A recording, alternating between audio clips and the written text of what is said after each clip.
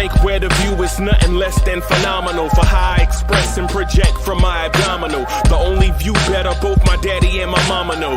No living parents, my sons give me balance. My wife is my serenity, this mic is my identity. The world is foul enough, that's why I write without obscenities. Provoking danger with broken language and spoken anguish.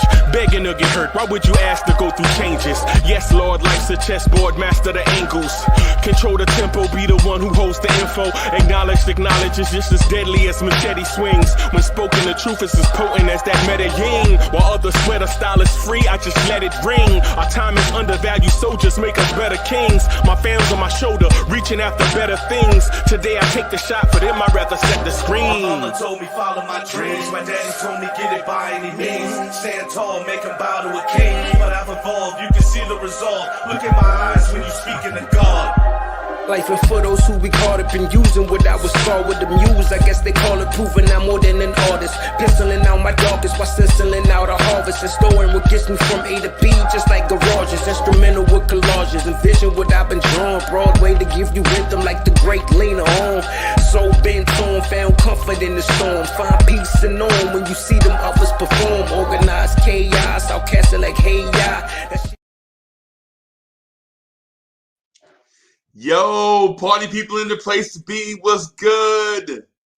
It's your man's Uncle Freezy. What's good? Welcome to the Knicks at Night podcast. Welcome, welcome, welcome. Welcome, welcome, welcome. Welcome. Welcome, welcome, welcome. It's good to see y'all, man. It's good to see y'all. I want to have a conversation. I want to have a conversation with y'all.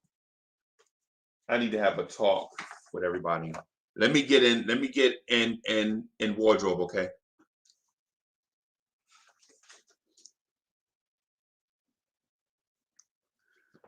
Bam! Let me get in wardrobe, right? How y'all doing out there tonight? What's good? What's good? What's good? Yeah, man. Yeah, y'all. We got a lot to talk about. We have a lot to talk about. And I know y'all don't want to, but we got to have this discussion. We got to have this conversation, right? We got to have this conversation, man. You know,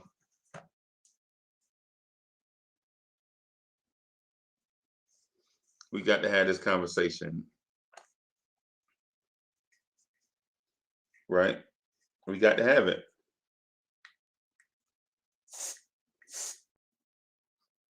Okay, that's not bad. All right, that's not bad. It's not all right. We got to have this conversation. Why is Kemba not playing?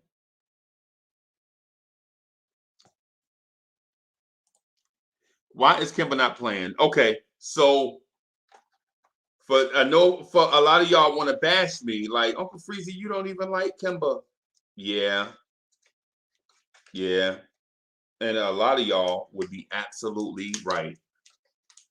And it's because I'm petty. My like and dislike of Kemba Walker is not because of his game. My like and dislike of Kemba Walker is because how he tried to play us when he was a free agent back in the day. And I know I should get over it. And I know these dudes are professional. And I know that I'll probably take things out of context, but I'm a Knicks fan, diehard, right? I'm a diehard Knicks fan, man. I'm a diehard Knicks fan. So when people say stuff, I take these things to heart, and I shouldn't. And I know this, right? But again, when Kemba Walker was a free agent, and in 19, when we got RJ Barrett instead of Zion, Kemba Walker was like, yeah, I strongly considered the Knicks. I probably would have signed there if they signed Kevin Durant and got Zion number one. Kemba Walker, that's monumental, bro. That's monumental. Why you gonna play us like that? And you from here, right? And I can't get over that. And I know it's petty, right?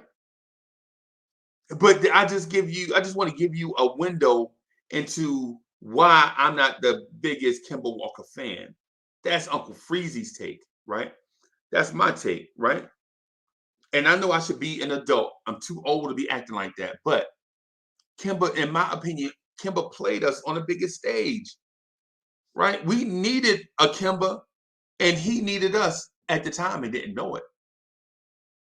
He needed us at the time and didn't know it, right? But when you riding on your high horse and you say everything, blah, blah, blah, you know, you got all these millions of dollars and people throwing money in your direction, you know, you getting all the attention, you think the world revolves around you. And then things start to slow down. And things don't start coming as fast. And then you realize some of the people you passed on the way up, you passed those same people on the way back down. Right? Hey, it's Sherwin M. I'm getting to that, man. I'm getting Sherwin M. Stop reading my mind, Sherwin M. Give me a chance. Sherwin M. Read my mind. I'm trying to get to that, man. You gotta let me build up some. You gotta let me build up to a thing. I just can't come in here and say, Kemba Wash, thank y'all for coming through.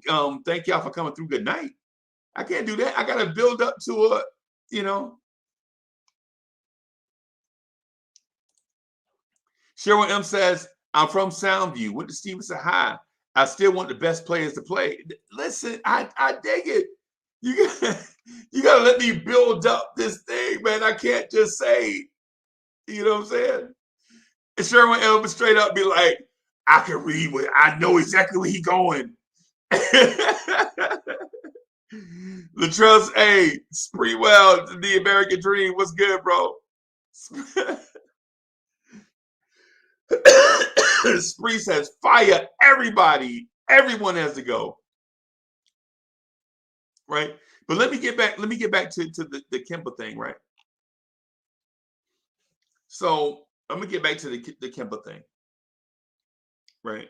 So the thing with Kemba is I just have that thing, it bothers me. Right? That thing just bothers me, man. You can't just do organizations like that. If Kemba just said, if Kemba had come out, or how about let me say it this way. How about let me say it this way?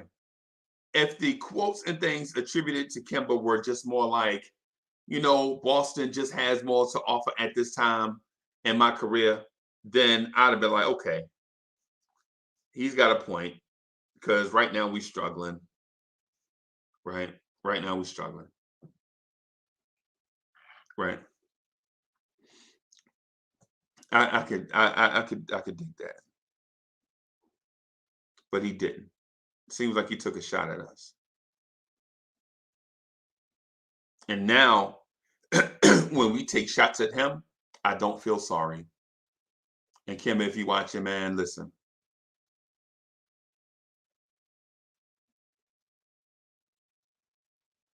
It's how this thing works. Karma is something, bro. Karma is something. So anyway, I'm ready to do a thing, man. I'm ready to pick a direction and go. I'm gonna throw this link out here in the chat. Anybody interested in some, you know what I'm saying, usual suspects interested in doing some night owl talking, you know what I'm saying, for a little while, you know what I'm saying, come on through. DSJ, what's good? DSJ says, salute to everyone in the chat. Salute Uncle Freezy. Salute to the Blorange Tears family for sure. For sure. Evil Raven is in the building. What's good? Hey, Evil Raven says, I was praying for you to come on tonight, man. Always make my day just listening to you and the guys. Best show ever. Hey, man, I appreciate you, bro. We're Knicks fans, bro. And I know we're different from the other channels. Listen, I get it. I'm not going to go through the box score and all of that unless there's something in the box score for us to talk about. We lost, so what? Randall didn't have a good game. I ain't gonna, you know what I'm saying, sit here and talk for, you know, 3 hours about how Randall had a bad game. You saw it with your own eyes. I can break down that stuff. But I want to leave that stuff for others. Others are good at that. Let them have it. Right? What I want to do is get into y'all minds and hear what y'all have to say and talk about that. Right? Still Knicks fans is in the building. Still Knicks fans is Still Knicks fans is a robot, an android. They were on earlier. They were on earlier. I watched for like an hour. Went grocery shopping for this Christmas trip that I'm about to get on, right?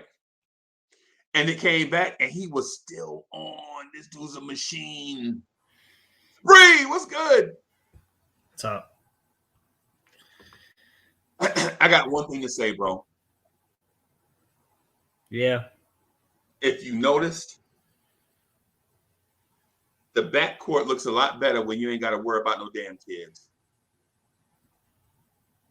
Yeah. I know people didn't want people don't want me, they don't want me to say that. When you ain't got no kids around, you got the chaperone, you got the monitor me, you got the coach extra. When you just got vets, bro, coaching is easy. I'm depressed. I'm depressed because we were short-handed. Well, we played the same. We lose the same game every time. It's just been the same thing. Get down double digits, fight our way back, give us false hope. Don't close the third quarter. You're up 5. I know Mitch got shoved in the back. That wasn't his fault, but I still didn't like.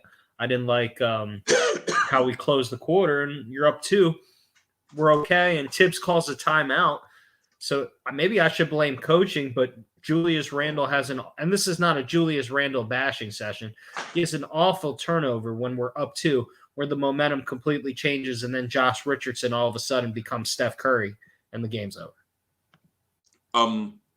Okay. So let me ask you this. Yeah. How about Julius Randle's defense on Jason Tatum? Did you notice it? Aha! Okay, no, maybe you didn't. Okay, did you notice his defense on Jaylen Brown? At times it was good. At times it was good. Yeah, a 6'9", 255-pound man guarding a 6'8", 205 guy on the perimeter, and a 6'6", 225 guy on the perimeter. Where was it in the first half, though? Hey, bro, you have Alec Burks and Evan Fournier to do that, but they didn't, did they? No. Oh, wait a minute, Rob, get out of here. Hold on. So Spree, I keep forgetting. It's a protocol we have to follow. Now, these dudes that come on here, they're celebrities and stuff, and you have to do things a certain way. These people have intros, and you have to say their name. When am I getting my intro here? Come on. Let me. I gotta work on it, bro. Okay. I gotta work on it. I didn't know you wanted an intro. I thought you were like me. I thought you just wanted to come on and talk next. But okay, I'd like an intro. That would be nice. Okay, all right. Let me get Rob. Let me get Rob straight, right. And then we'll. Okay.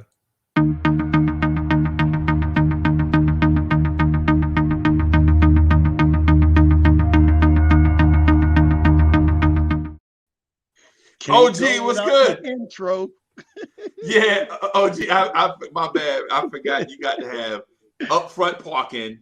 You got to have a dressing room in the back with a stock fridge and mini kitchen in it. I keep forgetting all the celebrity and all stuff, yellow M&Ms. Chocolate chip cookies in there.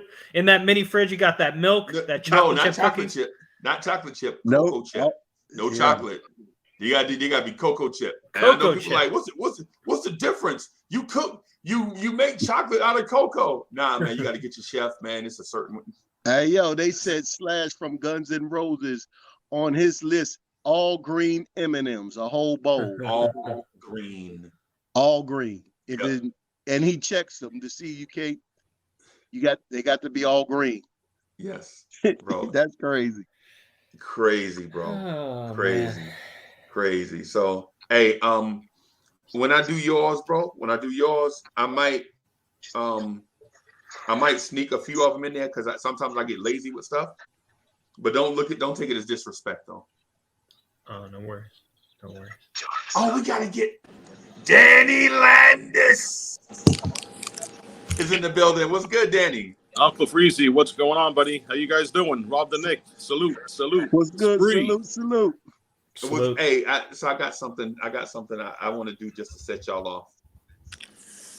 Bro, we gotta play the vets and use these young kids as currency so we can make the playoffs. Step the dark side scrub. Somebody got something playing? Are you trolling, Freezy?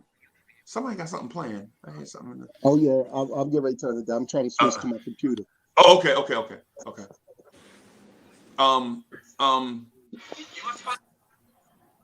So still Knicks fan says, I'm not falling for the okie doke. Forget these vets.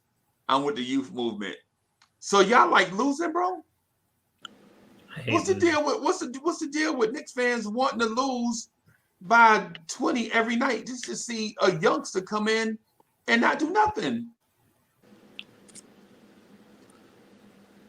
Spree, what's up? You want to get rid of these vets, don't you? I mean, I know Fournier's played better the last 2 games, but I don't like his game. Even when he scores, I just don't like it. He bothers me. He doesn't move well. I don't like his move. Like, if I don't like your movements on the court, that's a strike with me from day one, man. I don't like how he plays basketball. So yeah, I want to get rid of him regardless. Kemba, I mean, he is what he is. He's a scorer, but I don't think he's a good fit either. So who would be a good fit? Miles McBride? I think right now he'd be better fit than yeah. I would plug those guys in. I think they're better fits right now. I just don't think Fournier. I just don't want to see him play anymore. I just don't enjoy it. It's not enjoyable to me. He's too soft. He's like bathroom tissue. Yeah. The Shaman tank. The soft tank is in effect. Hey, Freezy, look, this what I got to say about him and Kemba. Boy, they showed out on offense. Yeah. But they still made everybody else a star. Yeah. Josh Richardson look fantastic. They know how to make stars now. If you want to be a star, play against them. Play against this backcourt, bro. Yeah. I feel you. I feel you. Right, OG, but I'm gonna check this out though. I'm gonna say this, man, and I know people gonna take this the wrong way and run with it, but I got to put this out there, bro. Tonight, you saw the Knicks run intricate offense and defense, and Tibbs didn't have to scream his lungs out all game long, right? Tibbs was legit walking up to veterans talking like, "Hey, bro, nah, such and such and such." Bro, these kids is aggravating, bro. Now listen, I listen. I'm not gonna say, I'm not specifically saying throw away the kids, right? I'm not saying specifically throw away the kids, but bro, like right now, I have an empty nest with me. It's me, Miss Mocha. OG, listen, I put a soda in the refrigerator. And it was in there all day. When I went back in there, guess where it was at? Still in the refrigerator. Bro, when you got kids, you put stuff in the fridge, bro. OG, don't act like that. You don't act like you ain't never put a drink in the fridge and went back for it and it was gone. Man, look. You know how it is with kids, bro. Yeah. You gotta wipe their nose. You gotta tie their shoe. You know what I'm saying? You gotta pack their lunch. Life is different with kids, bro. Yeah, because them vets got the players union with them. You can't talk to them any kind of way. hey, Spree, I'm Spree. I don't know if you know this or not, bro. But when you have a newborn, right? When you have a newborn, bro, when you be tired, they cry anyway. They don't care if you're tired. They don't. Bro, they start crying anyway. I'm not complaining about kids. One day they're gonna be great human beings. They grow up, and the joy of raising them is one thing, bro. But it's the same thing with like Fournier. When Tibbs yells at him, Fournier doesn't care. He's just gonna still play awful. Hey, man. What I'm saying is, if you're a Tibbs, right, coaching is different. When you got bro, last year he screamed Obi name. I bet you he screamed Obi name more in one season than Obi mom and pop screamed their whole life. Oh my God. Hey, he need to scream at Randall, but he don't, do he? Just because he's not screaming doesn't mean he doesn't need to scream. He should scream at Julius at times. Right. Because that offense ran. Here's one thing about today's game. The offense ran good because Julius was not hounding the ball. They lost the game on the defensive end, but the offense moved. Defense and rebounding, but Yeah, all you got to do is let Randall get his shots and don't worry about playmaking. And that's what happened the majority of the day. He didn't worry about playmaking. He didn't shoot efficiently, though, but the game moved. The game did move. Yeah, there was a lot of good ball movement tonight. 41 points and a half this year with the first unit with Randall involved. We just couldn't replicate it. And what did you keep on hearing Tibbs yell? Run. That's all he was saying. Run. Like, just move the ball. Run. He was trying to get them to pick up the pace the whole game. And then it was kind of ironic. You'll do that when you got less people, but when you got a whole team, you don't tell them to do it. That's crazy. Yeah. Crazy. You think Kemba's going to be in the lineup? Huh? You think Kemba's going to stay in the rotation now, or just till the guys come back, he's going to be out again? I think it's the same thing. He's not on the defensive end. Scoring wasn't his problem. Yeah, he can't. It's not scoring was not the reason he was taken out. Yeah. If they would have got the win, then maybe you can talk about give them some, but they didn't get the win. Well, I would say this because there are like two things that was tossed about just now. So for one, I don't know if Kemba is gonna start again, but the fact that he took a shot at Tibbs in his press conference. What did he say? He said, "I should be playing." Really? Yes, that's a quote directly from Kemba Walker. I should be playing. You think that's a show? Yeah, because his boss thinks he shouldn't be playing.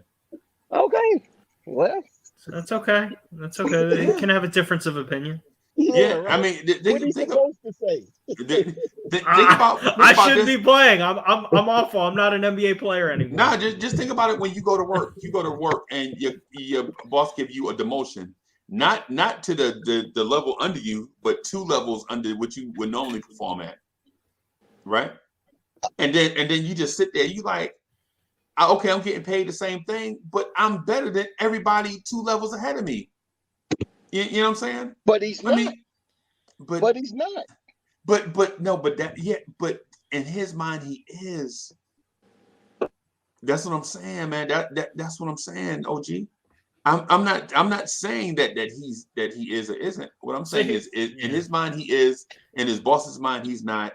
His boss demoted him, and he thinks he should be playing. So, like, I was happy for Kemba. Like, he had a good game today off that. Like, I was happy that he scored the ball well, and like, I root for Kemba. I think we all root for Kemba. Nobody's rooting for him to fail. It's just we all see he's not a NBA. He can't play defense at all. Yeah, he's too short. It is what it is. And he slowed down too. He slowed a lot. Yeah, I think that knee is like something's up with those knees. Yeah. Oh, look, we can play him every 10 games. Yeah. Why don't we do that? Why don't we just play him once every 10 games, and he could light a team up for 30. We get our full roster back, and we'll definitely win that game. Why don't we do that? How about that be the plan?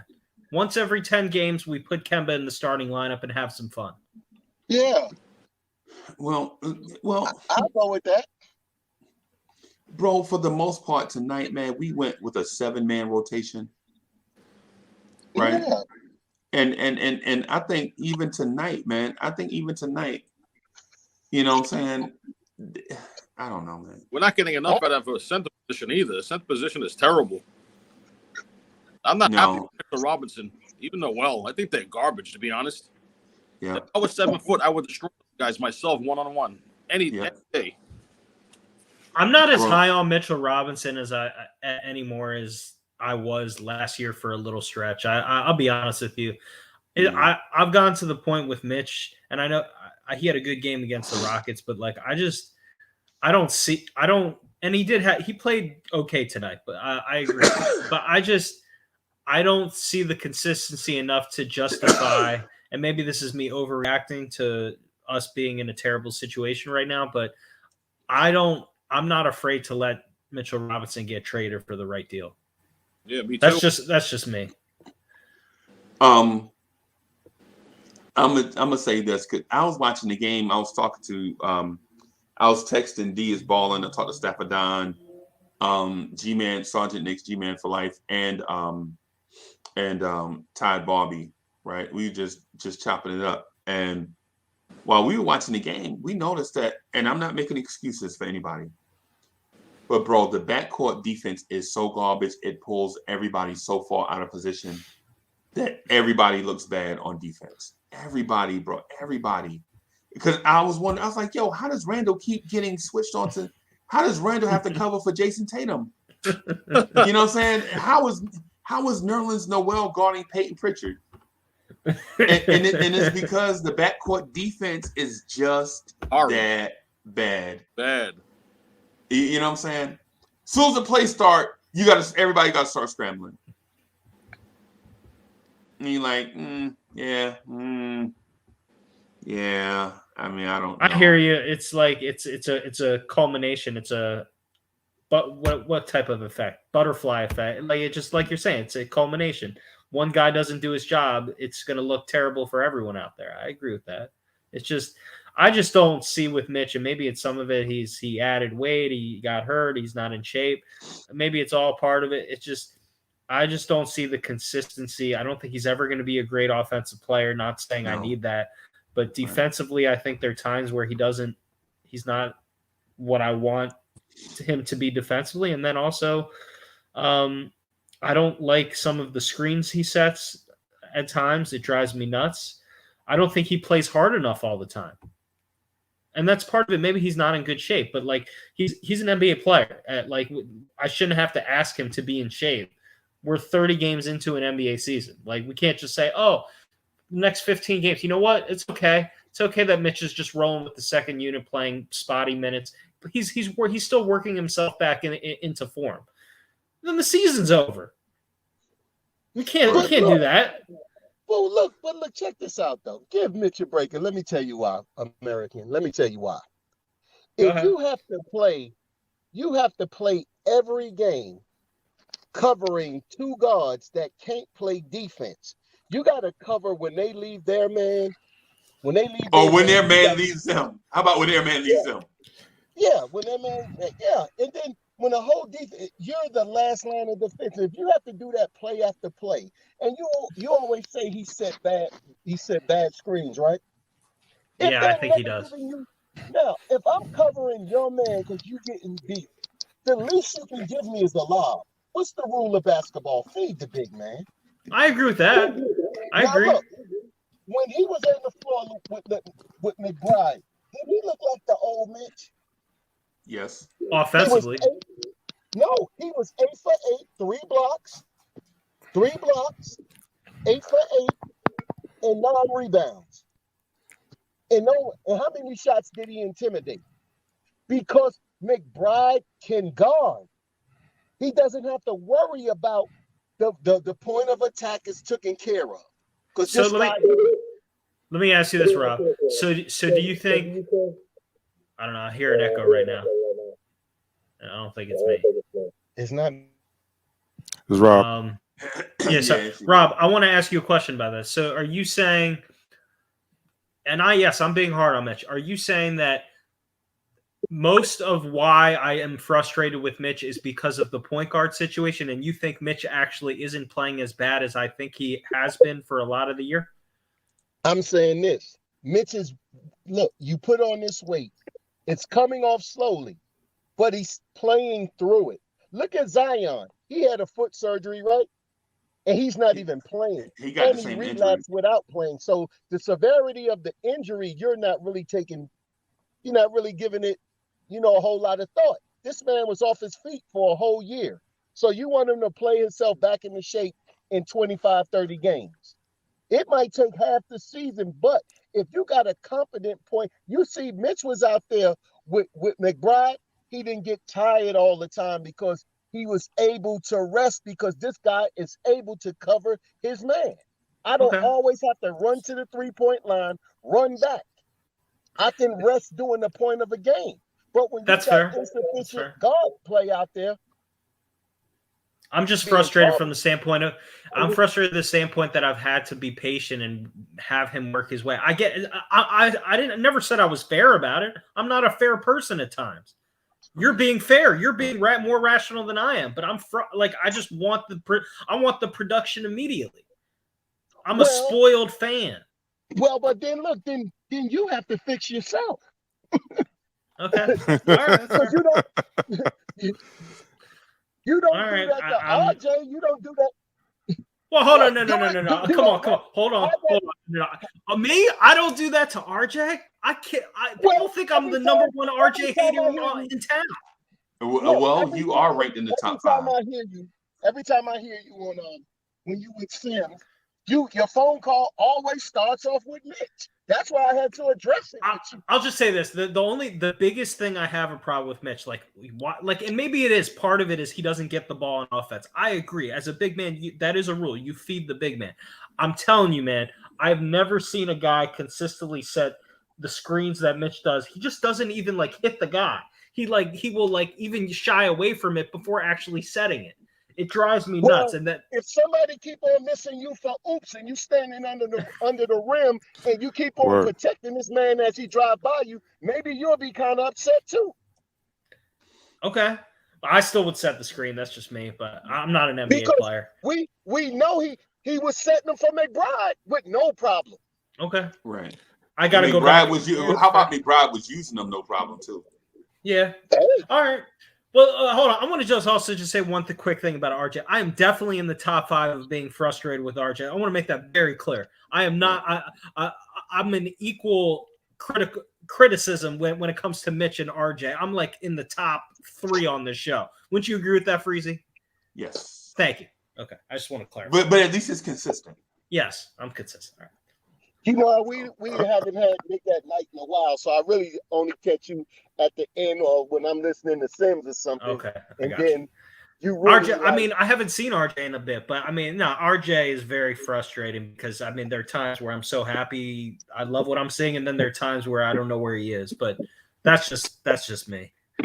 But look, like I say to everybody, don't be frustrated with Mitch. The leader of the team last year, whose stats are not equaling up, is Mitch.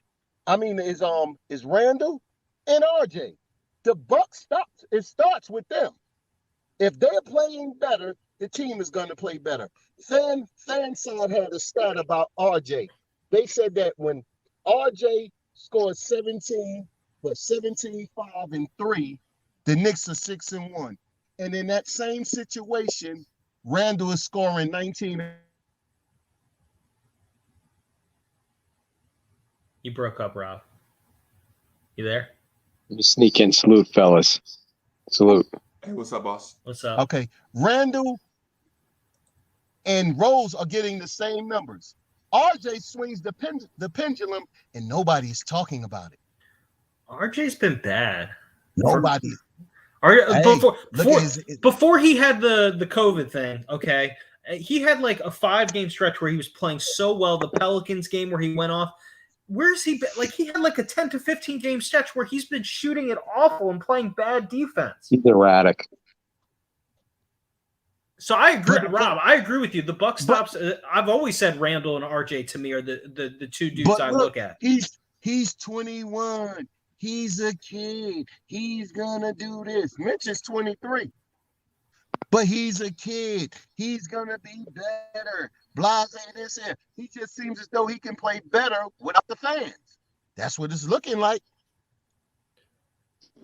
So how do we fix the problem? What do we do, Rob? How do we fix it? Yeah. We don't. We continue to let him develop. But I'm saying he's gonna be up and down. So do you Until still he want finds- Mitchell? So let me ask you this. I don't want to hostage the show, but this is very quick, Rob. Of the people on this team that you want let go or that you're okay with letting go, of the young people and the veterans, give me your top 3 of who you're okay with letting go on this team right now. Oh, look. Oh, you must not done heard me. The veterans that you're seeing right now is a mirage. And let me tell you why. Every young player at every position is pushing. These are marginal veterans. These are not at their highest level veterans. Each and every one of these veterans that's playing job can be taken by somebody that was drafted by the Knicks. Oh no, Rob, you're wrong. I'm coming sooner or later, within the next 2 years. Not today. Nah, Not today. I ain't saying like you can move them out today. No. But you keep them around for 2 years, they can move any one of these players in front of them. McBride can move the point guard. Grimes can move Fournier, right? Obi can move Randall. Mitch can move the tree. Everybody can be moved. So I have no problem with the rookies. I think they just holding the space until these rookies get better, until these young players get better. Do you want Julius Randle, R.J. Barrett, and Evan Fournier? Do you want those 3 guys on this team? Well, I'm not going to make a decision on 28 games when this guy gave you 8 years of scoring 20 points. I would be a fool to do that. Okay. You know, I'm not going to base him off of 28 games. He looked good today. But let me ask you. We knew he had defensive lapses when we got him. Let me ask you this: what about with Right. Obi? What is your take on the Obi situation? Should he still play more regardless of Randall being on this team? What's your take on that? Hey, look, yeah, you can give. Oh, I'm satisfied for the next 2 years, unless Obi proves me better. That Obi gets in between like 15 to 25 minutes. Right now, because you're going to be able to make a decision on Randall's contract based on Obi's what he contributes to the Knicks. And you don't have to make a call on him because he's a rookie and right now he's a second-year player. But what Randall's contract is saying right now, you can go either way. Mm-hmm. He's not even a factor that I'm thinking about right now. But do you trade Obi right now? No. I wouldn't. I would not trade Obi right now. But remember all the talk last year, Rob? You were on here all the time. Remember all the talk? How many times we did? Actually, both of us, you and I, were the few people we had to battle against all these people. I'm not the people on the show, but we defended Obi all of last year. Most definitely. You remember that? Yeah, me, you, and Sarge. Yeah, we defended him. We defended him against the Freezies of the world. Yes, we did. And you know, I don't want to trade Obi. I don't want to trade. No, I don't either. I don't want to trade none of the young guys. I mean, I don't want to trade. I just want RJ to get more consistent. How do y'all like winning? Do y'all like winning? I like to build longevity in winning, not winning for a season and go back to mediocrity. I like to establish a winning culture and a winning team. I'm not here for the hot moment. Right, but you're here for the hot moment, bro, because what happened is 8 years prior to last year, you didn't make the playoffs, bro. And 4 of those seasons, you had 5 of the worst record. You were a top 5 worst record in the NBA, right? Thank you, Freezy. And then so last year you make the playoffs with Randall and a group of vets, right? And so what you're telling me now is, yeah, what Randall did last year was a fluke. It shouldn't have happened, right? And just hear me out on this. Is what I'm hearing. So Randall last year was a fluke and it shouldn't happen. So if you take away what Randall did and the team misses the playoffs, that'd have been 9 years. And you're saying continue with young cats and build towards the future. So you're talking about 2 or 3 more seasons without making the playoffs. Bro, and listen, I saw you personally in Atlanta. I saw you at a playoff game, bro, and you looked like you were having a good time. I was having a good time. But that's so why do you want to not have that feeling again? Hey, look at here, because I'm not taking away from you're taking away from the narrative. My thing is this here. These plays now, look, I can go back 20 years if you're gonna talk about playoffs winning things like this. But what the Knicks are doing right now, they never done in their history. They never had nine young players on the team right there that they're grooming for starting positions, and they all pretty good as we see. Every time they get a chance to play, they're doing something. And I don't see no veteran out there, no moves that the Knicks can make that will make them a championship caliber team. So how long should we wait, Rob? How long should we wait? No, as suffering Knicks fans. No, this is what I'm saying. I'm saying I don't see no moves that can be made that will make the Knicks a championship team. What I see right now is a window, but we have to let the guard go. And the guards of the league right now is the Kevin Durant's. We don't have one of those. We don't have a Steph Curry. We don't have these players in their prime right now. What we're building on right now, they're going to be on the way ushering out the league. And I don't have no problem waiting on that. Just give me good basketball right now. It's nothing. Chicago going to be tearing down Chicago in 3 years without a championship just because the fans were pushing for a good team. Yeah, you got a good team. But you're not beating Milwaukee. You're not beating Phoenix. You're not beating Golden State. You're not doing that. You're not beating the Denvers of the world. You're going to have problems with Philly. So good luck with that. We did that. When I'm looking at Chicago, I'm laughing because we did that already. And where did it get us? Nowhere. So I'm going to be patient. Long as they're making good moves, in the draft that's not making me mad, they building through the draft. And then when it's time to strike to get something, you got salary, you got young players, you got draft picks, you got everything that you need. And you're growing a young core. I can't be mad at the Knicks. I'm sorry. I think that with the kids we got now, we could win more than the garbage that we're putting out there as the starting lineup right now. And watching Fournier score, I just can't. This was like, this is being forced to watch players that you don't want to see out on the court. We don't want. I don't want to see Burks in the starting line. I mean, we don't have a choice because it's a protocol damn thing. I hear you. Well, you should blame the front. I mean, like the biggest blame really that you're saying, and that a lot of Knicks fans, including myself, we're not having an issue really with the drafting. It's the free agency moves. This I agree. That's been the biggest issue.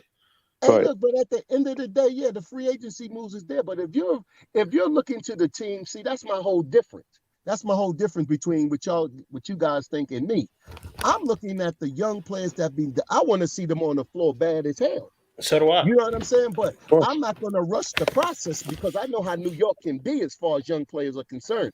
They can have a good game today. Everybody want them on the floor. Let them go through a bad stretch. Stay all bums then. This whole thing will change. So the narrative is push them along slow, get them there. Right. Get them there. And let these guys try to figure it out. And then once they start taking positions from these vets, then they stay. They earn their stripes. I'm not going to throw them in there without them proving themselves more than just one game. I agree more with than that. just one game. Show me you can do this against the Bostons. That's why I was looking forward to seeing McBride play today. Because Boston, you got Smart, you got a formidable opponent on the other side. Now, if you can put that performance down on them, you're telling everybody, yo, this is my turn. I mean, yeah. Go ahead. My issue though, like I'm with you. You got to earn your minutes. You got to prove it. Not just one game. We overhype one game. McBride, yeah, he had one really good game, but you got to keep doing it. But I'll just say this: my issue with the offseason is they hyped Kemba and Fournier as being these offensive upgrades that was going to make us better. And let's be real here. I'll say it right now. I miss Alfred Payton and Reggie Bullock. I'll be honest. Okay, now look, you can say Payton's a little much, though. I wouldn't say Payton. Okay, he played defense. Okay, he played defense, but he sucked everywhere else. Okay, but, based on Kemba's not playing. Career, Kemba's not playing any defense.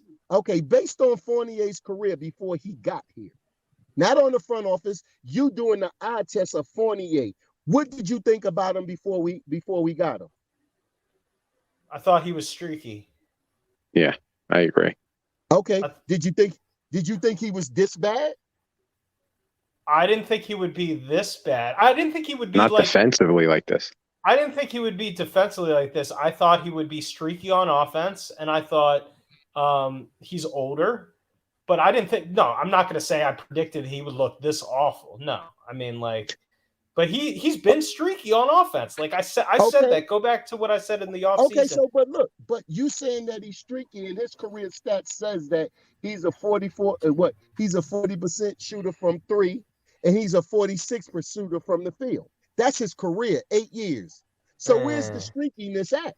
I'm telling you, I've had this guy in fantasy basketball. I've watched. So he didn't give you a couple. He didn't give you a couple good games. He's the type of player he could put up like he did tonight. He'll put up like a 30-point nice little game where he's going. And then there are nights where he doesn't show up. That's his let me ask you a question. People say that Randall is the problem from RJ. I'm sure you heard that comparisons, right? Randall is the problem why that RJ plays because Randall holds the ball. We all heard that, right? Yeah, we heard that. Yeah. Okay, we all heard that. So with the same thing, could that affect Fournier? Could that affect? It could, but Fournier here, in my opinion, yes, it could. But Fournier, when he was bad earlier in the year, he was getting open shots. He was missing. He was just missing. Okay. So maybe now he had a 23-point game on Thursday. He dropped 30 today.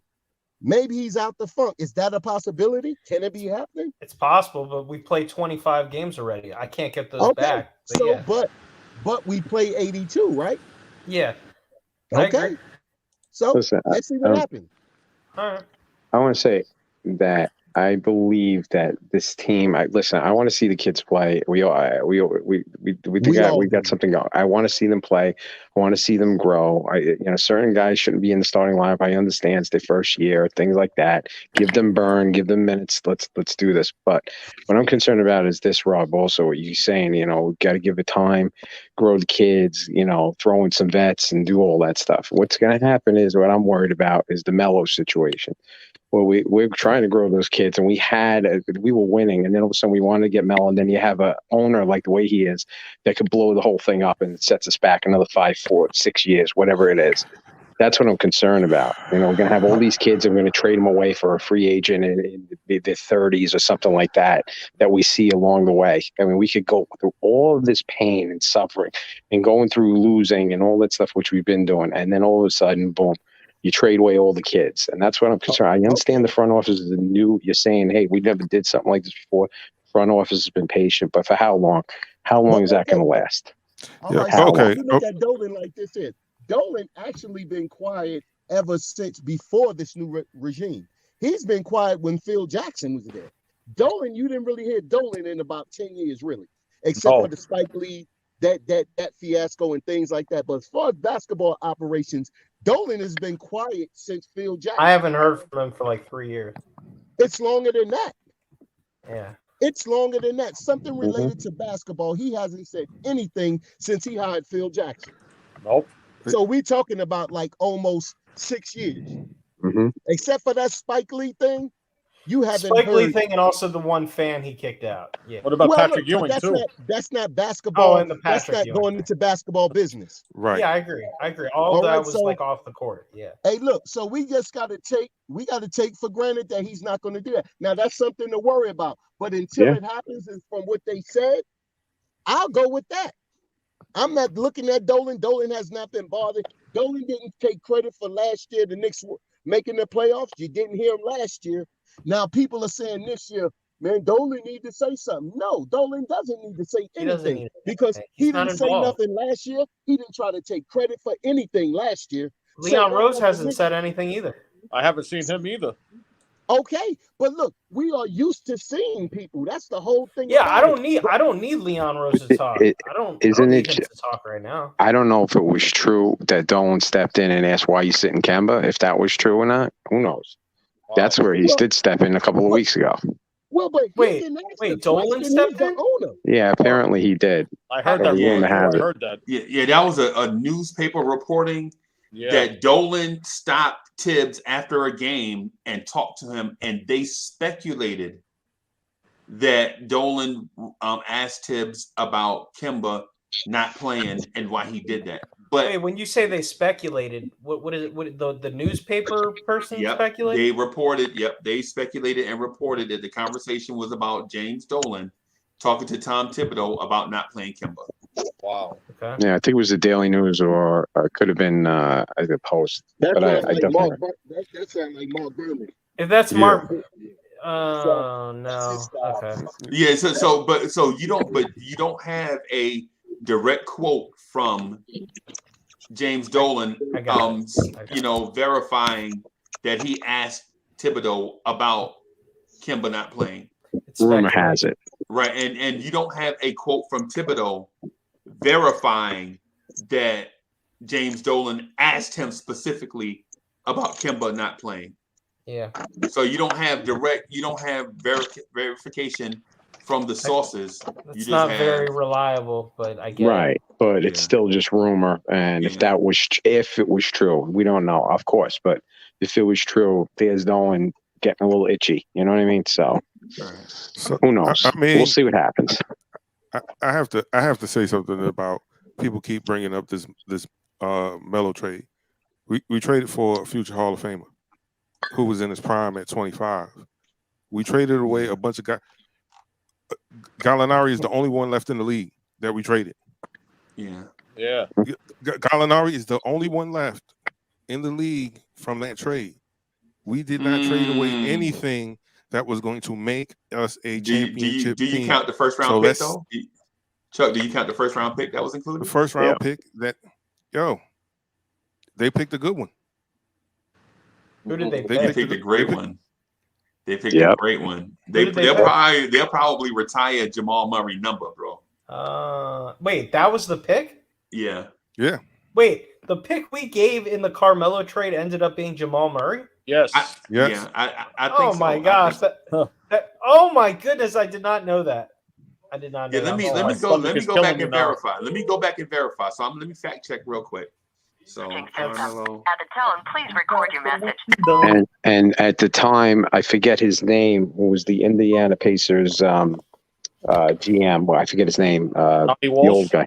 Yeah, he wanted to grow the Knicks at that time and do the right thing, make the right moves, things like that. And then he was forced to make that trade. And I wanted Melo here, but I didn't want to cut the whole team and go to all the guys just to get Melo. Like he could have waited until free agency and all that stuff. It's just about the assets. Like I'm not saying I get what Chuck's saying. We got a Hall of Famer.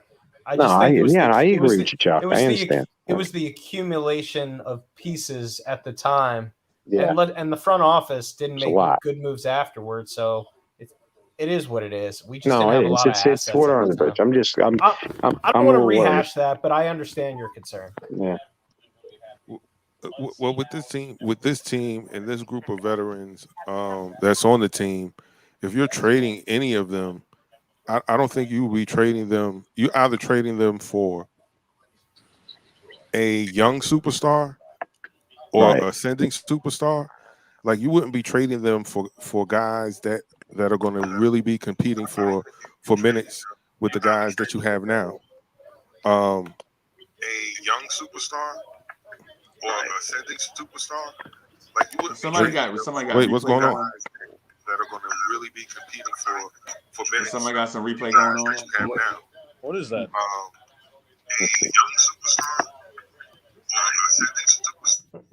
Yeah, that was Rob. That was. I think that was Rob. Yeah, hey, Rob, that's Rob. Yeah, that's Rob. We have a young core. I'm under the mindset that we got to let these kids grow because New York loves to eat their young, and we throw these kids out there too soon, and they don't produce on a consistent basis. We'll be back here in these blocks, looking one another in the pupil, saying, "Yo, what do we got to do? Who do we got to trade? This guy's not ready. This guy's not it. We can get this guy off of this team." Like, yo, I wanted Deuce to produce what he did against the Houston Rockets, against the Boston Celtics, only to have more of a sample size because the competition is different. The guys that he played against in Houston are similar to the guys that he was playing against in the G League and dominating against. So is that a fair enough assessment of him? Do I think he brings something that I want to see? Absolutely. If he couldn't score a point, I love the fact that he plays defense. He gets in a guy's chest. He doesn't give a guy a break. You're gonna have to put on 2 or 3 combination moves to get away from him. You know, it's not going to be just you on the screen because he's going to fight over the screen. I like that, but I want to see it against quality competition. Yeah, I'm not I ready agree. to throw him out there and his confidence gets taken, because we know once a person's confidence is gone, it's hard to get that back, and then you have a shell of a player. I don't want that for our kids. I want us to be good for the next 10 years. We're not competing for all the fans that think, yo, we're just one player away from competing for a Oh man, championship. it's a That's process. hogwash. It's nonsense. We It's a still there's process. still absolutely, and I think we're Yeah, but almost there. I think the front office kind of jumped ahead a little bit with some of these off-season signings, thinking that those guys were going to um, make us more competitive than what we really are.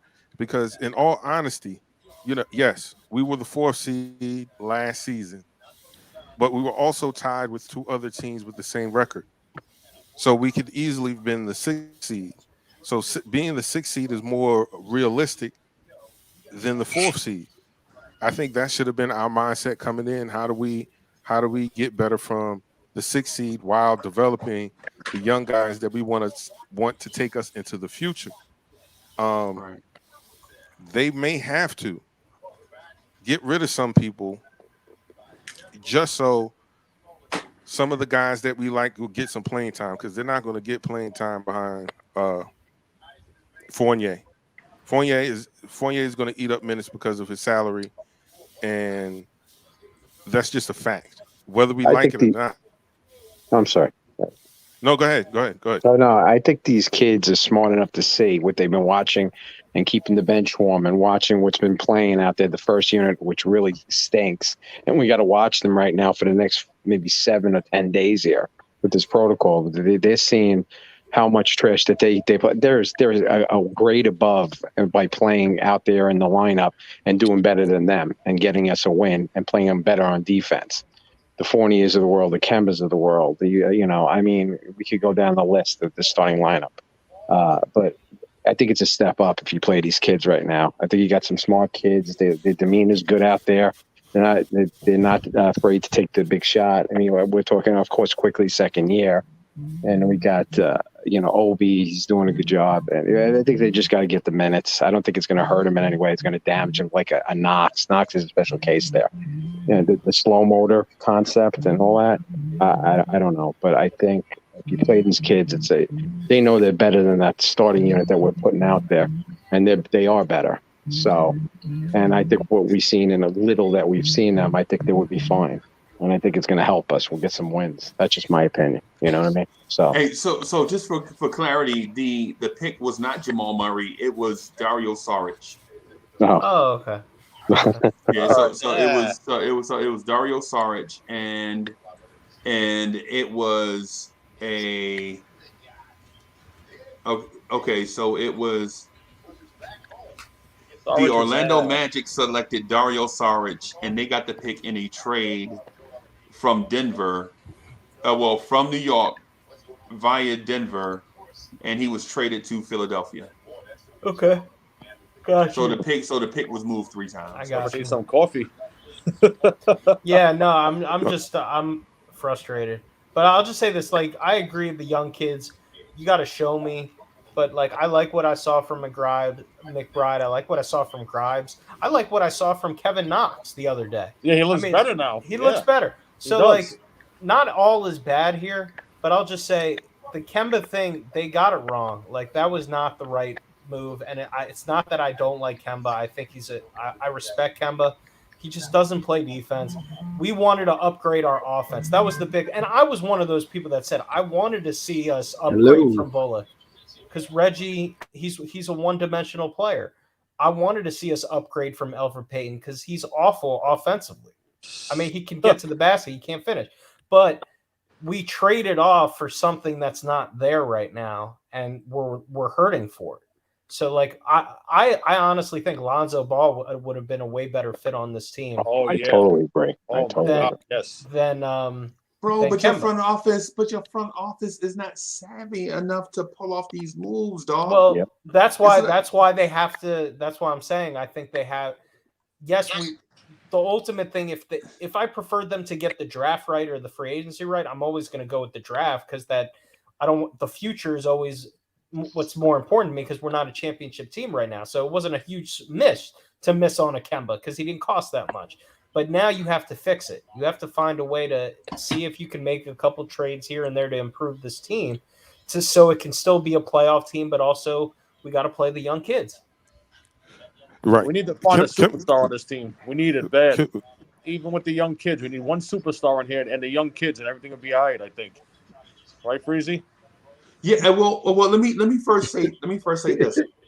The thing about the front office is, if they were savvy, they would have traded for Lonzo Ball at the trade deadline. But they didn't want him, Freezy. They didn't want him. Exactly. Why didn't they want him? Because he doesn't penetrate. He passes well though. For $90 million, you want somebody who can penetrate and set up an offense. Hey, well, what's Chicago's record? Yeah, what's Chicago record right now, bro? They're about 3 games over 500? 2 games? No, they the second team in the East. No, I don't know what. They're almost the beast in the East, almost. Look, in between the 12 from the 12. Rob, no. I don't know what their record is. I said about 3 games over 500. 17-10.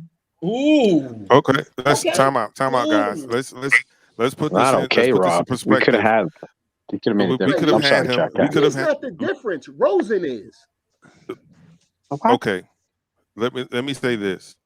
Us getting Alonzo Ball doesn't guarantee us having the same or better record than the Bulls right now. Oh no! Because let me ask you this: is there a Zach LaVine on our team? Anyone similar to Zach LaVine on our team? No, not even. Not Julius. Okay. Is there anyone closely resembling DeMar DeRozan on our team? No. Maybe Evan Fournier? No. Yeah, right. Maybe Evan Fournier just tonight. Yeah, tonight. Yeah, but Chuck, would he make us better? Yes. I just think Lonzo, the way he plays, how unselfish. No, I agree with you, Chuck. To say that we would turn into the Bulls, we don't have their. We don't have a. That's not what I'm saying. What I'm saying is the style of play, of ball movement, and even if he can't penetrate like other people, he can play defense and he moves the ball way better than a Kemba. But that's what Tibbs wants. Tibbs want a guard that can penetrate the defense. Well then I have a that's problem why with he. Tibbs. Well, no, I want a guy why they brought. That's why they brought back Elfrid Payton. Elfrid Payton can't finish, he can't shoot, but he could get in the lane. But his problem was he just couldn't finish. He didn't have a floater. He couldn't lay it up. If you sent him to the line, he was going to miss free throws. Like he was just broken. Just broken, right? Broken, right. So they said let's not act like Kemba Walker's this great penetrator because every time he goes in there this season, he's gotten blocked. But Rose gets in the lane. Yeah, I like Rose. Okay, so that's the type of guard that the New York Knicks will spend money on. Y'all have a conversation moving too fast. Let me jump in here on the Lonzo Ball thing. Go ahead. Okay. Thank you. Right. So I think the Knicks with Lonzo Ball are better than the Chicago Bulls with Lonzo Ball. And here's why. And here's why. Let's hear this. And here's why. Right. So what happens in a scenario when Julius Randle touches the ball and Kemba Walker's on the floor is automatically Kemba is a net zero. He ain't gonna give you nothing because he's too small to slash and all of that stuff, right? Absolutely. Lonzo Ball is the definition of the guy you want on the floor with Randle because he is now a spot up 3-point shooter hitting the three at a career high clip, right? He didn't hit the threes against us, but that's just one game. He's hitting threes at a rate right now higher than he has ever hit. right? And he can do stuff off the ball. When Kemba Walker has the ball out of his hands on offense, what does Kemba Walker give you? Nothing. Right? Now, on defense, right? On defense, right? This is what I want y'all to pay attention to, right? On defense, we were just talking about how Mitch and Nerlens Noel get wore out on defense and RJ Barrett because they have to cover so many different deficiencies because Kemba Walker gets roasted on D. Now RJ Barrett is roasted out of breath, so when it comes time to take his jump shots, his legs are dead. Yeah. Right. In all of this stuff, right? Because he got to cover for 2 or 3 dudes. When you put Lonzo Ball on the floor, guess what happens? Now Mitchell Robinson can protect the rim and guard his own man. True. Now the beast that we once saw before, when he could guard his own man, is back. You don't have to worry about Mitchell Robinson. For the love of God, you don't have to worry about Mitchell Robinson covering 400 square feet. Right? Come on, man, that's ridiculous. Yeah, I agree. So just by having Levine on the, I mean not Levine, I'm sorry, just by having Lonzo on the floor eliminates a lot of those things. Now, and the other thing too is Lonzo at a big body can do other things that big guards can do. Kemba can't do those big guard things. You know why? Because he's not a big guard. Because he's not a big guard. That's right. Yo, State, what's good, State? So, but the thing is this. Now Tibbs can run these intricate defensive schemes that he wants to run that he can't run because Kemba is there. People are always saying, man, Tibbs don't make adjustments. Tibbs' offense is such and such. Tibbs can't do those things because he don't have the personnel. For one, when Tibbs plays the kids, he's got to simplify the offense and defense because these young players don't know intricate NBA offenses and defenses. You have to it's baby food to them. You got to start them off with milk and then formula and then baby food and then small adult food before you can't just throw them a steak and have them try to eat it. Like, that's what I'm trying to get the Knicks fans to understand. Tibbs has to simple when you play a bunch of young kids like that and cats that don't understand concepts, you have to simplify everything. And so we blame Tibbs, but Tibbs shouldn't be to blame. It's because y'all want to play the kids. State, what's good? State, listen, you want to fight about the kids, bro? I'm ready. I'm saying, State, this is what I'm telling you. I wouldn't be mad if the Knicks use the kids as assets to bring in a quality veteran to help us make a playoff run. That's all you want is a playoff run? Bro, when's the last time you had a playoff run? No, but I'm just saying, you're fine with a playoff run. Bro, when's the last time you had a playoff run, bro? No, I'm just asking you. You asking me the question that I'm asking you. Right. I would be satisfied with a legit playoff run over the next 2 to 3 seasons. And then go back to and then see where we go from there. Because you have not had a legit playoff run since the 90s. And we since never 90 through 99. And we never built the young team through the draft. Right. So I'll go with what we we never did. Well, what are you willing to give up for that, Freezy? Everything. Hold up. Good Lord. Well, Ethan, let me ask Ethan. Ethan, what's good, man? Ethan, when have you ever seen the Knicks have a serious playoff run? A sustained playoff run, say 4 years of straight playoffs. When have you 90s, ever seen it? I'll say this though. No. Okay, 90s. Okay, hold up. Ethan, when have you ever seen it? Oh, Not never, when has it never. ever happened. Never. When have you ever seen it? Not when has it happened. Not for me, but I'll so say you this. have never seen it happen, I'm gonna right? defend you. I'm gonna defend you real quick. If you guys really want to go to the point of playing the kids, which I'm for giving the kids some rotational minutes here and there. But if you do that, you're basically banking on the development of the kids, and you're banking on, and if that's you pushing towards into the future, that those kids are going to be the main players of a championship team, where I don't see one player on our roster, a young player on our roster who has the potential to be a superstar. Where's your Kobe at? Why? Wait, hold on. Let me ask Ethan a question. Ethan, how old are you? Hey, this ain't human resources, man. Nah. He got to tell you his age. So why you patting that man down? He's this ain't under stop 20. and frisk. So obviously, from the way his voice, he's under 20 years old. I'm above 30 years old. Freezy, what you talking about is just straight garbage to me. I don't want to win just to win. That's because you crazy. No, it's not about being crazy. It's about team building. Okay, hold up. Stay.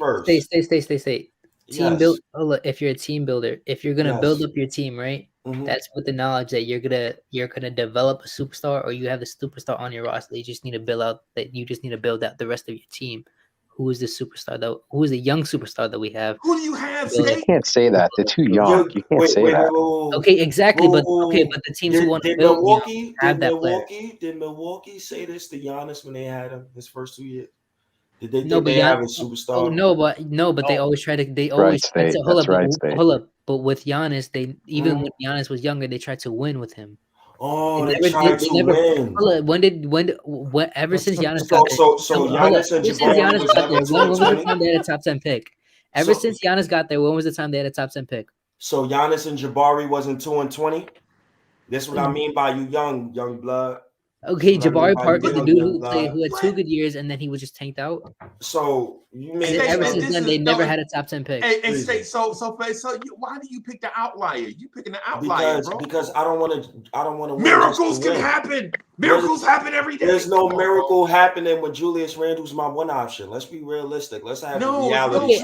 Agreed. That's what. Okay, hold up. Agreed. No. It's not about not wanting Randle. It's about timelines. Okay, agreed. But even on RJ's timeline, we ain't winning with him as our best player. How do you know that? You don't got the time stone. Okay, hold up. I know we're not winning with Randle. Okay, is RJ Barrett better than John Morant? Is RJ Barrett better than Trae Young, Luka Doncic? Is he better than any of those players? Is he ever going to be better than any one of those players? I'm not talking. I'm just sitting here. I'm gonna give him a lesson in context. I love context, right? I love context. Oh, it's a good show. Lesson in context. Come on, State. I love you, young boy. I love you, young boy. So, context, right? Who does any one of these young players play off of? Do their teams give their young player the ball? Yes or no? I'm not answering nothing, bro. I'm sitting. No, I shot that question. It's rhetorical. I shot it to Ethan though. Okay, I want him to answer that question. Yeah. Huh? The young players, the top 3 picks? No. The young players in general. Well, in general, most young players have to develop over time. Only the players who get the ball right in the ways are top 3 picks. Players with superstar talent. You got to be direct. Straight. You wasn't. You if you got to direct the question then. The teams with the young players are the teams running their offenses through their young players. Yes or no? Which teams with young players? Hornets, Timberwolves. Name them. Okay. Okay. I got it. Hornets, right? Oh, hold on. Let's use the Hornets for example. Hold on. Let's use the Hornets. You do the Hornets. Okay. Hold up. Thank you. Hold up. Thank you for bringing up the Hornets. Thank you for bringing up the Hornets, because I'll say this: the Hornets are the same team that went to the 12th seed when they lost their best veteran player. The Hornets are the same team that are developing 4 rookies and all the young players. The Hornets was the 4th seed young player that when LaMelo was healthy last year. Did you forget? But they were the 4th seed when Gordon Hayward was healthy. This is what I'm trying to get at. If Tibbs had the Hornets roster, he would run his offense through Gordon Hayward. If Tibbs had, he wouldn't. He wouldn't because he wouldn't because he always runs his offense through a point guard. Through point guards, bro. What are you talking about? Yo, what is State talking about, man?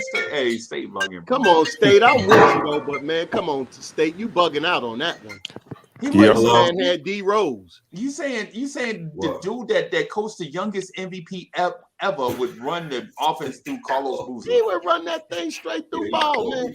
Come on, man. Bro. He's smoking that good. Come on.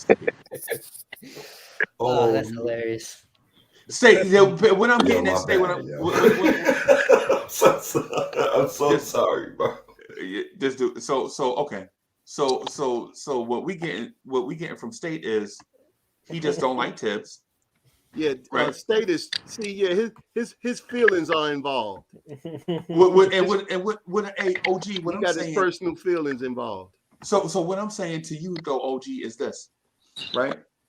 I don't have a dislike for the kids, right?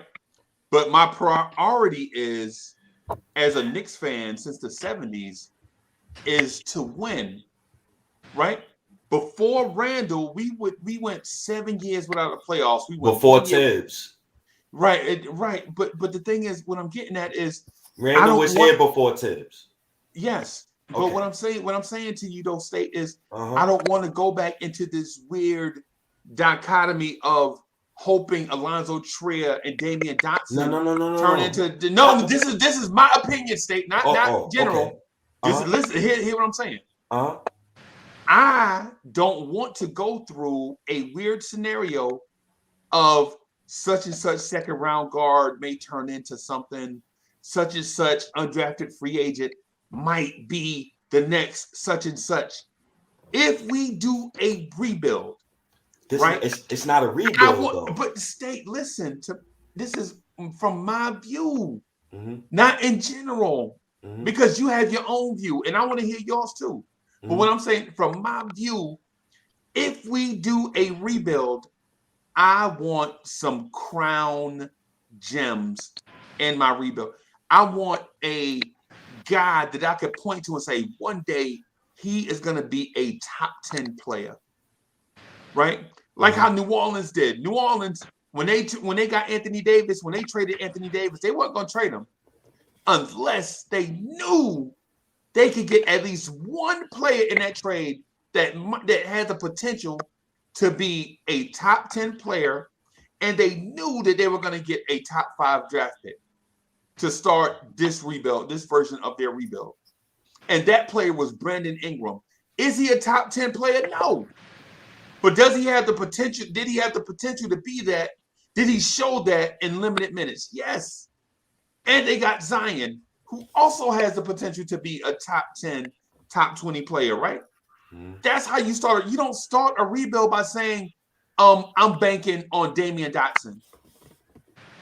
This is no Damian. Yeah, Walt Perrin has been the GOAT for the past 2-3 years. Hold on. So Walt Perrin was the GOAT with that Obi pick? Yeah, Walt I Perrin, would hold say on, so. Walt Perrin was the GOAT with that Quentin Grimes pick. Yep. You don't look. Ethan don't like the player, so Ethan, you don't like Obi Toppin? Those are good plays, Ethan. Come on, man. No, that's not what he's saying. That's not what He's I'm saying that the dude is not Donovan Mitchell. Well, hold on. You don't know who he is. You don't know. They're too young. We don't know what They're Obi Toppin is. young. Obi Toppin could be an all-star. After 1 month, Spider took over Obi the Toppin league. can be a solid NBA player, or like Obi Toppin plays behind a guy I'm ready to ship out. Obi Toppin could be an all-star player. We don't know. Can I ask you guys a question, please? Is Obi Toppin a better player without Tom Thibodeau as his head coach? Who knows Yes! that? We don't know. Oh, good God. Yo, Give Obi right there, Tony. bro. Ethan, really, who knows that? Nobody knows. No, hold on. Ethan, they're too young, Ethan. You can't say that, man. Hold on, Ethan. We don't know what Obi. He's too young. He's 23 years old. He's one of the oldest young dudes on the team. Obi Toppin could be a consistent all-star in this league. We don't know yet. Okay, hold on. Spree. What has Obi Toppin showed you that he could become a consistent all-star? He showed me a lot. First of all, okay. Name one. Basketball fundamentals. He's the most athletic person on the court every time he steps on the court. Wait, he's the what? He's the most athletic person on the court every time he's on the court. You mean vertical athletically? Because that's not lateral. Because laterally, he's actually one of the worst athletes on the floor. No, that's not true. Yes, it is. Very true. Yes, it is. Why you guard somebody? Obi Toppin ranked 50th out of 60th. Obi Toppin's defense has gone. Hold on. Obi Toppin's defense has gone better. What are you talking about? Okay, and that's due to Tom Thibodeau, right? And you guys are the same people that just said that Obi Toppin would be a better player without Tom Thibodeau. Okay. Nobody talking about that. You couldn't know that. No, I'm saying you don't. I'm saying you don't know what Obi Toppin. He asked you that directly. And he said, would Obi Toppin be a better player without Tom Thibodeau? And then I said that you couldn't know that. Nobody knows that. Put Obi Toppin. There's some good coaches out there. Put Obi Snyder Toppin. is a good coach.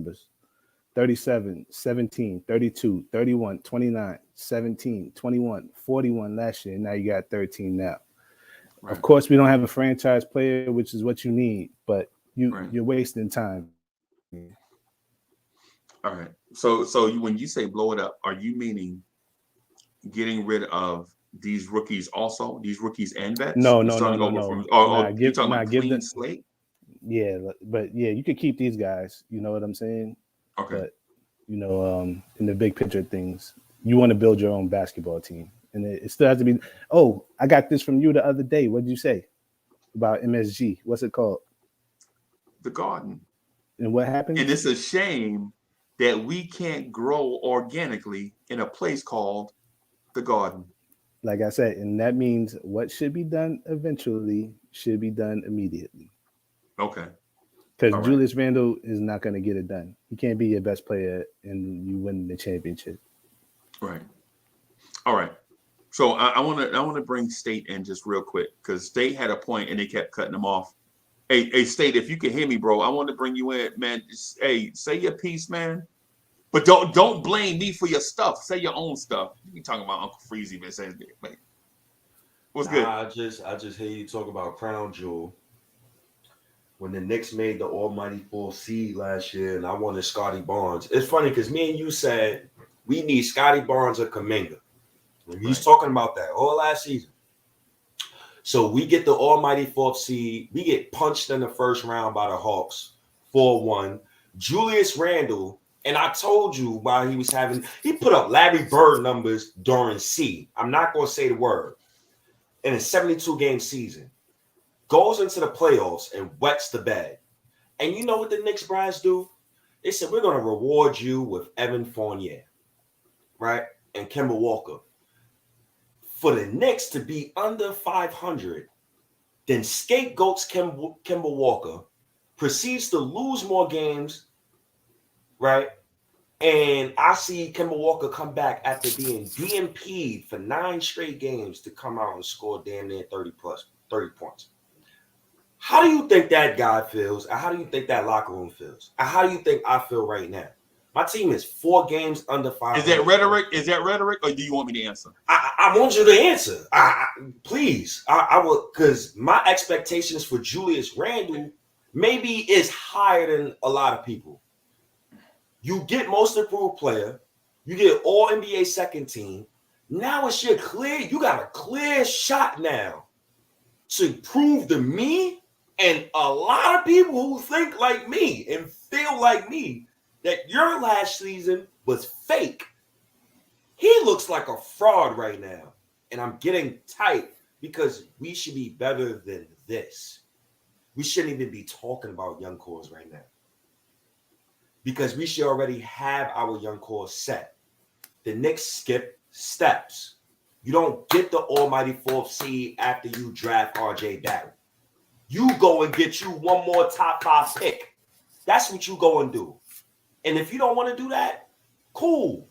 The season that you get RJ Barrett, you don't win 21 games. You win 17 games. You don't go to the gambling spot throwing out petty bets. You go there, stop bank, and you try to take the bank. If you don't, you lose all your bread. The Knicks don't gamble enough. And I don't like it, bro. They don't get, but you can't tell me you gonna draft Obi, and then have Obi, a 22-year-old who's supposed to be NBA ready, play only 11 minutes per game. I don't even care if he was garbage. That's disgusting. But you taking things out of context though, bro. If we had drafted Obi, right? And we had already had a culture established, and Julius Randle didn't have an outlier of a season, then Obi plays 25 minutes a game. But you brought mission number 1 was not to bring in a rookie that could become an all-star. Mission number 1 was reset the culture, right? And you reset the culture by establishing good practice and game habits, right? Changing people's attitudes and personalities around the building. having the type of attitude that you want going for. Like for instance, we are in the beginning stages, and this I always felt like this in my heart. We are in the beginning stages of what Pat Riley did to Miami when he left the Knicks, right? Go get a guy from another team. You establish a culture that competition comes first, right? Whoever is the best at the competition is the dude that's gonna play. No, that's not fact with the Knicks, though. And we both know that. But State, you don't know that, though, bro. That's what they tell us. If we knew that, then Alfred Payton would have got his behind sat 20 games in last year. MSG politics is undefeated. For who? For Quickly. For anybody. Ain't no, bro. Ain't no, bro. Ain't no, bro. Don't do that, bro. Okay, so wait a minute. Don't do that. State, you telling me a rookie point guard, a rookie combo guard who didn't start for his own team in college is going to come in and take your franchise to the playoffs? You telling me that Alfred Payton dude quickly sat behind a dude named Ashton Higgins? Hold on. Where's Ashton Higgins at? Hold on. Do you know who Ashton Higgins is? This is why. State, do you know who Ashton Higgins is? I think he's still at Kentucky. So. But no, he's not at Kentucky. He's in the NBA. Yeah, the dude sat behind Ashton Higgins, bro. And listen, I love Quickly, and I think he has the potential. But Alfred Payton can't help captain your team to the playoffs. Before that, fourth seed. I didn't want to go to the playoffs. You got this ain't what State want. I'm just talking about the facts right now, bro. And we talk about the wants because we can get to the wants. We can get to the wants all we want, bro. But what I'm saying is Tibbs' job first was to establish a culture. It's the reason why Obi and Quickly were weaned in. Sure, Quickly should have got more minutes last year. Sure, Obi should have got more minutes last year. But job number one was establish a culture of winning. This team, unlike the 8 years before it, was 10 games over 500 and made the playoffs. We can't dispute that, bro. That's a desired result. The East right now is the strongest but it was ever also been. fool's gold, though, because they played a lot of games where the best players didn't play against them. And last year they just outplayed everybody. And for me, I think talent makes culture. You could try to say you got a culture all you want, but you ain't got a culture when I'm watching dudes like Randall just not play defense a whole possession, and he's the team highest paid player. I mean, if you want to call that culture, then the facts are with 4 games under 500, and we don't look good right now. And it looks fishy that all my young players got the yips, and none of the vets got the yips. So it's two things that you're doing to us, right? So for one, we were talking about last year, and you fast forwarded to this year, right? I'm talking about establishing the culture last year. You know what I'm saying? Last year, and it may have been, and y'all might be right. It may have been fool's gold, bro. Fool's gold. But the goal was to establish a culture of winning.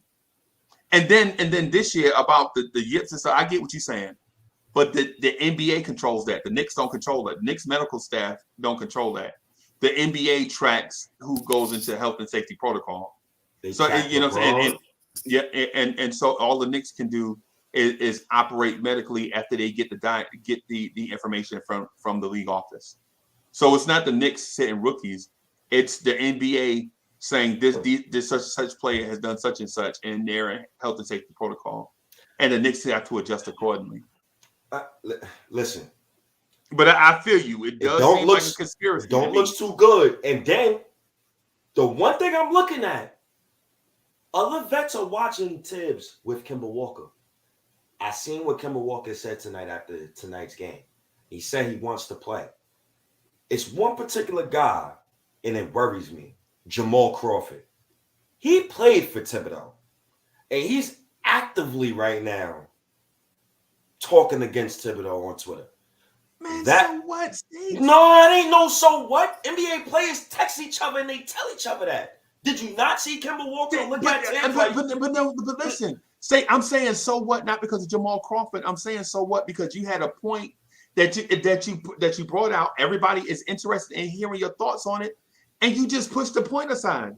You said when you said play the kids, all these things. That's what we want to get to Jamal Crawford. I don't care. You said something earlier, and we want to hear your thoughts on it. I got a question too. Have we missed Kemba Walker in these 10 games?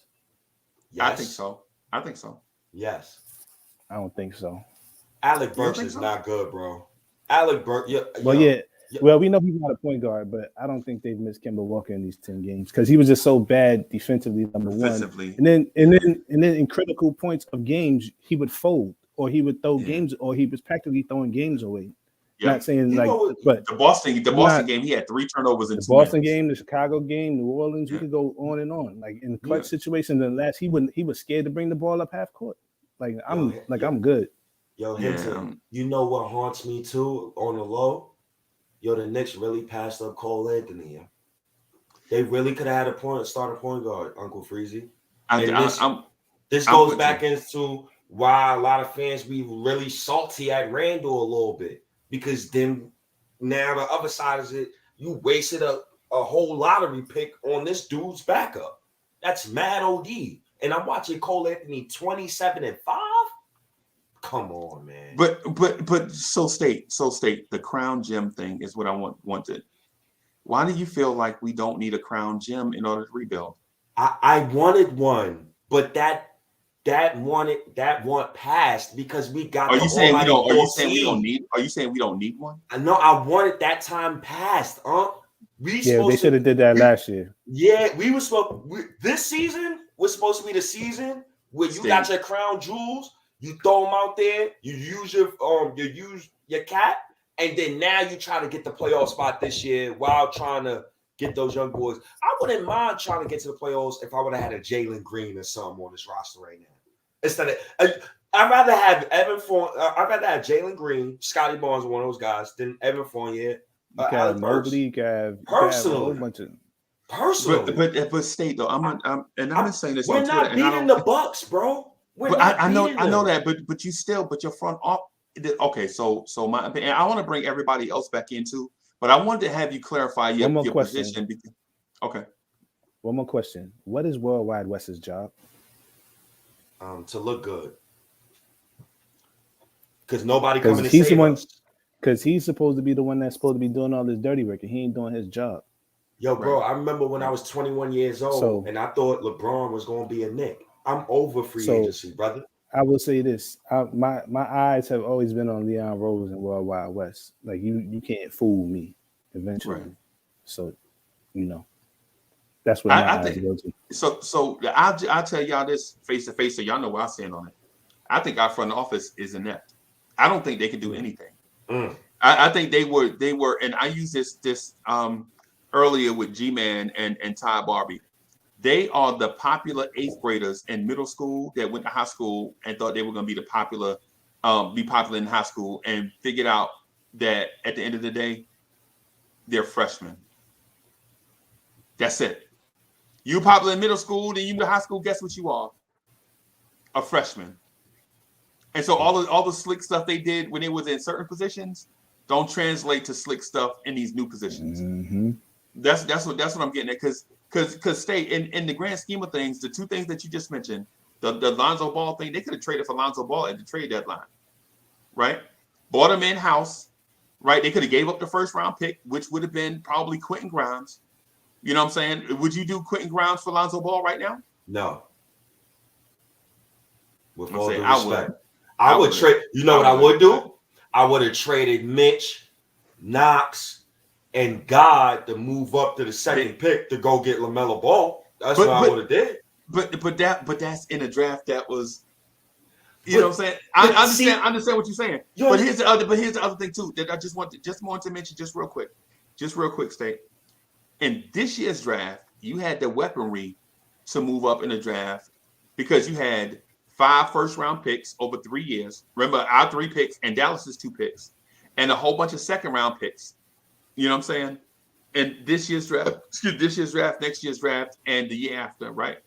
To move up to get a Chris Duarte, a James Bouknight, a Franz Wagner, maybe up a little bit higher than that. But they didn't. They chose to stay pat. That's shaky. That's That's And what makes it even worse is that they screwed up 19. I don't care what nobody says. They screwed up 19. Right. Who they were supposed to get at 19? Man, they could have. You could have got Jalen Johnson. You could have got Josh Christopher at 19 and still got the players that you got. You still could have got. You could have got. You could have got Cam Thomas. You could have. There's a whole bunch of guys that you could have got at 19, and you traded for, and you let that pick just go by to Charlotte. We just watched Deuce McBride rot in the G League for him to not play 20-something games, for him to come play in his first game the other night to get 15, 9 assists, 4 steals, 0 turnovers, for him to catch the COVID very next day. Yeah, I do know the Nets had a better draft than the Knicks. I disagree with you. Do you see their young players? You didn't see Kessler Edwards? I can't see. Listen, I can't see none of my young players because Julius Randle got the ball every single play. But bro, Randall don't take 90 shots a game, bro. The Nets did a good job, man. 90 got Randall got the ball so much it felt like I'm playing. Randall don't take 90 shots a game, bro. Why y'all keep saying that? Randall don't take 90 shots a game. What game are you watching? What you watching? I know. You can't sit here. But listen, you didn't answer my statement. I said the Knicks had 5 first-round picks, numerous second-round picks, and young talent to move up in the draft, and they didn't. I don't think they had enough draft assets to move up in this draft, because why are you moving up from 19 to 14? What does that do? What's that doing for me? Why did you get the almighty 4th seed anyway? So for one, you don't want to teach young people losing. You don't want to teach young people you're not good enough. Randall teaching them not to hustle back on defense. That's not a lesson you want to. That's not a lesson you want to teach young people. Hey, young fella, you ain't good enough. Just keep doing ordinary work, and we'll try to hold water until next year and bring in somebody else. You don't want to teach young people that, bro. It don't work. Sacramento did it for years. The Clippers did it for years, bro. The Pistons did it for years. The Milwaukee Bucks, they did it for years and got lucky with Giannis and Chris Middleton. Okay. Don't think Giannis did that. Don't think Giannis. Middleton was a trade. Yeah, the Brandon Knight trade. Yeah. As a matter of fact, Chris Middleton was the Pistons were so stupid. This is how rebuilding goes wrong. The Pistons had Chris Middleton and Spencer Dinwiddie on a bench and wouldn't play them because they didn't look like the prototype. They traded these guys away, throw-ins and deal for salary cap filler. These dudes went up places and developed into stars that the Pistons now wish they had. I don't know about Knox. Knox IQ is not high enough for my liking. I ain't say Knox. I'm talking Middleton and Dinwiddie. Nah, I'm talking about State, but Knox IQ is high enough. Henson. Yo, he get every time he play, he get beat back door every game. 5 years from now, I'm gonna be looking back at the Knicks like, man, this team's stupid as hell for not playing Knox. Watch. Well, I'm gonna bring everybody in. I just wanted State to clarify his position, man. But State, you still didn't. Why don't you teams okay? The Orlando Magic rebuilt, right?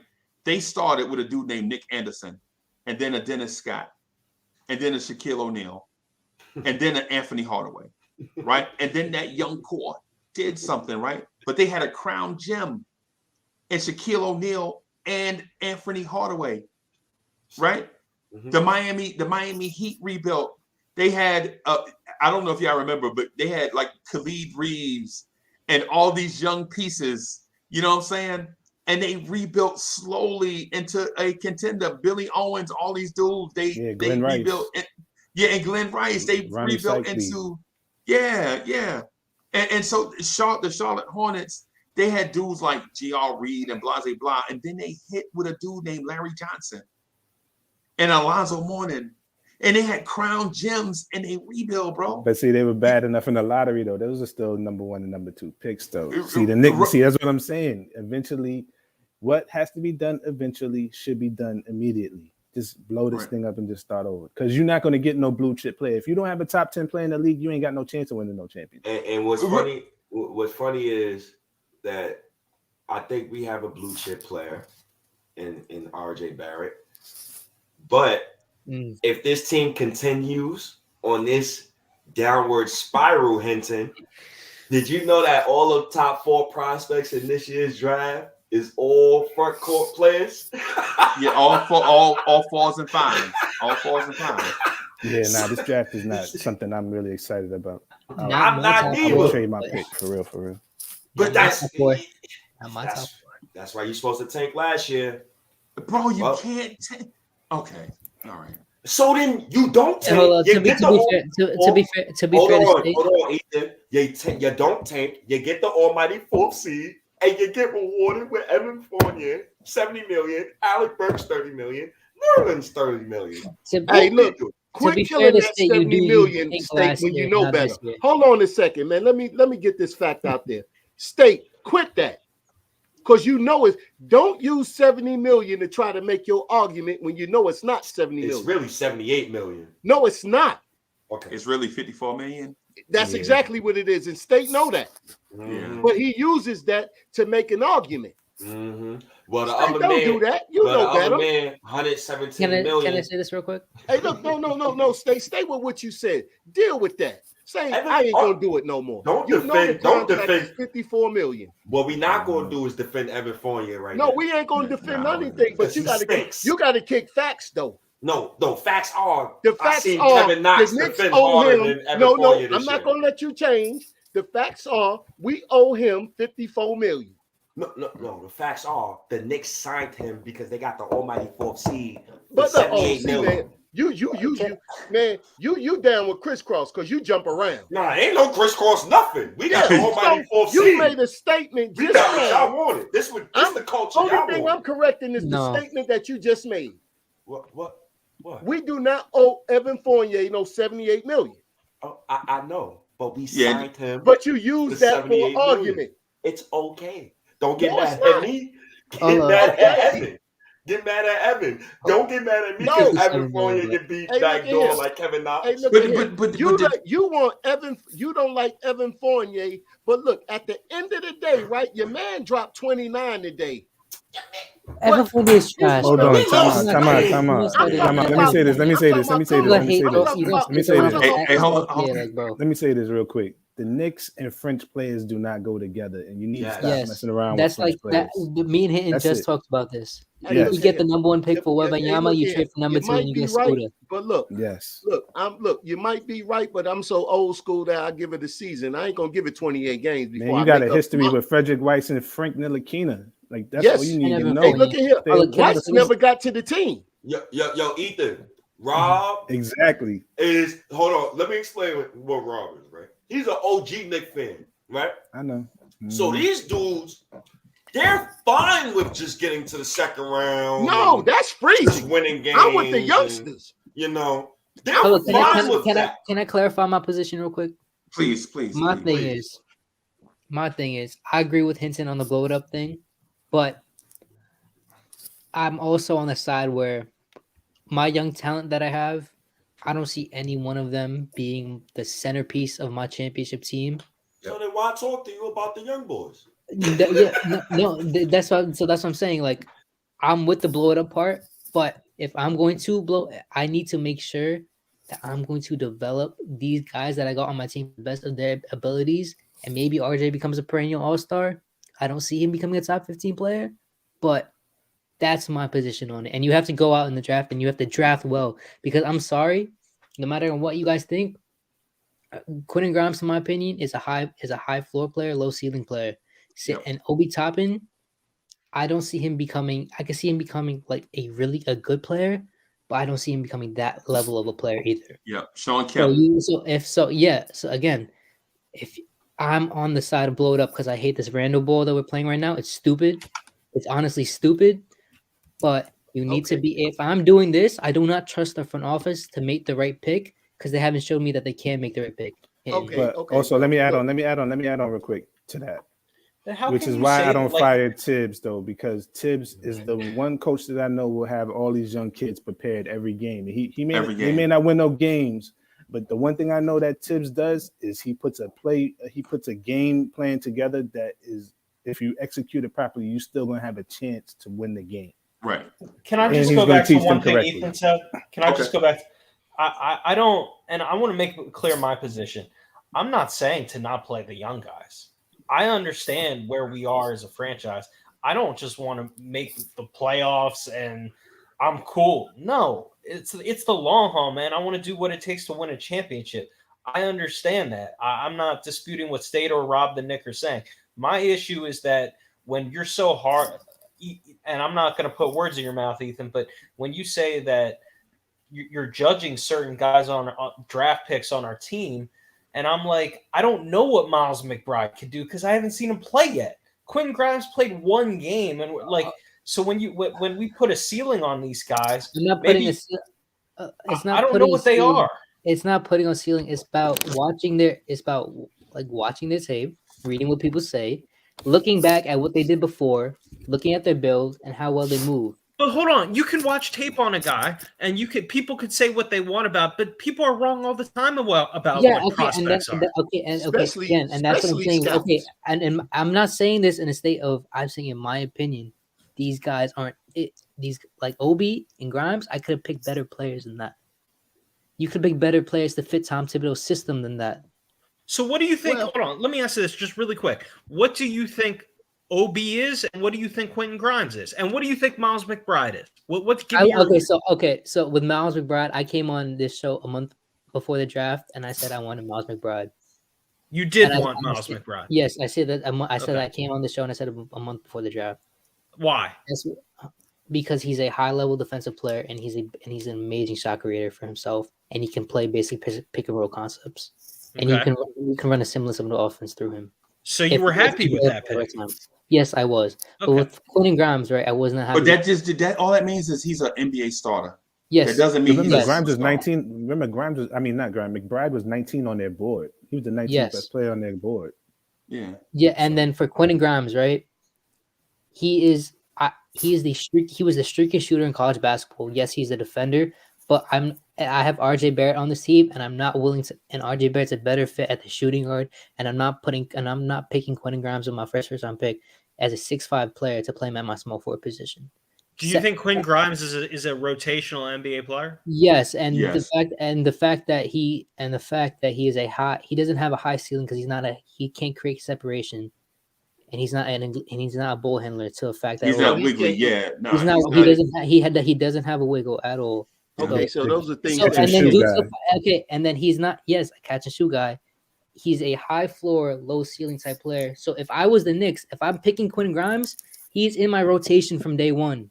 Okay, but what's your problem with Obi? But I want to hear this. He's a lackluster lateral movement player, and throughout his years, yes, lackluster. Yes, look at Obi Toppin's lateral movement defensively, and then you can watch. You don't think he's improved defensively this year? No, that's what I'm saying. I said what?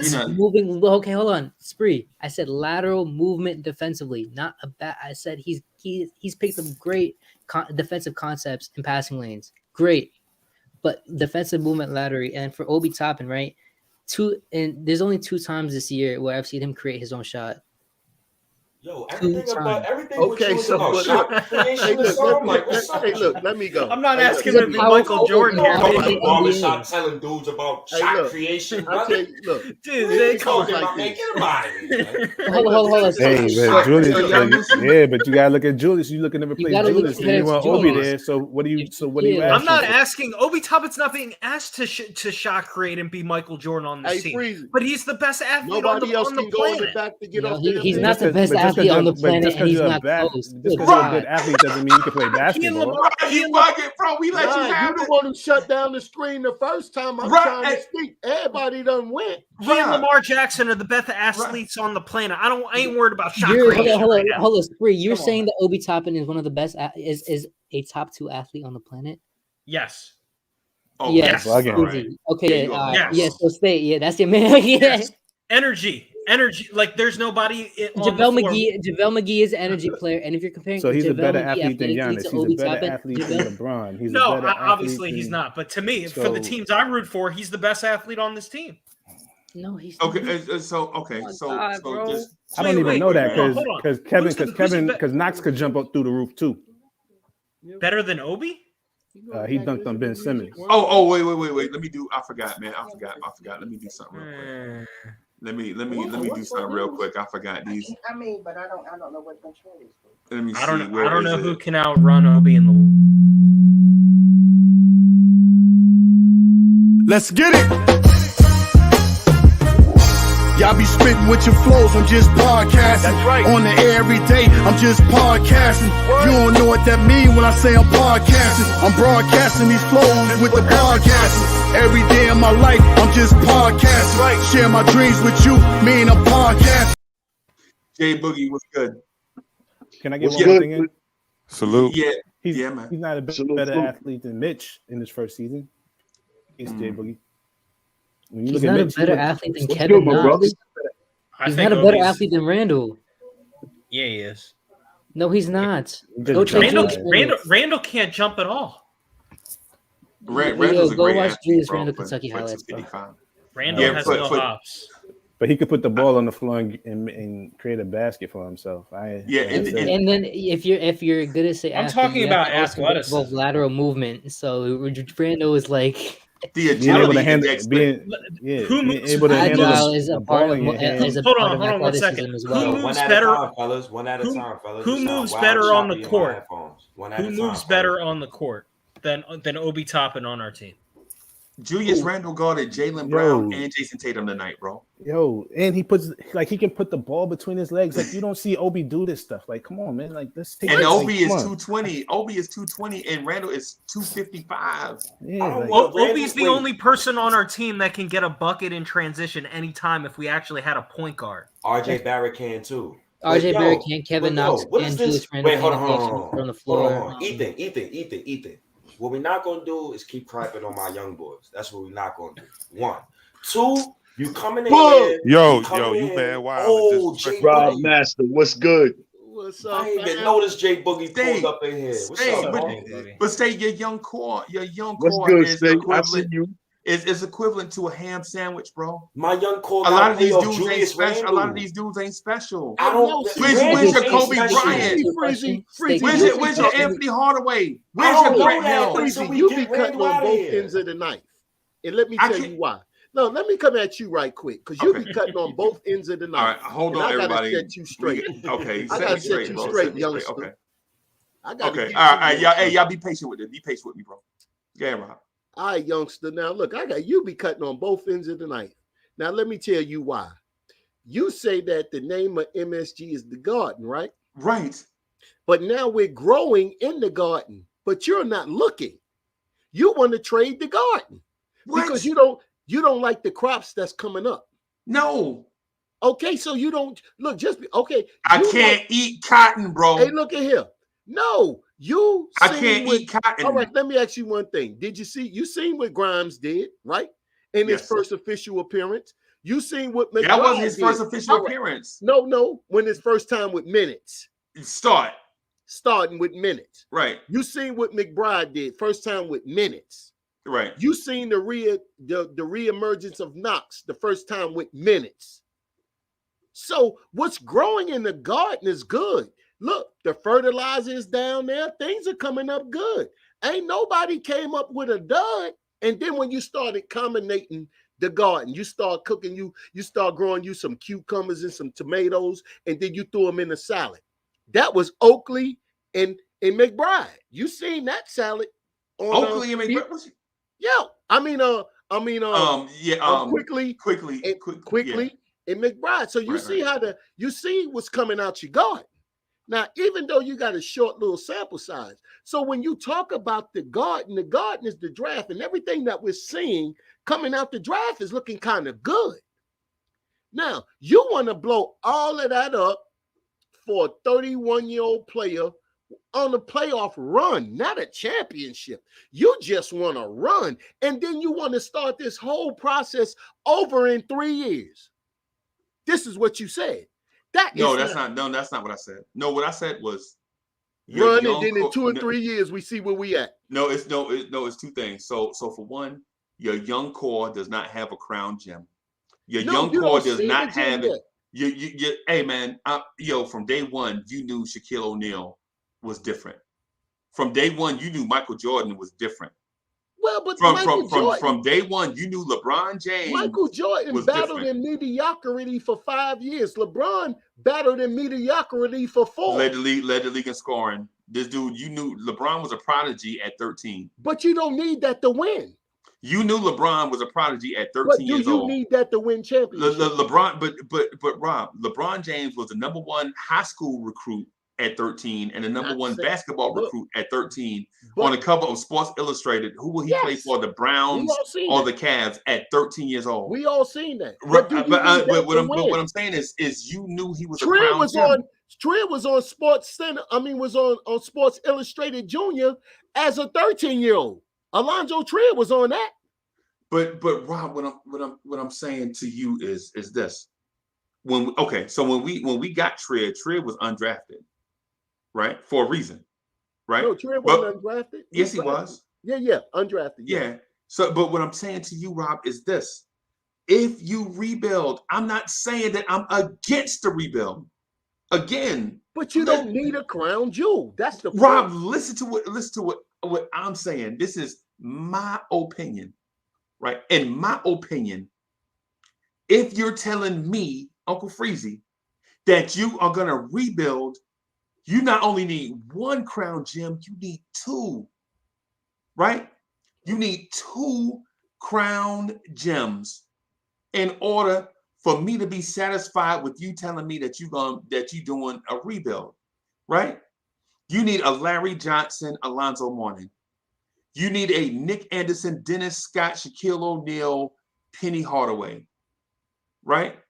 You need a Jason Tatum, Jaylen Brown, right? You need a Tim Duncan, Tony Parker, Manu Ginobili. You need a Klay Thompson, Steph Curry, Draymond Green, right? You can't just say, I'm going to rebuild with ordinary guys, because that never works. Freezy, look, everything that you're naming went to championship level. Right. When they came on the team, you didn't see it then. Of course you didn't. Okay, you can't tell me that now. But you got to wait and see what. Listen, my analogy, bro. I said crown gem. I didn't say the crown. The crown is one thing. 1 crown gem is something different. Yeah, but crown, you gather a bunch of crown gems in order to make the crown what it is. Okay, so you got to start with something. Let's take the word gem. Let's do it like this here. Diamonds. Everybody know diamonds started as coal, but you can find coal anywhere. But when enough pressure is applied, coal turn into diamonds. You might be looking at coal right now and you expecting a diamond before the pressure hit it. What the Knicks got right now growing is something that the league is already talking about. You trying to tell me Grimes is Kobe Bryant? You trying to tell me Grimes is Kobe Bryant, bro? And I don't know. I don't know who Grimes is, but I know one thing: he got a skill level that's not on the team yet. Bro, you trying to tell me Grimes is Kobe Bryant? No, I said no. I answered your question. You saying Grimes? No, you didn't know Kobe Bryant. You didn't know Kobe Bryant was Kobe Bryant. You looking at him 20 years later. Yes, we did know. No. Oh, are you serious? Kobe Bryant got drafted by the Panthers. What he was, the 15, 16 pick? No. A lot of teams didn't know who he was. No, he actually got drafted by the Lakers, but the Lakers traded Vlade Divac for that pick. No, he got drafted by the Hornets. No, he didn't, bro. Yes, he did. No, he didn't. He got traded to the Lakers. The Lakers traded Vlade Divac for that pick, and they drafted Kobe Bryant. Night, he switched hats. Right. He okay. All right. Either way. So, man. Okay. All right. Okay. Kobe Bryant told them whoever pick him, if the Lakers don't pick him, he's staying overseas. Well, your man said look, Grimes said when he got drafted at 35 at his high school gym that everybody in the NBA gonna pay. Who said that? That's what McBride said. Okay. He said everybody in the NBA in front of a full gym, and they said, "That's what he didn't even crack a smile. Okay. He said, look, we'll see. Yeah. He said, I thought I was going to be picked before this, but he said the NBA is going to pay. He said every team. So, okay, let's see what happens. Look, Gilbert Arenas was a second round pick, wasn't he? Bro, I said that before I lost to Terrell Biggs. You say what? I said that to Terrell Biggs. Man, everybody doubted me, and I got and I fought with Terrell Biggs and got my ass cut. Well, then moving on. You were supposed to. Moving on. But you know what I'm saying? Going forward, look. They slept on y'all sleeping on me, Terrell Biggs. I'm gonna tell you. Look, Terrell Biggs put marks on me, bro. Terrell Biggs. If I ever see you, I'm gonna shake your hand. The garden is there. They're growing this. Now, you're looking at what's going on the floor in Madison Square Garden is what the vets are doing. You mix them in, you try to figure out a style of play, but you keep this going on because there's a position to be taken. And I always let you know that. And everybody is capable of taking somebody's position. So now, is everybody gonna make the cut? These rookies? Are all of them gonna make the cut? No. But some of them will. People got favorite players that they smash, that they like. Everybody got a deficiency in the NBA about something. Right. Some people think that Obi's lateral movement is something is not to make him something special. I beg to differ because to me, from what I think about the NBA went more offense than defense. Right. You remember back in the day how you could be able to put your back on the player and do all of that. So situational defense for me, situational defense. There was one thing about today's game that was kind of special. Tibbs was forced to let the game flow. He was forced to let the game flow. Shots got put up. The Knicks probably put up more shots yesterday than they did the whole year. But that ain't true, bro. He didn't have to overcoach because veterans already have experience. But what it led to? It didn't lead to any. It wasn't no different outcome. So but that's not the point. The point you made was shots. No, and then you just moved the goalposts. I said that passing through that. Okay, more shots went up. Okay, right. But look, at the end of the day, he coached. He didn't have to say nothing.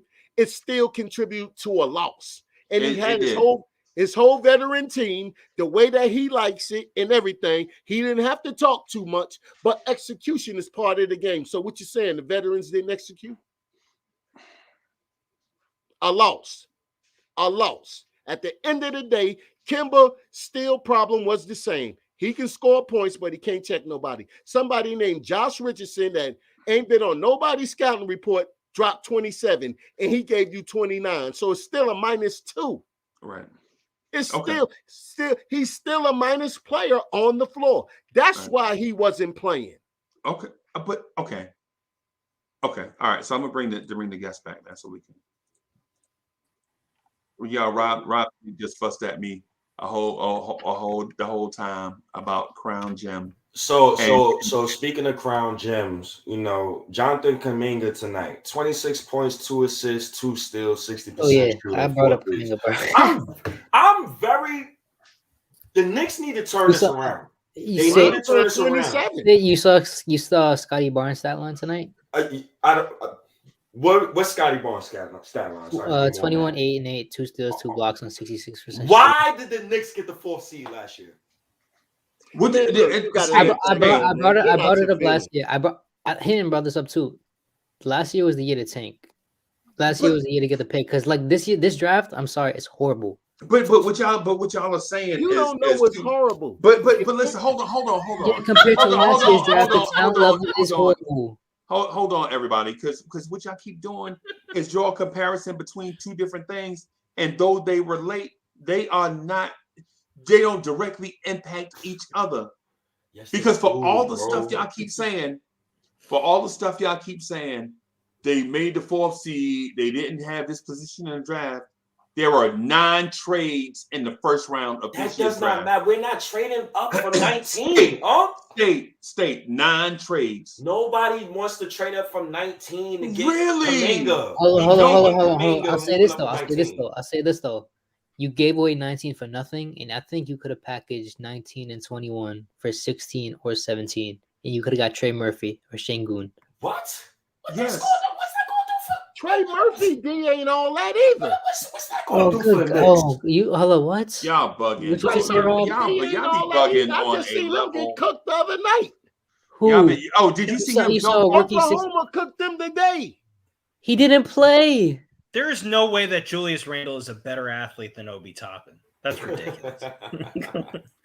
Bro, Yo, you still on that? overall, bro. I'm sorry. All right, I'm over. An overall athlete. All right, fine, whatever. I'll just say this: Lamar Jackson and Obi Toppin are the two best athletes on the Ravens and the Knicks. That's all I got. Okay, Spree. Besides foot speed and vertical, what is Obi good at otherwise athletically? I'm over the talk, man. Okay. It is what it is. Hey, look at here. Nobody likes Obi. It's Hey, fine. look, Okay, let me ask then. you a question, Ethan. Is Obi better this year than he was last year without no training camp, without everything that RJ had? RJ had more to set up on, and Obi is having a better season than RJ did with less. No, he is not, bro. Like, yo, this is why He did not have in his first year the summer league. Oh, hold on, Rob. He came Rob, in- Rob, no, hold no, on, you Rob. hold on. Hey, let him You're finish. Let him contradicting finish. yourself. Let him finish. Go ahead. He came in under Tibbs, a defensive coach. RJ came in under Fizdale on the let go because he was the third seed. I mean, he was the third draft pick. So with that being said, he had him a carte blanche for day one. No, he did not. Yes, he did. He played. Hold on, Rob. You heard that the coaches on his own roster that wanted RJ Barrett to change his shooting form this first year, and that went through a time. He got injured. He barely played. He barely played summer league as well. He still played summer league. He didn't get the offense ran through him his rookie year. He did look not. at him. He barely shot well because Rob, what he's saying is you got to had compare. more advantages. You got to He had compare more their rookie advantages season. in his No, first he year did not than because Obi had. guess what? Because if RJ Barrett and Obi Toppin were in the same draft class and they were both drafted by the Knicks in the same time, RJ Barrett would be playing and Obi Toppin wouldn't be, and RJ Barrett would have been developed further along faster than Obi Toppin. You know what? I don't know that. I think look, Obi's game. Even if Obi speaks more than RJ, just to force people, because me and Freezy seen how he was, and Jay Buggs on timeouts and everything. He voices his opinion. He's never the invisible man on the floor. Your man get invisible. If you want to keep it a buck, he gets invisible. Who are you talking and you about? want to blame Okay, Randall and your when man he Obi gets can't get more than invisible, 15 minutes. But if Obi can command, like, look, speak to somebody when you're not passing the ball, he don't get mad at him. He holler at him like, yo, I'm open. If you don't do this, this is what's going to happen. RJ gets lost. RJ gets had a ignored. cold season. RJ had lost. Have you seen Obi like the Toppin, bro? mysterious fourth seed? He had a mysterious good season on the mysterious. And Randall had the same average season. Larry Bird numbers. Yo, mysterious. But look, guess what? But guess who didn't? Guess who we see getting better and better? Who? Obi. All right. I can make the same case for RJ Barrett. I can make the case for you right now. If RJ Barrett wasn't the lead defender on this team, he'd be averaging 20 points a game. I don't look. He picked up that assignment. No, he did not. No, he did not. The front office did not put him with another wing defender. Thank you. At him. I don't know that because guess what? He was suspect in year one. Oh my lord, Rob.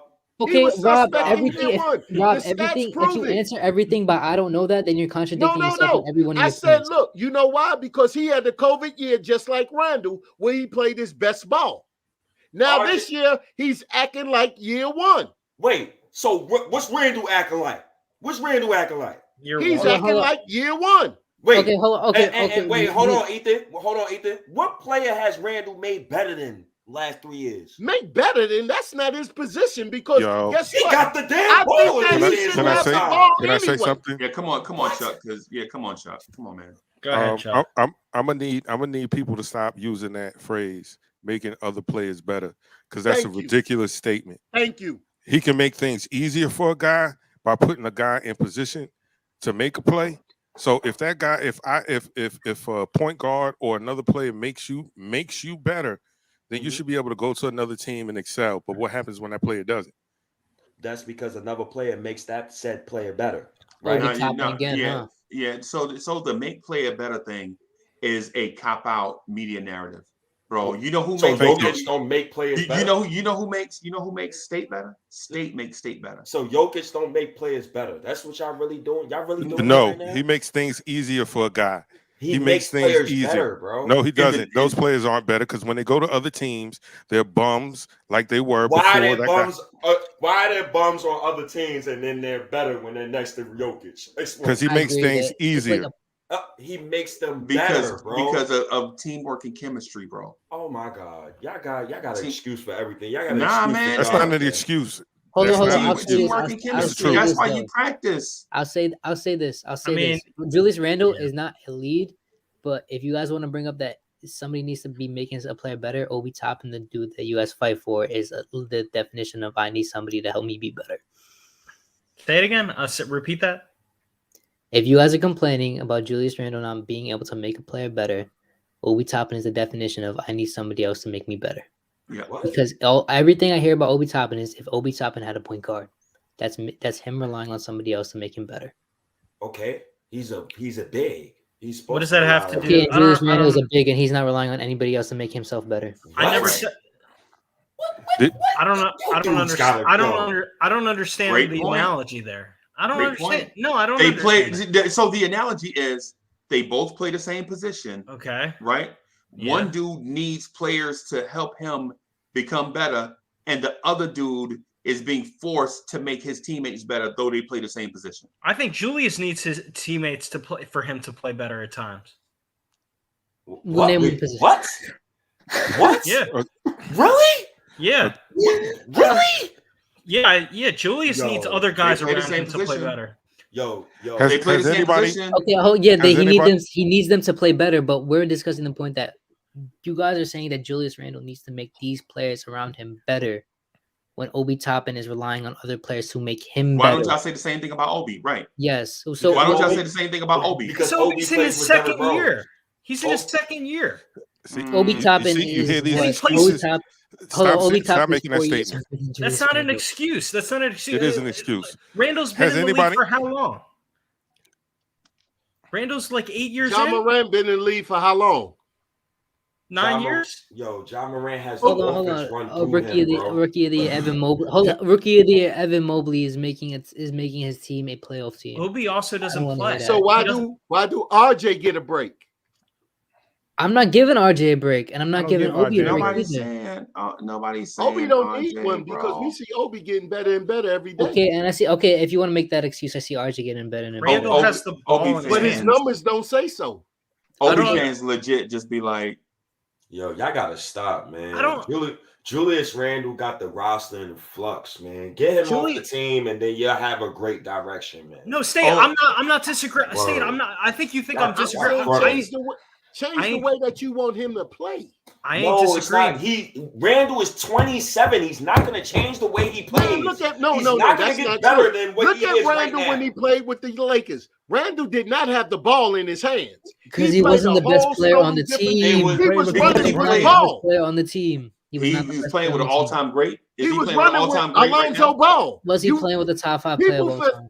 People fail to forget that. So what do you rank Kobe? Is Kobe an all-time great? Is Kobe Bryant an all-time great? He's a top 10 player of all time. Okay, I was just wondering because Randall played with him, and Kobe handpicked Randall as his rook so that he can mentor him. You know what I'm saying? Randall should be running back on defense. Look, Fizdale started that Randall. We gonna turn you into Draymond Green. He was not playing that way before he got to New York. Yeah, bro, that's it. That was his style since high school. Also started you better look at him. Look, I watched 4 Randall joints today. Him with the Lakers with ball running. He was pretty much playing like Obi. He was playing like in the flow. Yo, Randall. Look, he was not. Look. Go to House of Highlights and pull up Julius Randle with the Pelicans and the Lakers. And I did that. He did not control the ball. He was still getting 20 a game. Rob. Okay, can I say this? Oh, when Go he was ahead, with the Lakers, he wasn't a polished scorer. He couldn't shoot, and he wasn't the best player on his team. With New Orleans, he could not shoot. He wasn't a polished player, but he was great at. He did handle the ball, and he attacked the rack when he handled the ball. He did Now- handle it, but he didn't handle it like here. Hold on, Yeah, Ethan. yes, he he did. handled Yes, it. in his last. No, in his Drew last- Holiday did. No, No, Rob, because in his last 15 games, when it was just him, without Anthony Davis and without, Well, when you We're not force just the talking. habit. Hold on. We're not just talking about the last 15 games. I'm Yeah, saying we that. no, because the last 15 games led up to him signing with the Knicks. With That's the all. Knicks. Okay, But but look, Christ. if I'm you talking let generally. him do it, he's gonna do it this way. But if you orchestrate He an didn't do it offense before that's because he not wasn't the about best player on that's his not team. Now about he's the him. best player on the team. Okay, Rob, who are you putting the ball? Whose hands are you putting the ball into? Give the Right now- ball to RJ. Okay, Man, you stay. I agree. Hey, I look, agree. let me tell I you, agree. First of all, anybody RJ can't but even create him. his own shot, but you want him. Randall Anybody screws up but everything. him. Right. Give it to Miles McBride. Yo. Yeah, we got are these- so all over the place. Yeah, y'all Y'all got all so many over the questions place. and so many narratives in the air. What I've been wanting to do though is Or Kevin Knox. and is this: if we jump on one topic, bro, just allow everybody to speak on that one topic, man, instead of bouncing around. Because what happens is we have all these open dialogues, and the viewers, in fairness to them, they not even getting what they tuned in for. Like they tuned in to see me and State debate over the crown gem thing. State jumped on for that because I'm saying that his young core and his rebuild, his youngsters are a C- in a disagree with tops. that. But we not speaking to that because y'all talking about Julius Randle. Because Julius Randle is the reason why my team, young players, look the way they are. No, man, and y'all gotta stop lying to yourselves. Y'all gotta stop Hey, this look, narrative. when Julius is on wait, the hold floor on, with Rob. Julius Rob, plays their Rob. way. I'm sick of Knicks They don't fans. change their way for Julius. Stop. When they get on the floor with Julius, they play. We watch Julius plays their way. We watch the same games. I watch games I'm watching twice. the game right now. Hey, Hinton, who's the best player in this young core, 23 and under? RJ. I don't think we have one. So and why RJ's the highest pick, and he has a form of leadership. So you're settling for that. So wait, hold on. So but State, I asked State, I asked Hinton. I just want to get. I'm gonna get to you, bro. I'm gonna get to you, bro. I promise. When you watch RJ play, how many times does he create his own shot? Like where you could be like, move out the way, giving the ball, he's gonna create a jump shot or even get to the lane. He can't do that. He's never done that in 3 years. Right. So I don't know why you think that you're gonna play through him. But this whole it is what it is. So D'Angelo, let me ask you this. So with this young core, D'Angelo, do you believe that we have 2 or 3 all-star potential guys in this young core? I think we got to give a couple. I think we got to give a couple more. Damn. What the hell is that noise? Stretch. I think we got to give more time to assess that, but I think we're on the right path to seeing if they are. I think they will be. I think they will be. D'Angelo. Thank you very much. Well, okay. Give more time to who? Because you have 3rd year and 4th year players on the roster. How much time do you want to give? Is this the Frank Ntilikina thing? You want to give them 10 years? Who's the 3rd? No, I don't see the Frank Ntilikina comparison there.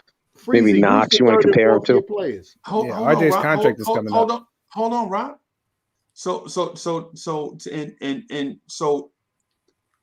what you're saying, D'Angelo, and listen, I agree. Give the young players time, right? And you got to give them play time. You got to give them play time. Yeah. And let them play through their mistakes. Right. And I agree with all of that. But what I'm saying though is this. Well, the first thing I'm saying is we need to allow each other to talk so that we can hear the opinions of everybody. Because no one person's opinion is going to be heavier than the other. It's just, you know what I'm saying? We need to hear each other out. Right.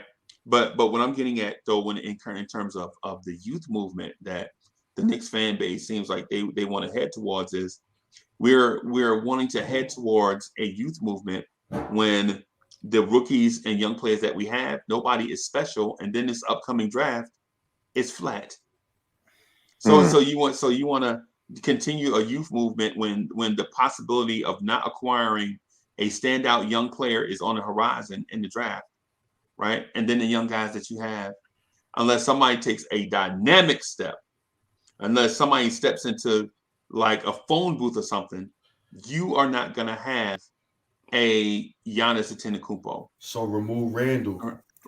Right. State, we gonna get to you, bro. But okay, all right, State. So okay, let me get this. I agree. I'm sorry. So let me get the State real quick because I want to let State have it, and then we'll get to everybody else. State. Okay. So your young core doesn't have anybody special, right? And you say the fix for them becoming special is remove Randall. Yeah.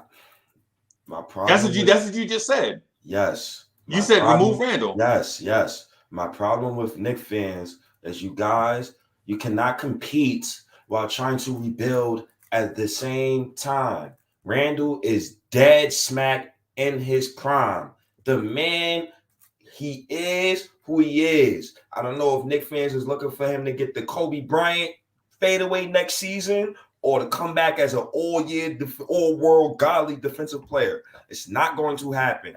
This roster we got right now. The thing we was talking about was the young core, bro. I know. That's what I'm about to get to. This roster we have right now, right? We got some young guys. But if you want to be realistic, we're not going to be able to see them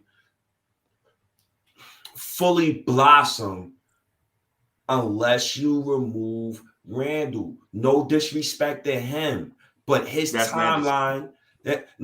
No disrespect to him, aka Monta Ellis, but his timeline is not the kid's timeline. And I'm not interested in no trade where I will be trading my young core to get Randall any help. State, let me ask you this. Would you trade Obi Toppin, Quentin Grimes, and Miles McBride for Devin Booker? Wait, that's not. Ask me something. No, it's yes or no. Give me something more realistic. Yeah, no, yes or no. Freezy, come on, man. Yes or no? Would you take that offer? If Phoenix picked up the phone and said, "Hey, this money is too much. Give me Obi, McBride, and Grimes," would you take it? Come on, man. You know. Yes or no? Yes or no? Give me. Yes or no? Yes or no? Yes or no? You got to take it. Yes or no? I take that, but give me some more. All right, okay. You just said that you were not interested in trading the kids to get Julius Randle some help, but the first offer I offered you, you took it. But that's not realistic. Right, I feel you. And what's not realistic is saying that you would rather gamble on the unknown for the known.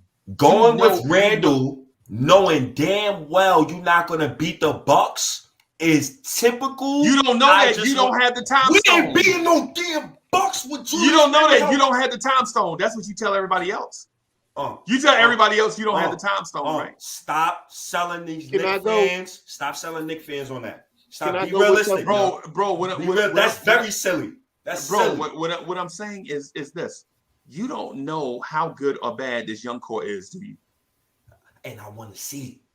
But that's the point. That was a yes or no question. You don't know how good or how bad. Fellas, can I say something? The young core. Okay, OG, we gonna give you time, man. No, okay, I just want to interject with something. It's like when it's my time. Let me just say this. Look, I just pulled up the last 10 years lottery bus, and guess who they never hold accountable? That you never see connected to the Bucks. The person who said that they was that good. Y'all can continue. I say the rest for when I go. What? Yeah, Brandon Jennings probably. Crown Jewels.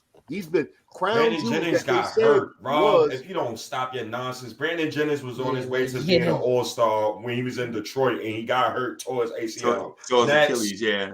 But Brandon Jennings is not on the list. Yo, Freezy, when it's my turn to go, I know I'm not yet. I want to talk about Crown Jewels. I'll get to. I got one thing to say about it. I'm done. All I'm saying is, almighty fourth seed. Y'all asked for a winning culture. Y'all asked for Evan Fournier. I wanted Jonathan Kuminga. He had 26 tonight. We're going to beat him in the playoffs. I hear you. We're not making the playoffs this year. Beat him in the playoffs.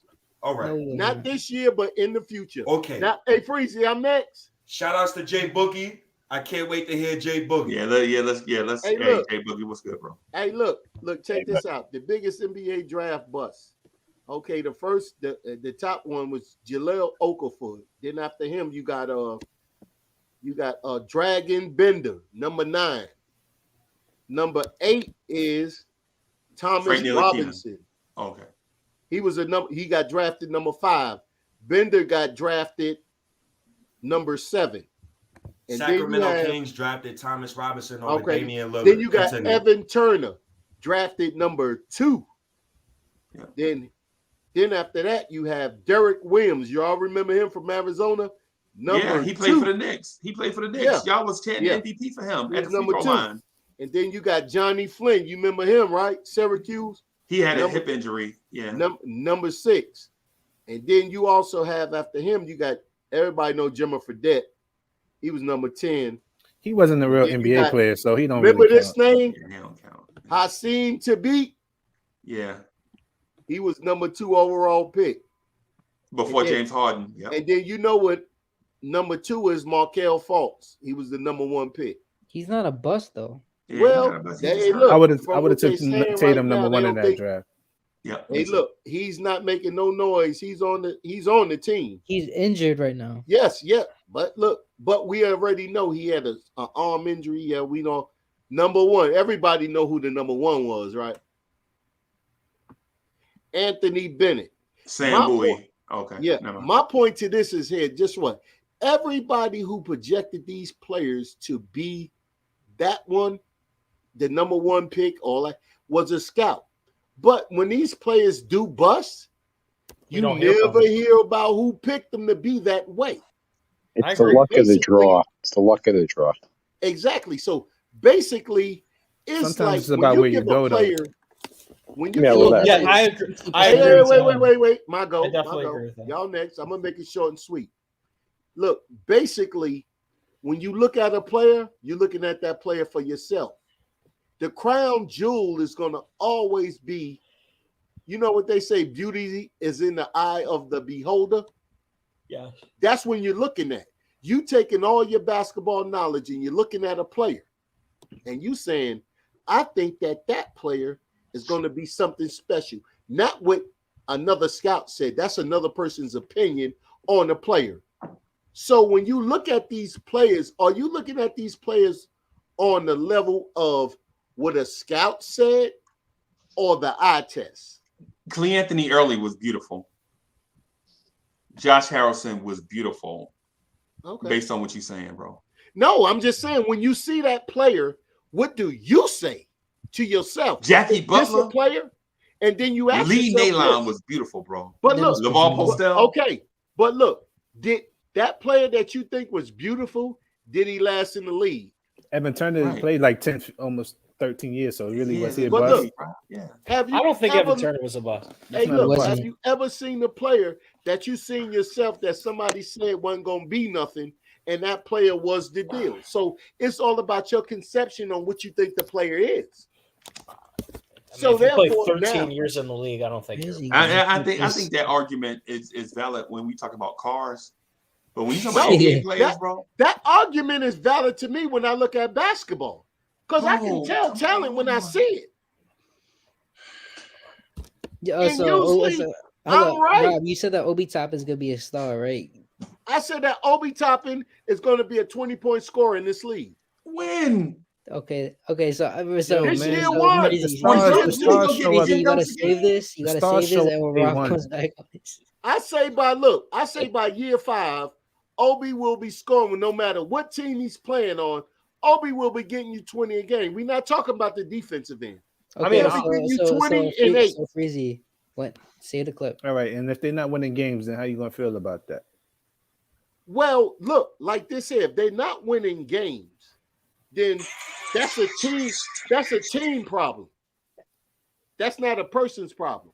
That's a team problem. Oh, so then I guess us losing is not Julius Randle's problem. What? No. What's going on with the Knicks is a team problem. And it's the coach's problem, if you really want to know, because I think that the coach needs to move the ball out of Julius Randle's hands. but that's not my call. That's Tom Thibodeau's call. I think the offense will roll better without the ball in Julius Randle's hands. Rob, people can call us crazy, but if Obi Toppin, in my opinion, got 30 minutes on this year's Knicks team, I think he's scoring 20 and 10 tonight. I agree with that. I agree with that. Yeah. People can think that's crazy. I'm not saying that's going to lead to more wins. I ain't saying that's leading to more wins. Okay, so Spree. How is Obi Toppin getting that 20 and 10? How is he? He can hit the three because he plays harder. He's than shooting like, 18% hold from on, three. Hold on. On 47 shots. Rob, one second. He plays harder 47 shots in the regular season. In the NBA regular season, if you play harder than 97% of the league, which he does, he'll get 10 points on easy stuff. That's just easy stuff. You give him the extra 15 minutes. Yes, I do believe he'd be close to 20 and 10. I really do. Right now he's averaging 16, and it's on 8 and 4 on and 19% from the 3-point line. Yo, how's he going to get 20 and 10 when he didn't even average that in college? He it's didn't get 10 reasonable rebounds that in college. 16 and 6. Right. He took 1.5 on the worst team in basketball pointers a game. Wait, so he's 1.5. averaging 8. He's averaging 8 and 4 in 16 minutes. You said? Yes. Okay, I think if you so I'm saying give him starting. So hold up, if Obi Toppin is starting, it's 18 and 6. It's like 18 and 7 on the worst team in basketball. Cool. Okay, bro. I swear. But everyone said Obi was a bust.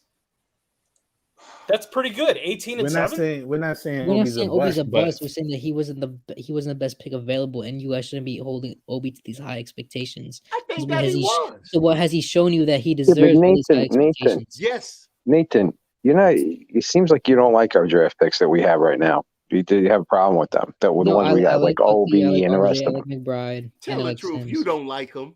Yes, I do. Hold on, Freezy. Oh, you don't like him, dude. You can hear it. You don't like him. You guys are talking about me, right? Freezy, wasn't I on here? Duke Sharon said your favorite player is Quickly.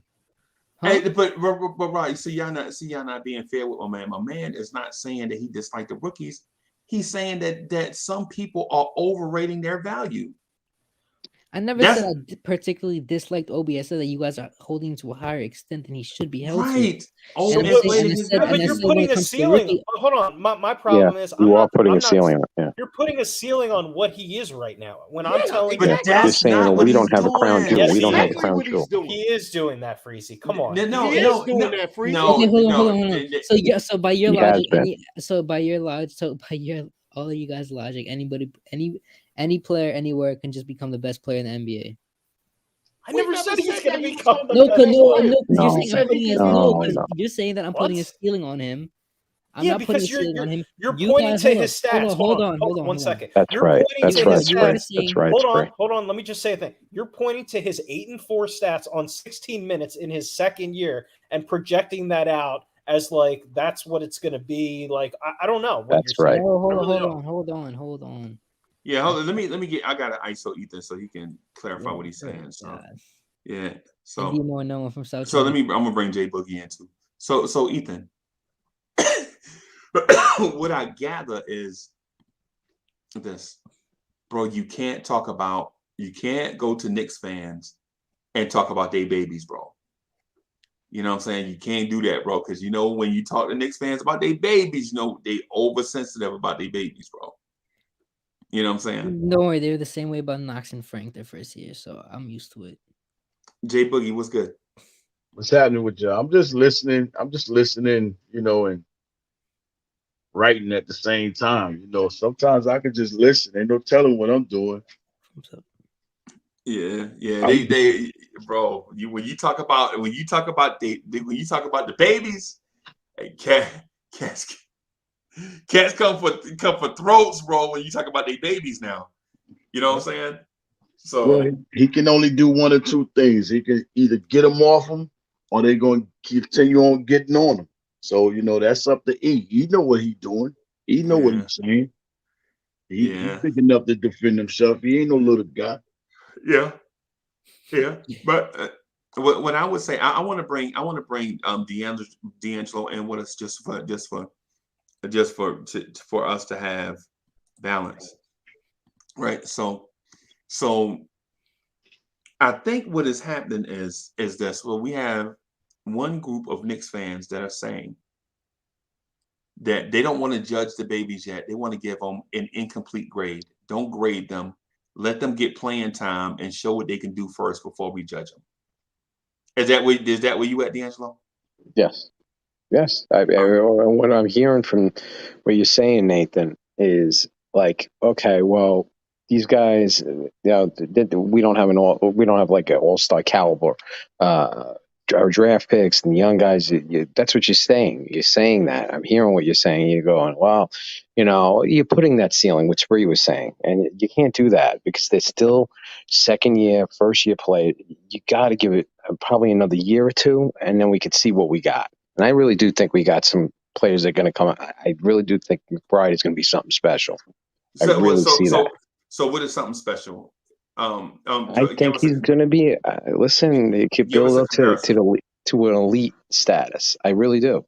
I really do. Defensively, he's got some offensive skills. I really do see that. Do you think he could be a Kyle Lowry? Yes. Okay. That's just my belief. Everybody could call me wrong in maybe a year or two. I think his progression, and I think he's a starter. I really do. You could start this kid. I just see it. His demeanor out there, you can see it. Does he have the potential to be an all-star? Does he have the potential to be an all-star? Yes.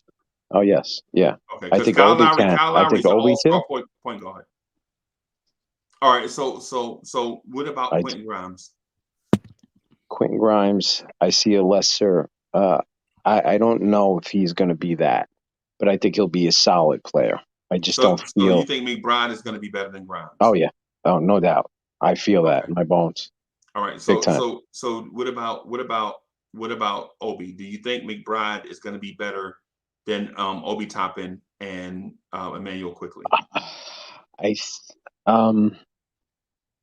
Yes, but again, he's got to get the minutes. I think what I see in flashes of greatness, and that's putting a lot. Just not because I'm a homer or I'm just a hardcore Knicks fan. I really do.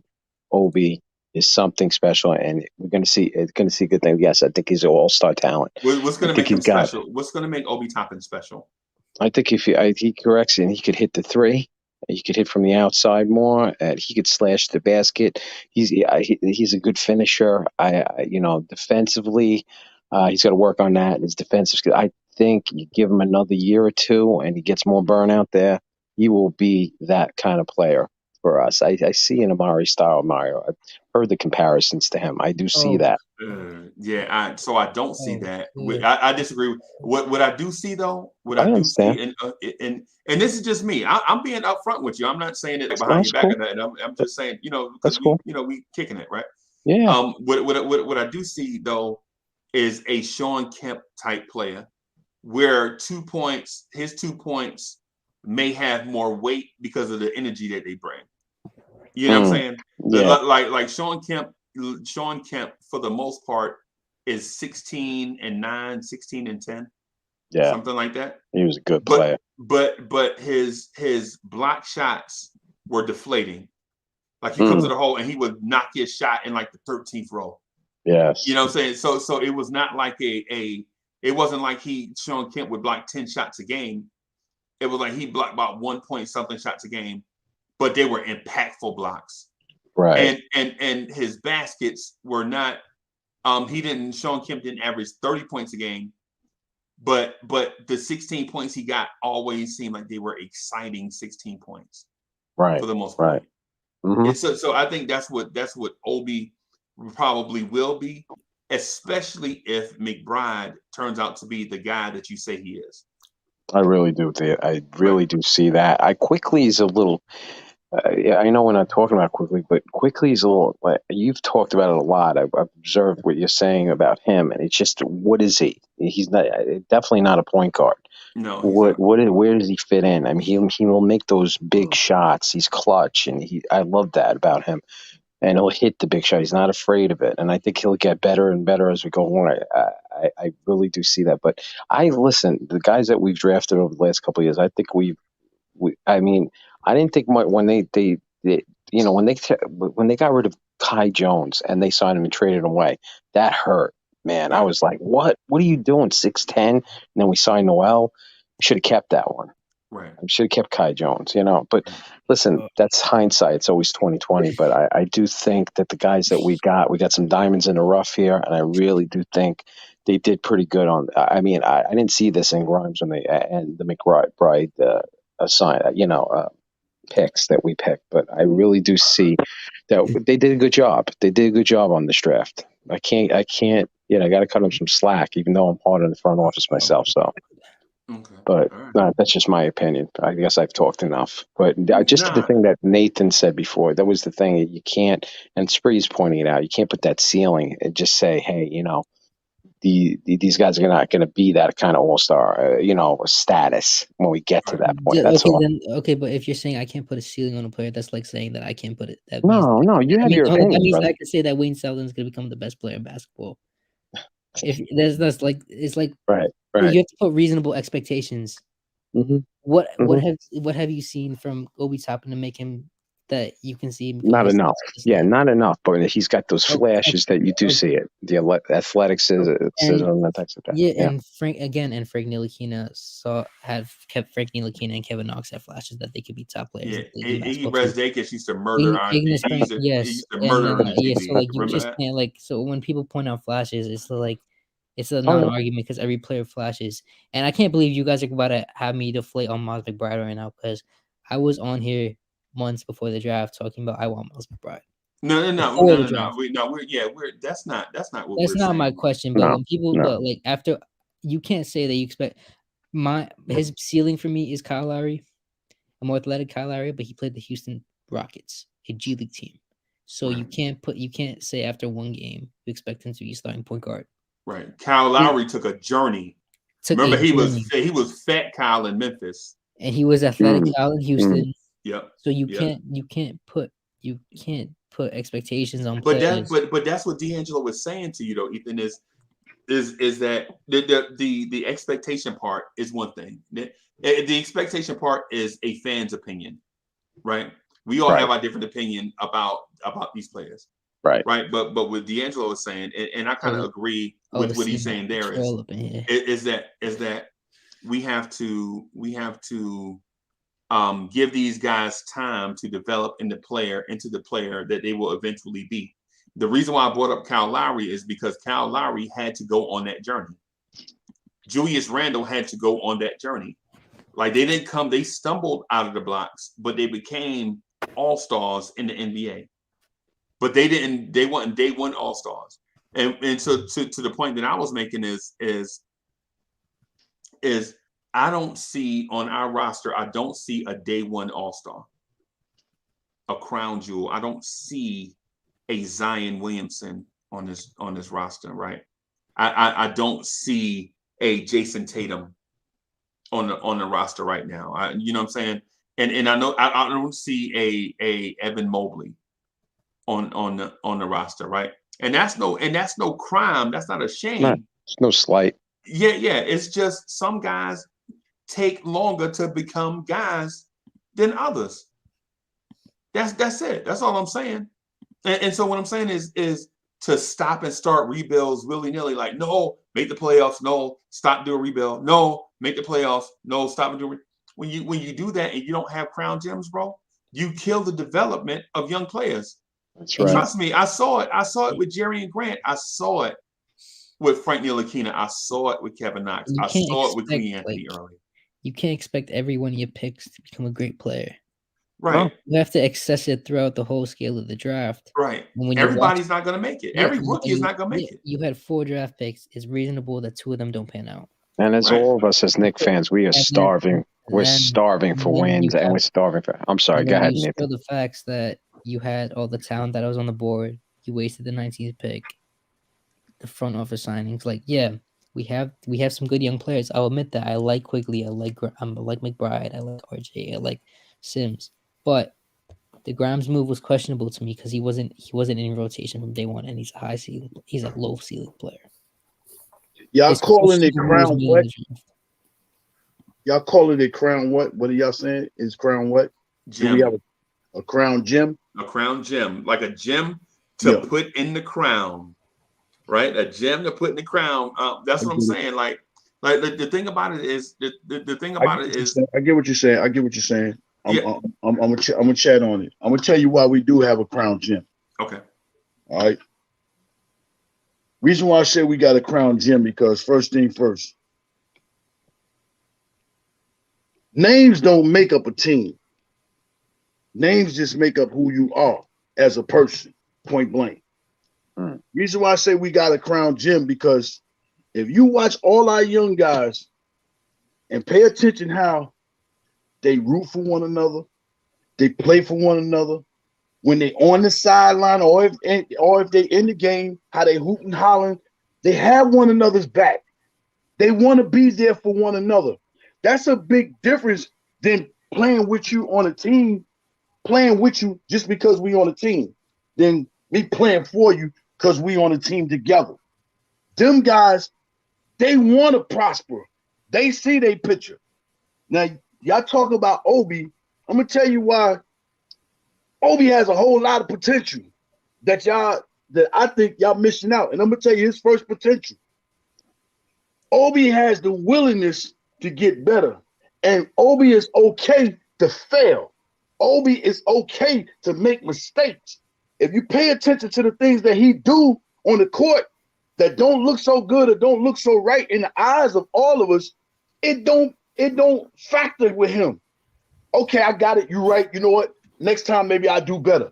That's what you want in a ball player. That's what you want. The next time he come out, he has something to prove. You don't want a player that can't do something right, and then you tell him he's doing it wrong, and then he put his head down and can't figure it out. You don't want that. That's why I say, yeah, he's a crown gem, but he has to have the opportunity to play. He has to have the opportunity to learn. He has to have the opportunity to correct himself. Now, y'all talking about Bride? I'm gonna give Bride this is where I see Bride. I look at him as like a slash Andre Miller that don't know how to, you know what I'm saying, bob and weave, but a better defensive player and a better shooter. He's still got potential to learn. That dude right there is coming. So I'm going to ride with my man talking about Brides. You know what I'm saying? I like his game, but he has to have the opportunity to get on the floor to showcase his talent. But the problem with us Knicks, man, and I'm an old head, but I'm willing to allow the young guys, you know what I'm saying, to come along, but I'm not ready until after the deadline of the draft. The deadline of the trade. I'm going to get his team all the way up to that. If we don't choose to figure out to do anything different, I'm riding with the young fellas because I can see them guys, all them young guys we got from Sims to RJ to Obi to Bride to Quickly to Grimes. I'm probably missing a couple more, but them young guys right there, I put it to you like this. Imagine if Eric Spoelstra had them guys 2 years from now and he even been schooling them. Imagine that. You know what I'm saying? Just take a look. Imagine if Kerr had them guys for 2 years, what they would be like. I'm telling you how them guys will formate and come together. Golden State don't have no point guard over there, period. I don't know why everybody thinks they have a point. He ain't no point. They got a team. They play together. They pass that ball. They move. They cut. They play basketball. That's that old school Providence type basketball. You know what I'm saying? And that's why it's hurting and killing these dudes because they don't understand fundamentally sound. Everybody think you got to be talented and gifted. No, I take hard work and dedication over talent because talent, he can forget how good he is. You know what I'm saying? Hard work beats talent when talent don't work hard. We got a couple of young guys that want to, pursue their dreams and do some things. You know what I'm saying? But I'm going to tell you, if them guys get the right person upon them to bring them along, they're going to do something. But time is not for them. You know what I'm saying? They don't have time is not for them. Time wants right now. He likes the dude that's ready right now. Them guys is not ready right now. But if they got a coach that is willing to bring them along, them guys can grow on the speed of something. We got to have patience, man. I want to say something. Have that. Hold on, can I ask something real quick, J-Book? Amen, J-Boogie. That was great. Warriors. Hold up. The Warriors have a point guard. His name is Draymond Green. Who? The Warriors have a point guard, Draymond Green. Draymond Green is not a point guard, dude. Stop it. He's one of the He just know how to play basketball. Not a point guard. And J-Book, you said that Obi Toppin is a crown jewel. Do you see Obi Toppin being the number one on a championship team? Do I see him being a number one on the championship team? I did not say that. Oh no, I hold said on. No, we- but that's the state of the crown jewel, though. The crown jewel. no, is it's not. it's A No, crown it's not. jewel can be a whole complete thing. We didn't say the crown. We said the crown No, we're saying gem, the main not our the crown jewel that jewel. we're gonna build her on is gonna be. I don't our care best whether player it's on our crown team. jewel, a box of Cheerios.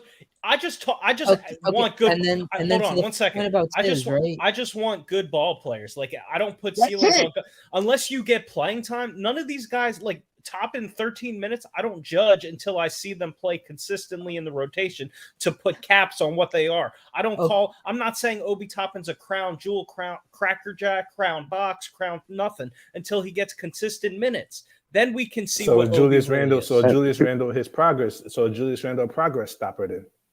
My thing Julius is Randle. Wait a minute. Evan Hold on a Fournier, second. and Hold on Evan a second. Fournier, And then and Kemba Walker.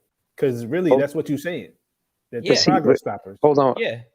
Hold on a second. Julius Randle has to understand he is not just the offense. He's a part of the offense. He is not the offense of this team. He has to be a part of it. He's singling his own self out to say, I'm going to be the holy leader of this team and be the our crown jewel. No, he's a part of the offense. He's a part of the team ball that we have to play. He can't just be the offense because that's what he's doing right now, and he's screwing up the offense. Who else do you run the offense through then? Because Hinton, every team I'm has a saying player that. who they I run an agree with offense through. Look, the What was only that? thing I got to say about Julius Randle is this here. Now let's go back to the preseason. Julius Randle had a baby in the preseason, right? We all was Oh, there boy. for that. Yeah. Obi dropped 30 the game that he was out. Julius was back the next game. Obi never. What is dropped that 30. really saying? Obi never dropped 30. What, he had 29 So was in the Alex preseason Burke. game. So what is it? That don't mean nothing. No, this is what it means to me. Me knowing that your spot is in jeopardy. You his just spot is had a not in baby jeopardy. one day. Now listen to what I'm saying, fellas. He didn't They drop give 30 you- off the game off where Randall had a baby. He Hey, had like look. 15. He had the baby, right? The Knicks played the Oh, his that wife day. had the baby. Yeah. Okay. Yeah. Well, family Yeah. as yeah. one. Come They on, had the Breezy. baby. So Shout out to therefore, Randall. he had the baby, whatever.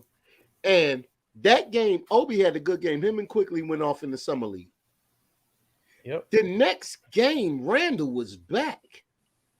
As a veteran, an NBA player, knowing that you got an established spot on this team, why would you come back for a preseason game like that? It wasn't the preseason. And hold up. Obi It was. didn't It was. play It was a that day. He had preseason. 15 It was the points. preseason. It was a Yeah, preseason. hold on. It was, no, I'm saying it wasn't the preseason. You just said summer league before, so it was the preseason. Obi Toppin had 15 points, and Randall came back to play a game because it was one of the last preseason games before ramp up, which he had a game winner. But why? Why did Alec Burks come back? No. Alex Burke, that's regular season. Bro, he came back because they didn't have 8 preseason games. They only had 4. Okay, Because but look, Tibbs Randall, took the look, preseason you serious. just signed the contract. You on the team. There's no okay, reason. but Rob, to your point, if that My Randall's point looking is behind this him, here. Hey, look, Shorty, look, you're a young guy. I understand that. But my point is this here. At that point right there, you could have not went to that game just to spend time with your family and your new baby. You wanted to get back because I felt as though you knew that it was a threat for that position. You hold did up, not want- Rob. That was not happening. my Hold up, own personal opinion. No, hold up, because Can't stop that, I'll Shorty. break down your whole Shorty, point Shorty, right now. Shorty, I'll break Shorty, down the chill whole out. thing right now. Chill, Shorty. Okay, then. My own personal opinion on that. When I seen that happen, me and my crew that we watched the Knicks game together all came to the same opinion. It's not factual, but we all thought that Randall seen something in practice and what this boy was doing, and he need to be there to hold his spot. I don't Now, believe that go because ahead, he would speak already on it. because he would have been cutting into his minutes now. No, but if you feel that in your own head, not to say that the coach is going to do it, but if you feel that within your own head, that's a problem. Yo, we gotta stop doing that. Yeah. Projecting our personal opinions hey, on a person as if it's fact. That don't make it fact, Rob. You say Hey, what? real Yeah. That's quick. what I said. That's what I said. This was just my theory. I never called this as fact. Chuck, I never Okay, did. hold on. Okay, but Rob, if when he that's did true, that, it made me say, like Arsenio used to say, That's all. I got you. Hey, real quick, I just want to ask this real quick. My name, your name, you good? Yeah, I'm good. How about you? I was listening to the thing you listened to earlier, so I know, you know what I'm saying, throughout your day. I just checked it. That's all. Yeah. All right. Yep. I'm good. Thank you, though. I'm good. No doubt. I just think we get too. I just want to say one really quick thing, and then I gotta bounce. And it's always a pleasure, and it's fine. It's okay to disagree on our young players. That's fun. Fine. I'm not trying to overprotect them. My whole thing is this. I just don't. It's cool to look at people on our team and say this is what we think we have and what we don't. We should be doing that. My only issue though is again, unless you're getting consistent minutes in a rotation, I personally, this is just me, how I look at it. I will not judge Obi Toppin, even though I like everything I'm seeing from him, off of him just playing 13 minutes a night. That's or like right. Quentin I just don't do that. Like I need to see him get consistent minutes, and then I can give you a better answer. Whose minutes does he take? Okay, Whose minutes does he take? Whose minutes does he take? That's the question I've been asking. Whose minutes is he taking? I'm not the coach. I'm not the coach. Hold up. I'm sorry. If Randall was so worried about his spot being taken, wouldn't he be doing what Tibbs wants and playing him more down low? But no, he knows that Tibbs cannot replace him because he knows that if Tibbs tries to run the offense through anybody else, that doesn't mean worse. that doesn't. And then hold up, going back to the point, if any other coach had this team, we'd be worse. So comparing that, if Kerr had this team, Kerr has a better young core than we do. Spoelstra has a better young core than we do. I'm gonna bounce, guys, but it's a pleasure, guys. Not like Hey, thank you for coming through, bro. Hey, and Hinton, it's all love, man. I appreciate you. I'll talk to you on Leisure Show. Okay. Hey, Ethan, I don't agree with that. I think that we got one of the best young cores because if our second unit is scoring more than the NBA, how can you say that? Okay, because they take more shots, not because they're more efficient. Young players in our second unit. Not only that, they're playing against second units. They're playing against other teams' second units. Yes, but he just said, but that would be young core. Hold up, but we have two. Not young all the players time. in our second unit. So they beating out veterans too. Yeah, there's veterans on those second units too. So how's the second unit blazing when three dudes on a second unit are shooting 40% from the floor? Because they're hitting from three. It's not. No, it's they're not hitting from. Okay, I'm gonna pull up the stats again, man. And Derrick Rose is on that second unit. Derrick Rose, last I checked, was shooting 44%. But Burks is 40%. Quickly is less than 40%. What, 30? But he shoot threes. And you see how Burks is. Burks is suffering playing with the first unit, as you can see. But look, 90% of Quickly shots are threes. So his field goals is going to match his 3-pointers off the chain, off the gate, because he shoots the bulk. That's what he shoots.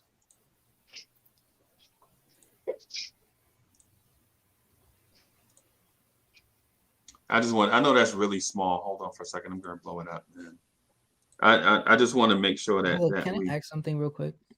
Can I go through a couple teams and ask some questions real quick? Yeah, my guy, knock yourself out. Okay, thanks. Do the Knicks have a better young core than the Cleveland Cavaliers? No. Okay. Do the Knicks have a better young core than the Charlotte Hornets? No. Do the Knicks have a better young core than the Miami Heat? Look. You just said we have one of the best in basketball. No, you can't compare now. Hey, look, because they start. I've just said that we have one of the best young cores in basketball. Yes, what I said, because look, this is what I said. You're talking about a team that put that team in position that they're playing. This team is not playing. But this team, when they get on the floor, that's like, no, you can't do that question. That's not right. Because you're talking about a team that's not playing. And you're not even letting him finish. Oh, he asked the question. Because Rob, but he's trying to prove a point. You keep cutting him off. You said that the Knicks have one of the best young cores in basketball, and I just named 3 teams. All right, that's 3. Do the Hornets have do the Knicks have a better young core than the Charlotte Hornets? No. Okay, do the Knicks have a better young core than the Boston Celtics? No. Do the Knicks have a better young core than the Toronto Raptors? What's the ages on the what's the ages on the young? It's questionable. Yeah, I would say questionable, but I would give him the nod because of Scotty Barnes, OG Scotty Barnes and Pascal Siakam and OG Anunoby. So I said no. The Knicks have a better young core than the Atlanta Hawks. Yes. No, they don't. Okay. The Knicks don't have a Trae Young. Okay. Do the Knicks have a better young core than the Phoenix Suns? No, the Knicks don't The have Knicks a have a Devin better Booker. young core than the Golden State Warriors.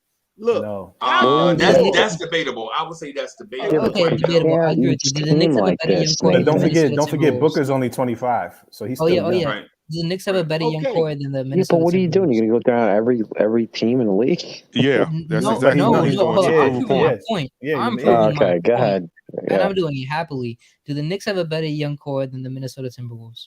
No. Look, Do you the Knicks really have a better can young go. core than the Sacramento Kings? Maybe. Yes. Maybe. Do the Knicks, okay, no, I would do- say. okay. Well, Do the Knicks have a better young core than the Memphis Grizzlies? No. I don't think their core is better Okay, than then. Sacramento because Sacramento has Swiper, who is a franchise point guard. The Knicks don't have a franchise point guard, right? Tyrese Halliburton. My question is it okay? My question to that is this here: what's the age you're calling a young core? Because what I'm talking about is not even on the floor yet. I would say I'm 25 talking and about under. foundation. I'm talking me personally. When I talk about my young core, I'm talking about these foundational pieces that's not playing yet. Now, when you look at Quickly, Mitch, and you look at Quickly, Mitch, and then if you want to talk young core, you can say that the New York Knicks young core, if you include Randall, who is still just made 27, right? Will Randall be 25 and considered under. part of the young core? 25 No. and under. Why not? Because he's Rob, 27. I'm just asking the question. But Rob, I want to answer your question, right? So for one, how can we say Randall is a part of the young core and for 2 hours we just argued about Obi should be getting more minutes? I know this is what I'm right saying. now that's two different issues. It's the same thing. We But like, not to yo, me. Obi. To me, is this here? Is Randall young enough to be considered a young core? No. No, he's not. So- but I tell you this right here, since you want to flip and play word games, you tell me what team in the league has a better young core bench than us. You tell me that. So you named a whole bunch of starting teams. Tell me that. The Charlotte That's Hornets. my point. They don't have a better bench core than us. The Charlotte Hornets, the Memphis Grizzlies. No, who else? no, they don't. No, they don't. It's They do not. The They're Memphis Grizzlies. starting. Hold on. The Memphis Grizzlies play Dylan Brooks off their bench, Desmond Bain sometimes, and Anthony Melton. When So John we're Moran is better healthy. than them. Yes. So No, we're wait not. a minute. So wait a minute. So just to clarify. And Zaire Williams. So wait a minute. So hold on, Ethan. So to clarify, Jay Boogie and Rob the Nick, y'all are saying that the young guys off the bench is what you want to compare everybody to, and not to young guys that are starting. Right? Yeah, that's what I'm saying. All right. Okay, but the young dudes who are actually starting. Yeah, but see, those young they're guys are good enough starting to on their start. teams. But Ethan, that's their point though, is that our young guys should be getting more minutes. That's a lot of Okay. So you match Obi's. Okay, you can match Obi. Okay, match Obi's and whoever else's minutes you want with the guys who go on the Grizzlies or whatever. Out of all those teams, if you even match our minutes and like say our the production from our young players, it goes by 0.7 margin, how they usually do when a player starts instead of coming off the bench. Are they better than any of those teams at a young core from a youth movement wise? I would say yes. Our young core that's not playing right now, that's playing off the bench, is leading the league in scoring. So I would have to say yes. Hold on, Rob. We have two players coming off the bench that are in a young core. So and that's Emmanuel Quickly, who gets close to 25 minutes a game, and the only player who we and Obi Toppin, the only player who does. My thing, I just wanted to compare. You compared to the other guys and they started. I just wanted to just flip it and compare us to guys coming. Have off it be the bench apples on to the young apples. core. Yeah, apples to apples comparison. I don't see a younger core better than Sims, Obi, Grimes, Quickly, and Bride. I don't see it. On the bench. Rockets, off the bench. Off the bench. Young core. Okay, Houston Rockets, Memphis Grizzlies, because they're all in the same draft class. Off the bench. You don't have a spot. Yeah. I understand where they come from. I would okay. Okay, so but the argument was never off the bench. I said that they said that we have one of the best young cores in basketball. And Rob interjected and said off the have bench. better young cores than us. I get that. Jackson was off the bench. I get that. You answered his question. I get that. I just wanted to throw something else out. That's all. I mean, I get that. It's a lot of teams that got a better all the way around younger core than us. I'm talking about for the whole team, bench, all starters or whatever. There's some teams out there, but I'm just thinking about my young squad on the bench, and if they had the potential to be on that court every day like them guys, what would they be like a year after playing like they play? I'm gonna just say this just for clarity, right? Just want to point out something, right? So Quickly off the bench is shooting 39% from the floor. Alec Burks played most of the season off the bench. He's shooting 38.8%. Right? Miles McBride for the season is shooting 36.7%. So to say that our bench has the best scoring off the bench, to me, is not fair to say they got the best. Do they score a lot? I think they score a lot because they get a lot of shots. But to claim that they're efficient and effective, I think is a misnomer. And I back that up with a resource. This is ESPN.com that I'm looking at. That's the resource where I got this data from that I have it on the screen for everybody to look at. Right. The thing is, when we do like the comps and such, I just don't want to say like overhype or overvalue like our guys just because they are Knicks. Do I love our players? Yes. But sometimes I think we tend to overvalue our guys because they wear blue and orange. You know what I'm saying? All right. I'll make a point. Who's asking for any of our players? That's how you know if we got good players or not. They've been asking for Knox. You don't hear them in no rumors. No, the Knox is in rumors. Are you serious? They could have traded Knox. They could have traded Knox last year. For the last 3 years, they could have traded Knox. No, they couldn't. You can't get a ham sandwich for Knox. Right. Hey, look at here. Teams are asking for Knox. Your value of Knox may be different because it all comes down to coaching. Because my thing is this here. If you were to put Knox, in the Denver situation with Porter Jr., you didn't worry about defense, Knox would be the same shooter he plays with Joker. No, and Jamal Murray. I've been critical of Tibbs, but Rob, you can't blame Tibbs. When they first started, everything that I'm hearing is like that. It's the when they first started playing Michael Porter Jr., one thing that they didn't worry about was his defense. They concentrated on his shooting. And if you would have did that same thing with Knox, Knox would be the same shooter he is. Oh my God. Yeah, I don't know. Yeah, bro. Oh, Knox can't shoot? That's the one thing he can do. Okay. Michael Porter Jr. don't play no. Okay, so Rob, if you shoot. Think of that, shouldn't another NBA team who gets paid to do this should be able to think of that too and would trade for Knox? You say what? If you could think of that, couldn't some other NBA team? I didn't hear what you said. Yeah, again, okay. If you could think of that, if Knox was in a better situation, he'd be better. If you could think of that, wouldn't some team think about that last year or now in the offseason? Or any of these times to go trade for Knox? But he always been in trades. I can show you my Google feed now. They said teams been. Well, then why hasn't anybody traded for him? Well, the Knicks ain't pulling trigger. Why nobody asking for Obi? Why nobody asking for Kimber? you got a second round pick for Dennis Smith Jr. I know you can get more for Knox. No, you got Derrick Rose. You got Derrick Rose. But Dennis Smith Jr. who shouldn't even be in the league. And you got him for Dennis Smith Jr. because you got him for Dennis Smith Jr. because Detroit wanted to give up Dennis. Wanted to give up Derrick Rose. Somebody out there looking for and they had injuries up and down. And they had guard injuries, and they literally had no point guard at the time. Yeah. The Knicks were willing to trade Frank. Look look. My thing is this: here, somebody, as much as Dennis Smith Jr. was garbage, somebody gave up something real for him. And Knox is better than him. What was it? Was it the second round pick? And you got Rose. I mean, to be fair, you see what Dennis Smith Jr. been doing lately. I think he been balling a little bit for Portland, a little bit, like nice. Stan. He ain't been lighting nothing up. No, barely Stan in the league. Kind of nice. Yeah, I would say kind of nice. He haven't been lighting nothing up. Okay, all right. Well, and the young kids, look. If you really look at Cleveland, crazy, I guess all the young kids untouchable, and then we just rock out. And then in 5 years, you trade them for. Look, you just be all part of a championship. The whole thing, Eaton, is you don't trade away the phone.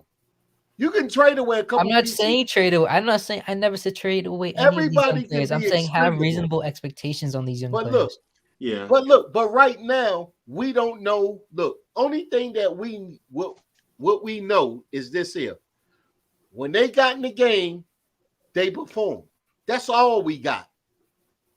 All the expectations or underrating expectations that we had about them young boys, when they got on the floor, we seen what they do. That's the only thing we got to go on. Now Nathan, you can go on Nathan, what they gonna be. Yeah. This is their problem, but in practice fixes a lot of things. So, but we can only go what we seen. And so far, what we seen with the rookies that we drafted, they done pretty damn good when you put them out there. So far, Yeah. I'm not the one to say and play them. I'm not happy playing them right now. Nathan, because what I are know we? New York. I'm not Nate- happy playing them. Give them a little taste. Keep them veterans out there to take the bullets. Let That's these what young core okay, Rob. develop. I agree with you on that, but I'm just saying have reasonable expectations for the Yeah, young but players. what does that mean? I Reasonable do. expectations. What's the reason? That's a Not ceiling. expect every one of our young players to become a star. I already said that. I Not said everybody's not all saying of them every one gonna of them is make going to it. be a star. Hold on, I heard Rob just say that Obi Top could be a 20-point per game scorer. Well, that's just what I heard think you about say that that That's after what player. he one thinks That's about. one. against Hey, Miles look. McBride, who I love by the way, against Hey, the look. Houston That's Rockets one from Kyle particular Lowry. player. I Ethan. heard that Quentin Grimes will Ethan. become a Look, really good Ethan. player. That's one particular player that I That's do 3 like. players And I from just my said. eye test, I Yeah, think that he can do that. that's what But Rob's. I I didn't Yeah, put put up him 3 on players. all 9 of them. I put that expectation on what I see. I think yes. that he can do that. I didn't put him on all of them. It's your I opinion. still think that Obi Toppin and McBride is the ones that look I roll with, and that's just my eye test. I may be wrong, but I'm not putting it on all of them. I said at the end of the day, they all are not gonna make it. But I think that those 2 right there is gonna be all right. And that's just my Okay, eye test. again, It's and I not said look. before. I didn't look. I didn't read about it. I didn't see what no draft pick said. No scout said. I'm doing my eye test, and the way that I see them play, I think that they can make it. That's what I'm going by with them 2. Okay, so you said so only those 2, right, Rob? Only those 2? No, that I see. Others may make it. Okay, hold on. Okay, Rob. So your eyes, it's only those 2 from your eyes, right? From my eyes on Okay. the ones that I Okay, think. so from your eyes, those are the only ones who. So those I 2 think that players Grimes. are okay. I think Hold on, that Rob. Grimes may be Those all 2 right. Okay, Rob.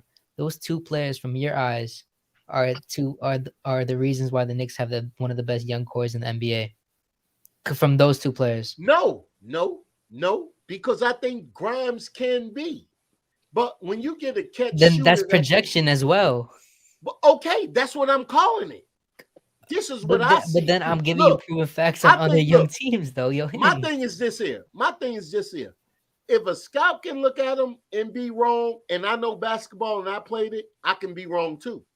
But from what I see, because it comes down to a mental mindset to make it to that level. So with those players, I think that McBride has it. That's what I see in him. I see that McBride has it. I see that Obi has it. Grimes, I got a friend that my friend's son played with him. So during the Final Four run, he's the one who put me on Grimes. He played on the team. He transferred it over there to Florida State. He left Samson. He came from Asheville, and now he's going to be playing on Florida State. So what I'm seeing with him, he the one who put me on Grimes. And now what I seen with Grimes was he had 2 bad in Vegas. He has a couple bad games, but he was rushing his shot. After he stopped rushing the shot, it started getting pure. I said, okay, he's a shooter.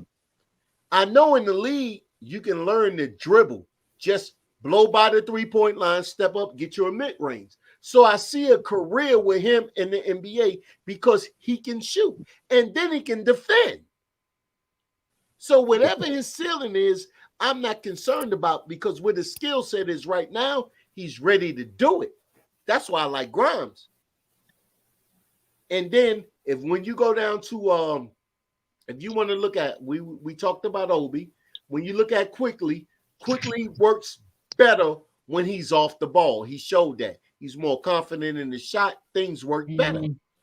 I'm confident with that. Now, I'm not so confident with Sims just because he can set picks. You know what I'm saying? I like the speed of Mitch. When Mitch can run back and forth, when the guard can cover, Mitch looks better because it's less responsibility. I like Sims better than Mitch. I tell you that. Okay, yeah. But when you're looking at Sims right now and you looking That's at right, Mitch Nathan. right I now, said it. but okay, I can understand that. But I look at Mitch like this here. I played 3 years with you, and if I'm gonna set you a solid screen and you're not throwing the alley-oop, we got a problem. Who fixed that? How about Mitch setting a good screen at first? Hold on. Can I say but this? he always. Rob. Hey, look, didn't he set a good one for Grimes? Because they quit giving me. They forgot deal number one. Feed the big man. Hold on. Can I say? Hold up, Rob. You just said that IQ is better off the ball. No, he's not. He's actually more comfortable on the ball. It's proven. He looked better with Grimes than he ever did to me. Wait, what? He looked better with McBride to me. Who Quickly? Quickly looked better. Because they were running 2 down screens so he could just come up and shoot. Right. That's plays that we don't run. And we ran in garbage time. That's when I'm gonna make my judgment. Okay, in garbage time. So you made your judgment. You made your judgment off. Garbage time against the Rockets. Oh boy, here comes trouble. I made my judgment based on. I know that Grimes can shoot. I know that McBride can shoot, and I know what I was seeing from McBride. They about to double team. It takes somebody to. That's why this game was big to me against Boston, because I wanted to see it again, but I didn't get the opportunity to see it, to take my theory to another way, but I didn't get a chance. But that's okay. But blowing it up, there goes Shaq. El Duque. Doing El Duque. Y'all be patient with. Y'all been firing to get in. Y'all be patient with me. Be patient with me, man. I want to stoke the fire just a little teeny bit, just a little teeny bit, right? Yo, Duke, what's good, bro? What's up? How you guys doing? Hey, bro. So basically, J Boogie salute Ethan. What's up? Salute to you, man. But I'm out. Me and Hadouken beefing, man. I'm out. Wait, what? Beefing. I'm in fantasy mode. I'm dealing with him right now. Yeah. I'm out. Nah, but God bless you, man. I gotta roll out, man. I just got in the house, man. I've been up top, man. Been up, you know what I'm saying? I'm just getting off the road, man. I gotta lay it down, give me some rest, man. Well, I love y'all, man. Keep doing what y'all doing, man. And have a good night. Things is gonna get better for us. Believe that. Oh, get some rest, bro. Oh, before I go, we will be worldwide on all platforms. I'm just waiting on the release date. You know what I'm saying? Everything is done. Everything, all paperwork, all filed, and just to let it be known, I will be scouting looking for talents because I have just opened up Podcast Records. Let me break that news. It's called Podcast Records. And that Christmas song is the first song coming off that Podcast Records. You know what I'm saying? So that's what I'm doing. I'm shouting. I'm looking for talent, dudes that do anything. I ain't signing nobody. I can't sign. I ain't got no money like that. But I got a lane open where if your thing can get you somewhere, you can get some money. Point blank. Yeah, that Christmas song is fire. I'm gonna just say that song is fire. Appreciate that, man. God bless y'all. Yo, so I wanted to get Duke and Ethan on at the same time, man, because they have a different twins. perspective. Apparently, the twins with bad takes. Bro, That's funny. So Duke, I don't know if you in the club, but people think me, Subliminal 209, and Ethan are brothers. What? Yes. Me, Ethan, and Subliminal 209 are brothers. That's funny. Are you in that club too? You one of our brothers also? I don't know. Me, legit, like Uncle Freezy. You always be standing up for your brother, man. You know, this ain't right. You know what I'm saying? You always be capping for Ethan and Subliminal 209. Oh, you talking about I know y'all Nathan? family, huh? You talking about Nathan? Yeah, Nathan. I forgot. Yeah, me, Nathan, and Subliminal. Yeah. I don't know about brothers, but you definitely their uncle. Oh yeah, or something like that, right? Something like that, right? But the thing is this. I'm gonna bring everybody else back in, right? Just real quick. But are you in the which side are you on? Are you on the side that I am a hater and hate the Knicks talent, or are you on the side that feel like we shouldn't overrate our talent just because they wear Knicks jerseys? Okay, so I mean, I'm mostly in agreement because I know Hinton agrees, and Ethan, like, except on the RJ thing, because I'm obviously a RJ fan. But besides that, like, we saw McBride have a good game, and he had the same type of game that DSJ and Frank had before or whatever. And he played against the Rockets, and then after that, I'm hearing he's a superstar. Not a superstar, but he's special. He's this and that. And pre-draft, like, people are gonna say, "Oh, you're haters," but I was saying pre-draft, I like him. A lot of people were saying it, me, Guillermo, whatever, Hinton liked him too, Ethan, whatever. But there's no reason that he should have one game and then people all of a sudden say he's special and he's untradeable. I'm not trading him. This, that, and then apparently everyone is an all-star now. I don't know how everyone is an all-star. I don't know how Obi can be, like, okay, you could say you think Obi can be one, whatever, but I don't know how you can see that. I'm gonna be honest. I don't. And I like our young players. Like, I like watching them play. Like, I'm all for the young guys. I don't hate any of them. I just have certain few. It's a projection, though, Hadouken. It's projection. That's just everybody has their opinion. What is the projection? Yeah, what is the projection people based can on? be an all-star. I like No, Quickly, but people last year were saying Quickly was an all-star. I said I don't think he's an all-star. I think he's gonna be a good, solid player. But nobody's some saying people no, think but he's gonna be an all-star. no. If you think, but Hadouken, if you think somebody's going to be an all-star, it's different than just saying, oh, they are going to be an all-star. No, it's what we think. Maybe in another year or two, Yeah, they can be an all-star. There's no hold on. thinking. The thing that Like, you there's no guys are actual, basing like, it on, right? Why is there no you guys thinking? think he's gonna be an all-star for? Yeah, and why then you can't guys you are think basing that? this all off projection, and the one argument that you guys made was that they shown you flashes.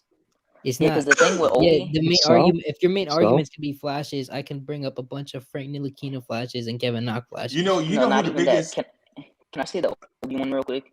You guys think just because Obi, if he gets 15 more minutes, that he's gonna, like, show something Average crazy 20 and different? 10, yeah. That's what Like, we think. That's what you think. But like, I need to know the reasoning behind that. He's not gonna get his run Okay. and dunks like 10 times. The a game. reason why I think that, because his fundamental basketball skill with people that's playing on a high level will be giving him more opportunities. I think that, look, Like what his post game? All right, look. I think like his post game, right? Like his post game, right? Look, I think that when you ever see Obi in a triple threat is fundamental, bro. Okay, yeah, look, okay. I think that this here, when people on podcasts are screaming that, oh, he only shoot 19%, they ain't never talking about he only took 46 shots. Okay, you can be that way. RJ started the season that way, and nobody said nothing. So, oh yeah, he shoot 19%. Oh, he need to get better with the three. But nobody is talking about how many shots it's taken, because now he's rounding out his game. OG, He's no disrespect all right, to RJ. Y'all gonna let me no rock? disrespect. No. Listen, no disrespect to what you're saying. But during that stretch about RJ had a 15 rebound game and a 10 assist game. When is Obi had a 15 rebound game or 18 assist game? No, I don't understand this. People were saying this in the chat too. Didn't he give you 19-9? No, Rob, you can't use RJ to try to Freezy other did that. people, because That RJ wasn't is me. different. Hey, look. Only thing I said was this here. You just blame me. Look, we're basing 3-point shots on 46 attempts. No. Actually, we didn't Rob, even bring up 3-point hold on, Rob, shots. actually, You said No, that. I'm not talking about you, dude. Obi Toppin has shot 85 threes this year, by the way. You said what? You said what? Say that again. He shot 46%. He shot 46 threes this year, and he shot 85 last year. So he's actually on pace to be taking more threes this year than last year. Okay, so look, therefore, what we're talking about, I'm not putting up enough shots to even count. My shot That still production counts that though, I'm because putting there's up still from 46 three. shots. No, but look, 46 shots. Come on. RJ missed that in the first 4 games 2 Okay, and years RJ, ago. But no, only thing I'm saying is this. The only thing I'm saying is this here. He had a bad start to a season, but he put up more shots than the 46 that we telling that this young guy, we telling him, oh, now you can't shoot. I never said. I don't Hold think on, that Rob, it's Rob, enough Rob, information.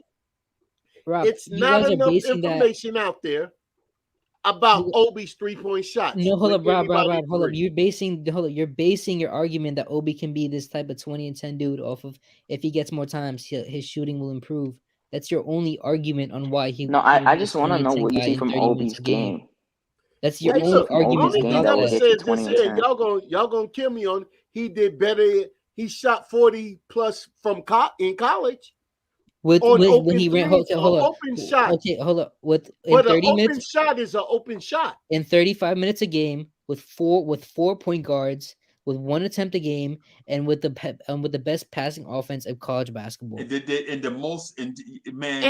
what are you saying? He shot That is a 40%. system designed for Look, Obi. only Our thing that system he is showed not was designed this. for Obi. Only thing I'm saying about this here. Only thing, if you can hit an open shot, you can hit an open shot. Now it comes down to Obi hasn't when you proven gonna that get he can pulled really out hit the an game. open shot. Yeah, he 9 for 46, bro. Look, when you get pulled out the game, and you got to worry about in college, Obi ain't have to worry about getting pulled out the game. So he know if he messes a shot, he's not getting pulled out. With Tibbs, you miss a shot, so now you shoot more calculated. No, he doesn't. He gets pulled out now when he does something stupid. He gets pulled out of games when he's tired, number one, or they have that minutes thing that they have going on. So he doesn't get pulled out for taking stupid shots. Yeah, because he's playing like 20 minutes now. now. But you thinking about if Tibbs is calling your name all damn game, he's been pulled when he's been hot, like in having a good game. This year's Rob, different then than you can last use year. that for everyone. You can use that So for everyone. now, only thing I'm saying is this here: give him time, let him shoot. Let's see what happens. I don't want to judge 48 shots on he's a bad 3-point shooter. Would y'all He agree? is so far in his career, he's a bad. But that's not the thing. That's okay. You dragged it to the wrong part. I'm saying what do you Obi see? was heating up. How do you think Obi's gonna average 20 and 10? That's what I want to know because he doesn't I really think have a that Obi specific can skill set. shoot. I think me personally, I think he can shoot 35 to 40%. Okay, but that's not the question he's asking. How is Obi gonna average? I said, what is he gonna do to get 20 and 10? That's what I want to know. To get 20 and 10, first of all, fundamental basketball gonna give him 12. What the foul line gonna give him another 3. That's what I don't understand. Like I need to know like an actual What thing. fundamental are you talking about? Look, y'all kill Randall for not being fundamental. No, but I don't. then when you get a fundamental basketball player, Hold you on, want to talk about that don't matter. What fundamental are you No, talking Rob, about? you're The talking about biggest the opposite. fundamental We in killed basketball Randall is for the not triple having threats. IQ. Hey, look at here. Look, one of the best IQs on that team, as far as I can see right there. Obi got one of the best basketball IQs Oh my on the god, team. yo. No, he has the best energy. I don't know what you mean by IQ. You don't have that many good IQ players on our team. Okay, overall. look, I can move without the ball. That's And not okay. IQ. I mean, look, that's Obi in the open court. But Rob, that's being a star in your role. That's his role. Yo, but because guess what? That's the only way. He's smart enough to figure out a way that I'm gonna be open because they not because gonna he's look athletic. for me unless I do That's what he this. does. Hey, but OG, check this out though. So the thing about Obi is we use an outdated arguments to make excuses for Obi, right? But in December, this month here, Obi Toppin is averaging almost 20 minutes a game. He's not averaging 11 minutes a game. He's basically averaging 20 for the season. Right. Yeah. No, He got so much more opportunity. Right. I got the stat. You want me to put the stats? That's on literally the screen? stats. I'll put the stats. I'll put the stats. on the Okay, screen. so he got 20 minutes. Okay, so now, because look, his last game, he got 33 minutes in the game. So when you look at the 20, okay. But realistically, he's getting more minutes this year. Let's see how he performs. Just because Tom Thibodeau was forced to give him 33 minutes last game, and he gave you 19-9 and he wasn't a forced to couple give him those steals minutes. in He the first actually half. gave him those minutes. He wasn't forced to give him Yeah, no, those he minutes. wasn't forced. That was just the offense. He had to run them together. Can I ask you the question you always bring? We've asked this question for like 5 minutes now. How is Obi gonna get this 20 and 10? And you said fundamental basketball. You said fundamental, What and fundamentals Obi are you literally talking has no about? fundamental like post game or anything. So that's what I'm except running and dunking Well, and a few posts. That's what like we every differ other at. game. I think that he does have fundamentals. What You fun? think Okay, that he what doesn't. fundamental are you talking about? Look, he moves without the ball. Every NBA player. They moves just without the don't ball. give him the ball when he's moving. I could agree to that. So hey, I look, could agree to you part know how of that. hard it is to move without the ball and don't get the ball. Right, all game long. I dig it. I get it. I dig that I part. will say, yeah, I agree with that. There are a lot of times they miss him. Yeah, that's the part where I say too, he's though. good. He knows how to play, but people So don't catch him. But you that's can make not that gonna happen argument for every game. RJ Barrett too. That's true. Well, look, we're not talking about RJ right now. You were talking about him before. Okay. So that's okay. So again, Okay, he's so still now, not gonna look, get hit. You're Okay. moving without the ball. You're moving without the So ball. They missing you. Rob. I'm putting him in this year's team, right? So he's still not gonna get hit. So what other? He's still not gonna get hit. Okay, now So look. what fundamentals I is gonna get him understand. that 20 and 10? Okay, look. Besides the first one you game, just said. Okay, look, the first game that McBride played with Robinson, he found him at the rim, not over the basket. He shot him chest passes and made him dunk on people. When you get you a competent point guard that knows how to play that position, everybody else is going to look good. Okay, but Rob, we don't have that. So McBride is that's Look, not Yeah, but I you're say still not this answering. right You're still not now. answering the question they asked. Oh That's wait, not the Ethan, question we're give me 1 asking. second. Because McBride, I was talking about McBride earlier. Y'all saw one game from McBride, and I love McBride, but you guys No, think he's the next I point love guard him now. from West Virginia. Look, Okay, no, but that's Raw what I'm trying to say. Remnants Rob, me and That's always what I'm Hadouken trying to talk say. about You McBride. saw one game, We're I'm both saying on in the McBride NBA months No, level, you're Raw saying that. Remnants. Everybody know who Raw Remnants is, right? Yeah. He done two things on McBride back in July. He the one who put me on McBride before we drafted him. Right. I'm talking about the NBA level, Okay, though. I'm saying okay. Back to the whole thing, right? The one point you didn't make up didn't make sense because McBride won't start. I Second thought of we all, were talking about Obi. yeah, I and thought we was talking about Obi. exactly. But Second of all, we the thing talking you about mentioned good about point no, guard. Rob. Rob, you're Now talking you about be point switching guard up, level. man. We're You gotta talking stick to about the the current script. state you of gotta Obi. like the thing you mentioned about Obi and McBride. There's no Is team that changes Mitch right is now. It's finishing just through at the current contact. Obi is roster. one of the worst finishers through contact on this team. So Through that is contact, That's automatically disqualified that because would Obi be cannot finish RJ. through contact. Through Huh? contact, that would be RJ. Okay, no, I'm saying he's one of the worst, not the worst. I'm saying Obi is one of the worst finishers through contact on this team. But he's not getting those minutes. Okay, Bro, Rob. Again, he got an uptick I'm in saying December, if bro. he is getting those minutes, he's not going to be finishing through contact because he's never shown that he can. We don't know that yet. The fundamental, no, but from what the fundamental Bro, basketball Rob, you've seen, there's no you're saying we fundamentals don't that know he's that yet shown, to every single and he thing. can't do What? anything for I himself. don't understand. Like, How is he Because gonna he's get a 20 2-year player. And Obi Toppin's Oh, but minutes you're are saying up. giving him the 30 minutes now, right? No, he ain't No, getting no what 30 I'm minutes. saying is, look, I have no problem the way Tibbs are raising these youngins. I'm looking at the vets like I'm looking for this underground to take the spots. So a rebuild, I'm already seeing the rebuild is right there. Nobody is under contract that we owe too much money that we can't trade.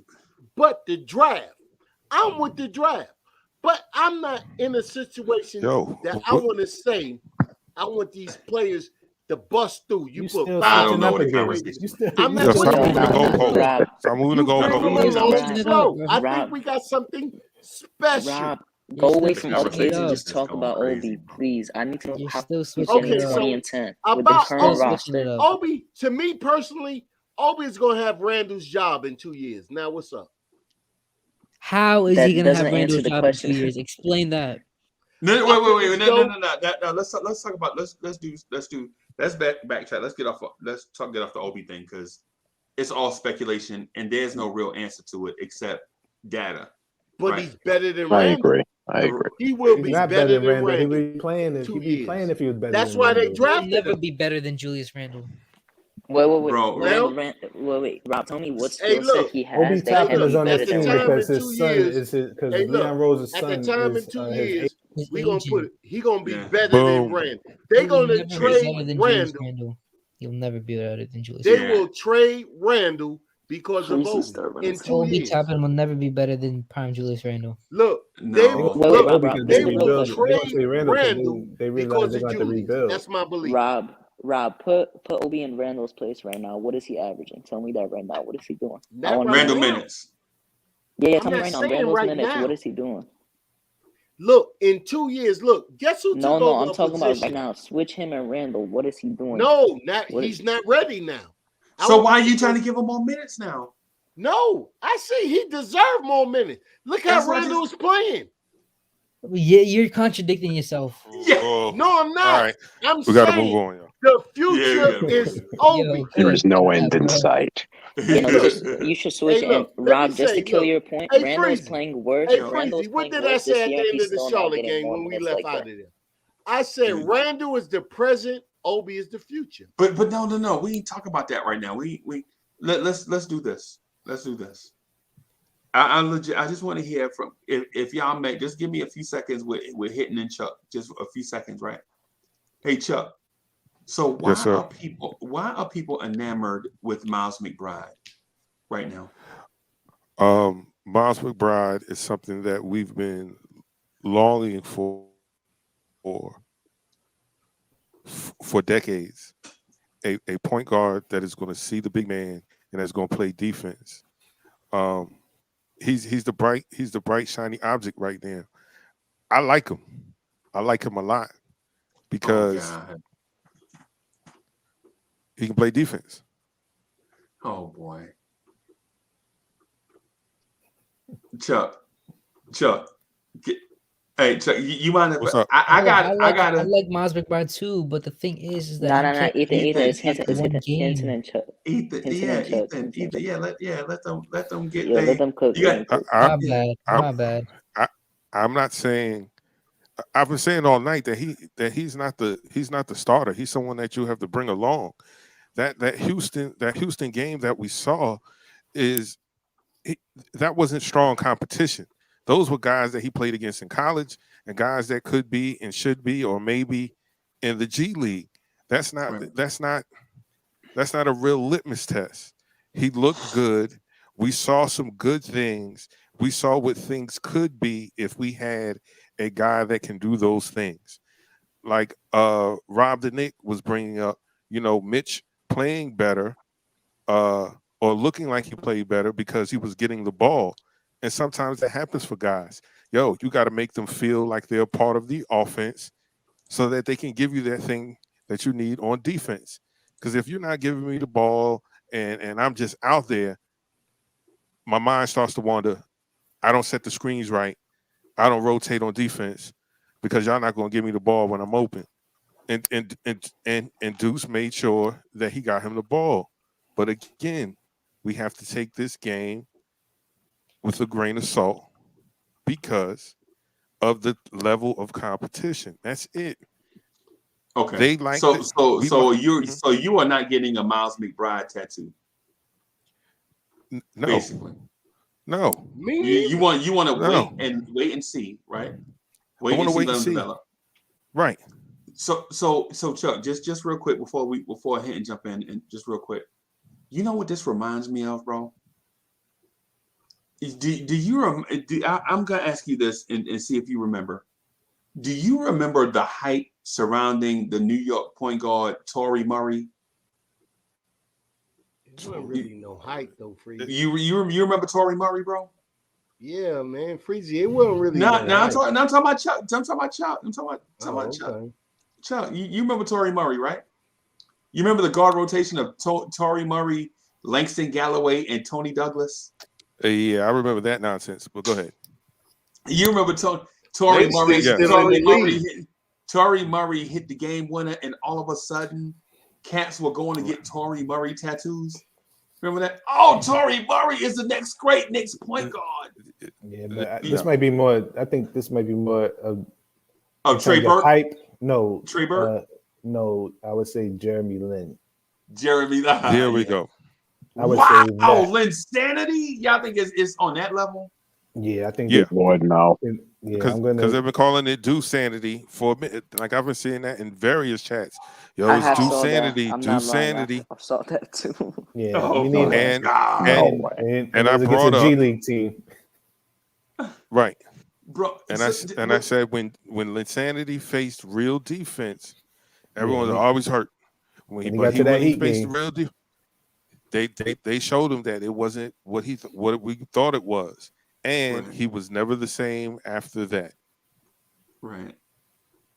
Oh yes, he was. I don't think McBride is that though. He But did drop 35 on Kobe after that in the Garden.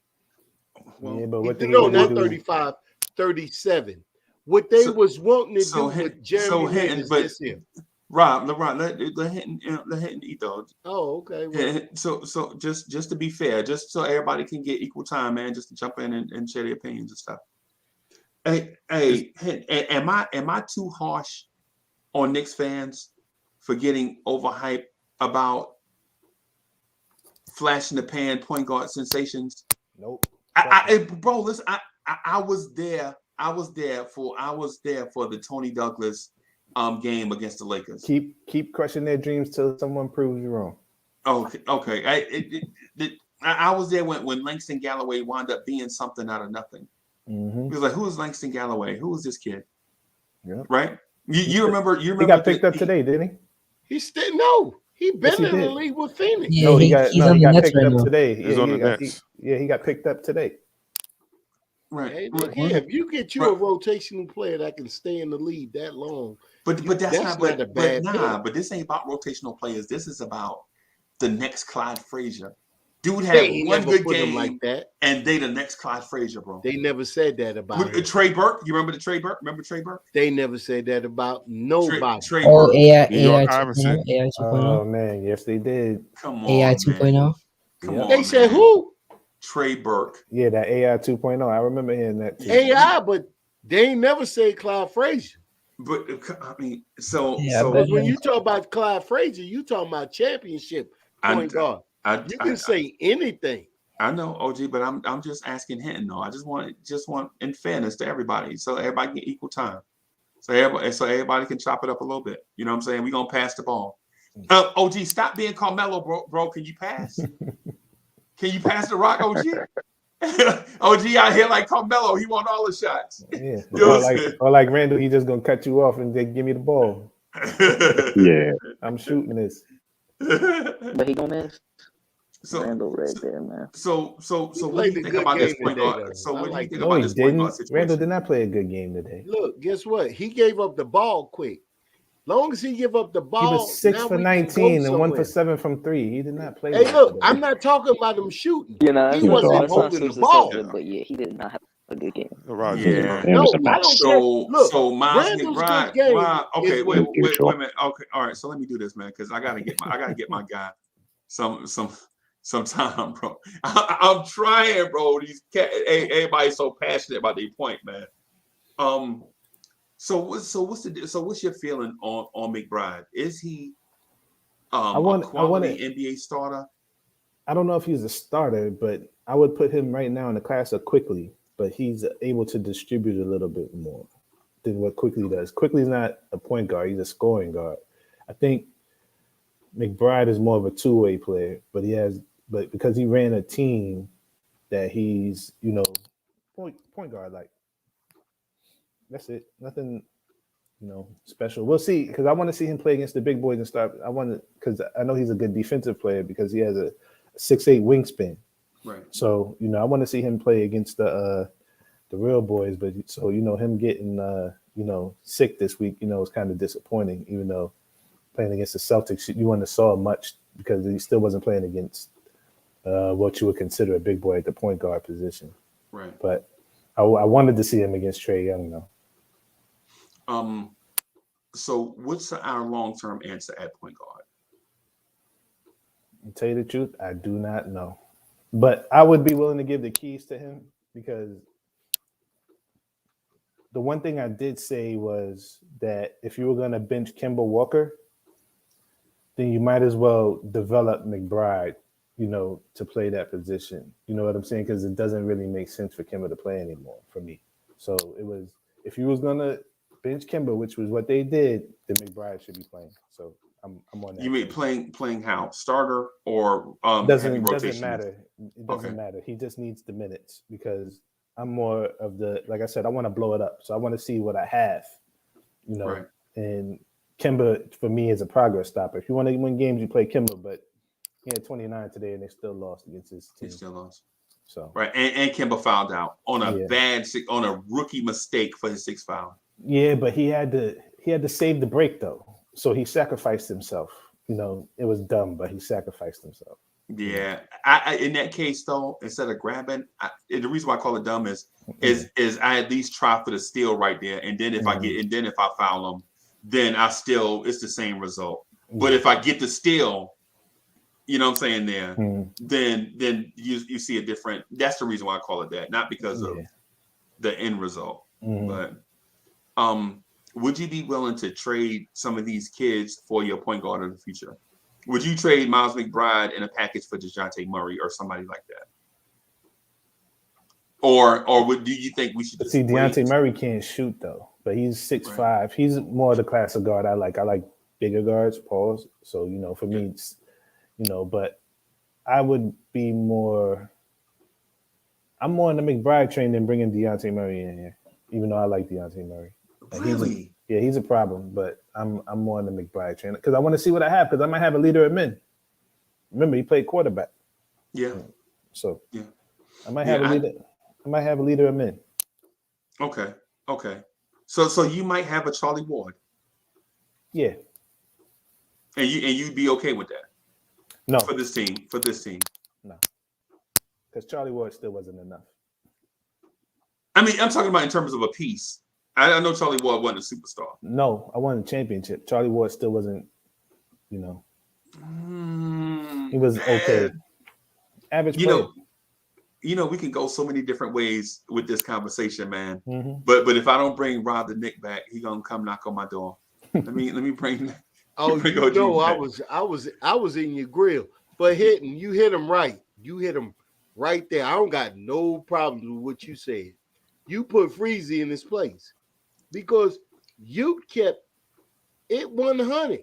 And the element of what we watching right now is exactly that. You don't take the keys and you don't break that. Murray is 4 years to get right there, and he still can't shoot. McBride can shoot, and he can play defense. That's the whole different level of what we need. Okay. All right. Well, the reason why I want to clarify the McBride conversation is because over the years,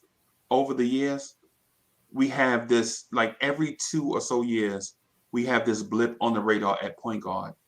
And it gives us just enough sustenance where we can put off the search for point guard. And I think what we need to do is recognize that these blips on the radar are indeed just blips on the radar.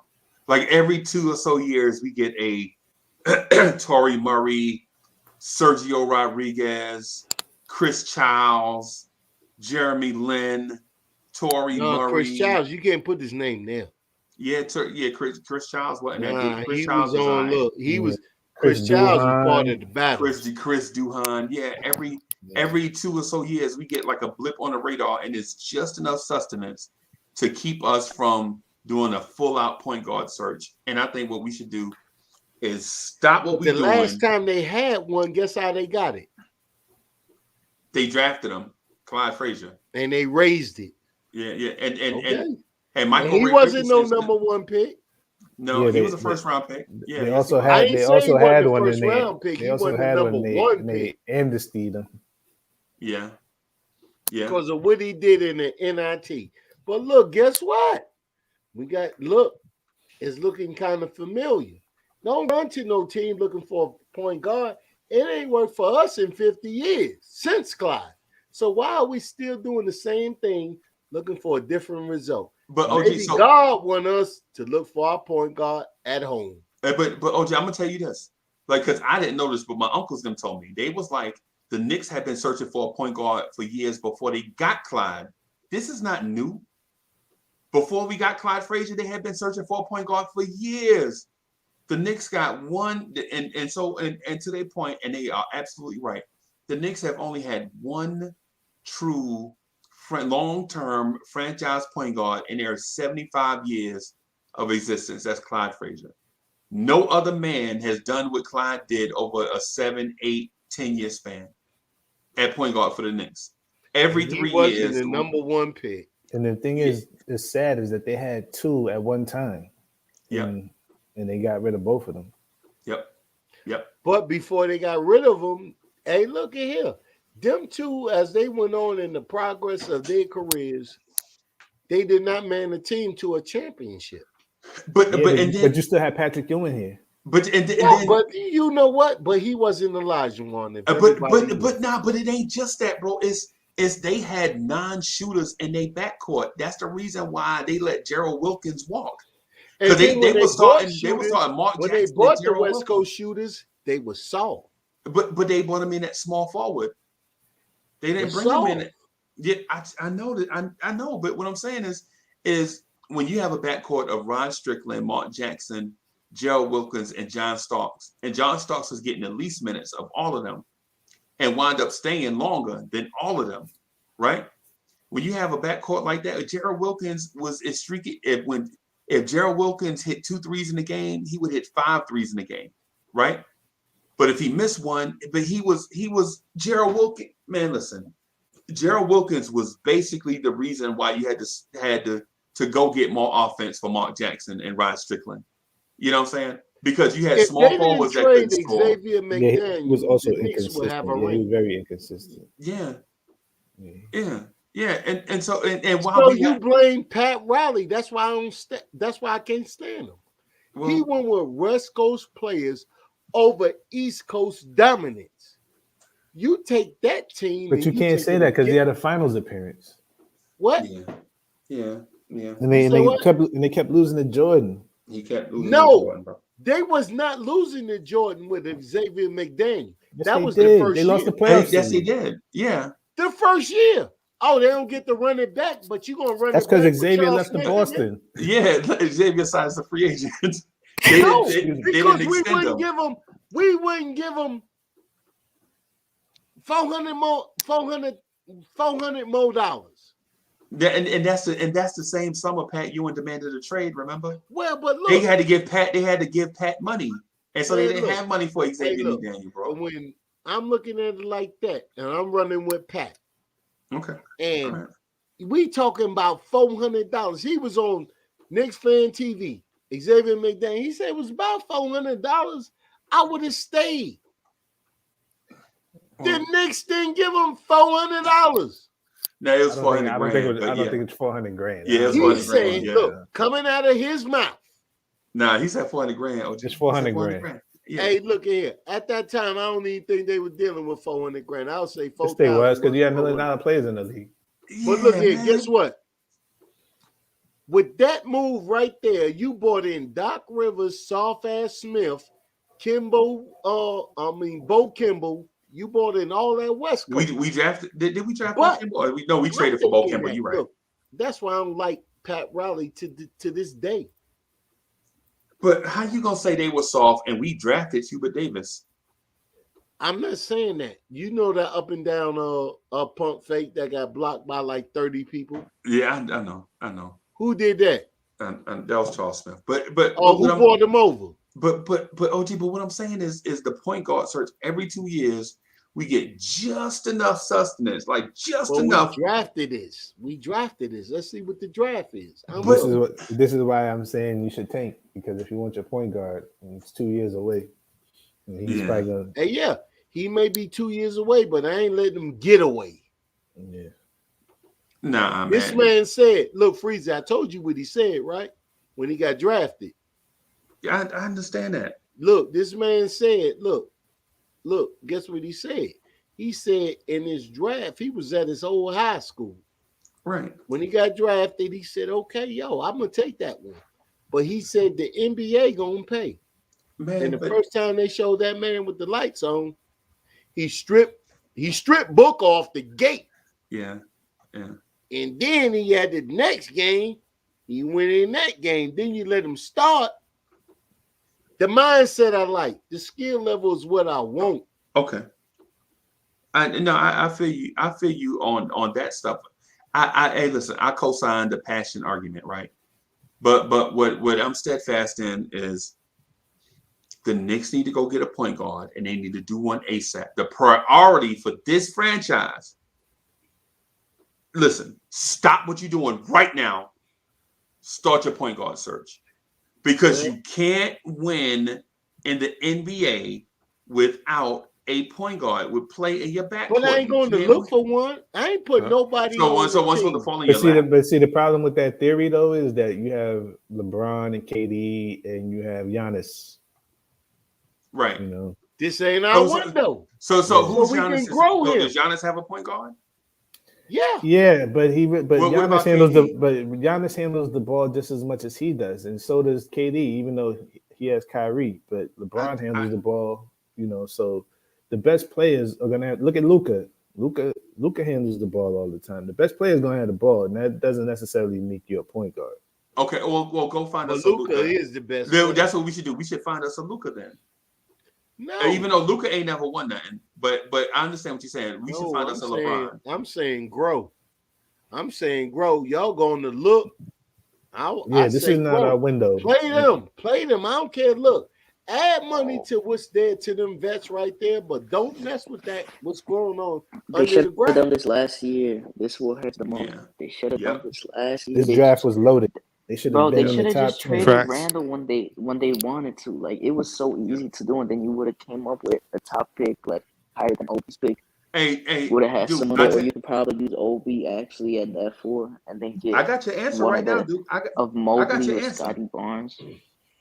You can trade Randall in 1 or 2 years anyway. So and get something. Here's the answer: trade Mitchell Robinson to the Utah Jazz for Jared Butler. You said what? Yep. Yes, I would do that. What? Yep. Trade Mitchell Robinson to the Utah Jazz for Jared Butler, and everybody wins, right? Everybody wins because. Could I get Noel first instead? Can I send Noel instead? Well, why do they need him? I'm not trading Mitch. Are playing Me personally, they don't need them. I'm not trading Mitch. Man, listen, everybody's on the table for me, so. No, but you got to look. They don't want me personally as a Knicks fan right now. I'm not trading Mitch. Mitch is playing on an injury at the same one Zion had, and he ain't hit the floor yet. Mitch been on the floor losing weight, doing the same thing. And look, that's just my one. Look, to me, Knicks are doing him a disservice by playing him injured because he is not right. Well, look, I think that I don't think he's injured. I think that he's really just need to lose the weight. And he needs a He's losing the weight. He's at 265 right now. He's already lost the weight. Yeah, he was at 265 like a week ago. He's probably okay. Well, he's still injured. He moved real good with Brad. Well, I would say that if I'm the Knicks, man, this is if y'all better not hire me as the team president, because the first thing I'm doing is stopping everything. I ain't wearing no City Edition jerseys. I don't care about no rotations. I don't care about none of that. The first thing I'm doing is going to get a point guard. Because problem number one with this franchise is you don't have a point guard. You just want a good playoff run, Freezy. You don't even want a championship. Did you just hit right? You ain't even heard what I just said. But you already admitted. I said priority number one is you acknowledge that you just want a good playoff run. You acknowledge that. Right. Now, I just said priority number. Okay. So just keep rolling that. Just keep recycling point guards then. Maybe one day you'll hit your point guard to be good for 2 weeks, and then you'll wait 3 more years for another 2 week stretch. We got 9 young players. What y'all don't get is this here. Y'all looking at what's on the floor and y'all trying to fix that. The front office is not thinking that. Yeah, They because the front thinking office wants about to these win young boys. games. The front office wants to win games. Like that's going to build a culture. No. That's Guess why what the Randall and conversation- Fournier played. Hey, look, guess what the conversation was with Tibbs? I told this to everybody. Hey, this was the conversation with Tibbs when they hired him. They said, look, we're going to put you together a team, but we're going through the draft to get players. He So said, it's a what? soft tank. All right, They all right. soft He tank. said, look, They're trying to he said, rebuild look, and y'all win gonna games give at me the winning? same time. He said, look, y'all gonna give me winning players? He said, look, we ain't going over the crazy over the cap to give you something. You got Julius, but they over the you cap. already know. Leon done already draft Obi, so you know how he looking at him. But Bro, if but you can Rob, they make already him, over the cap. hey, Freeze, you gotta let me rock.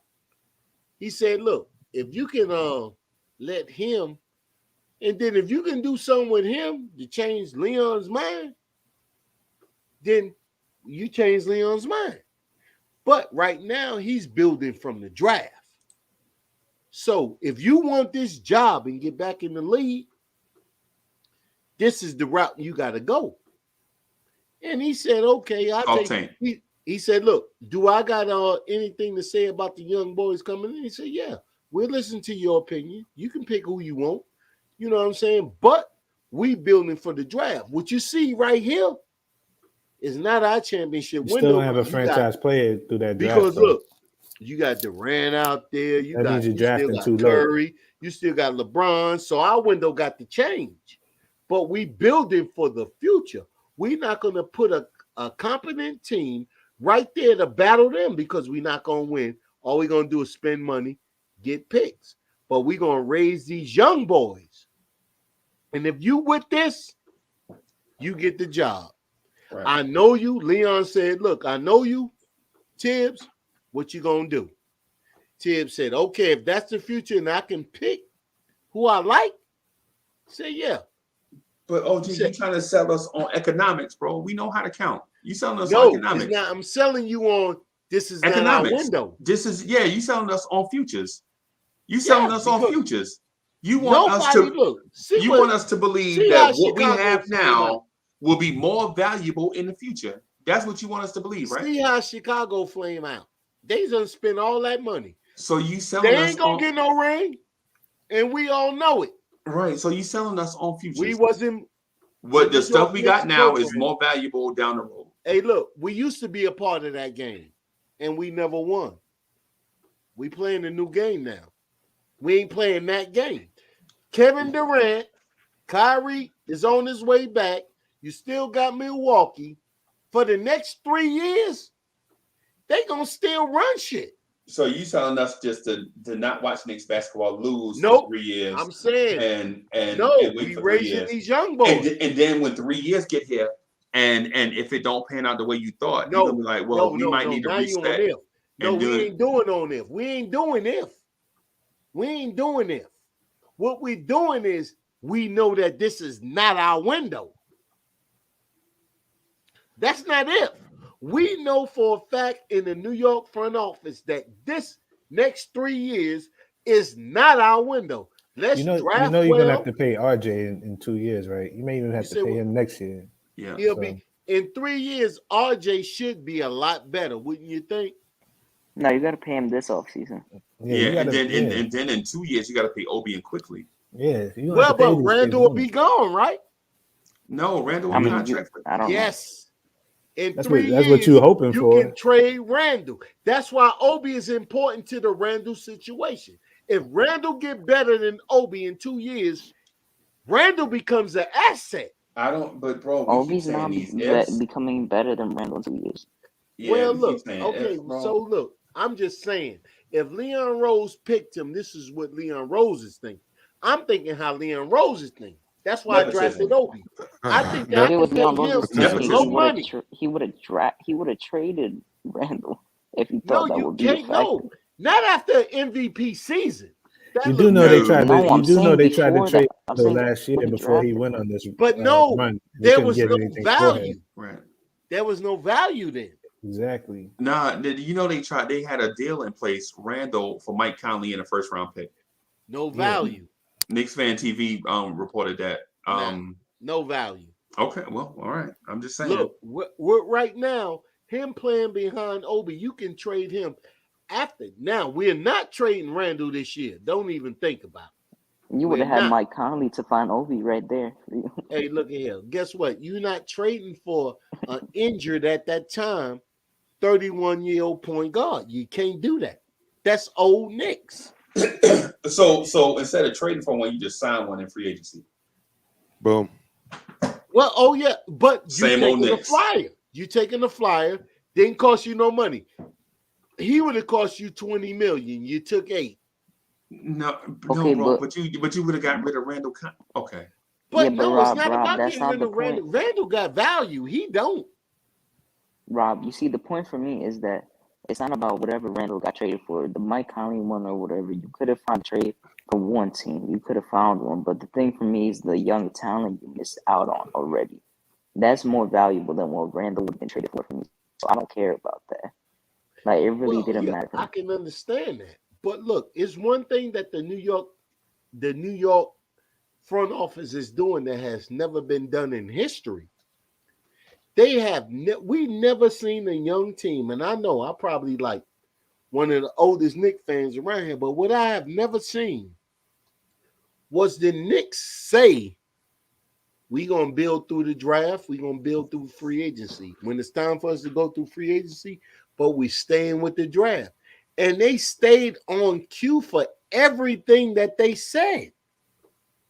They stayed on cue. Did they really? Even though that season they won last year, nobody's in the building. But now that we know, fans in the seat count.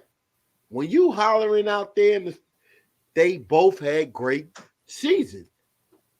Okay. But it wasn't real.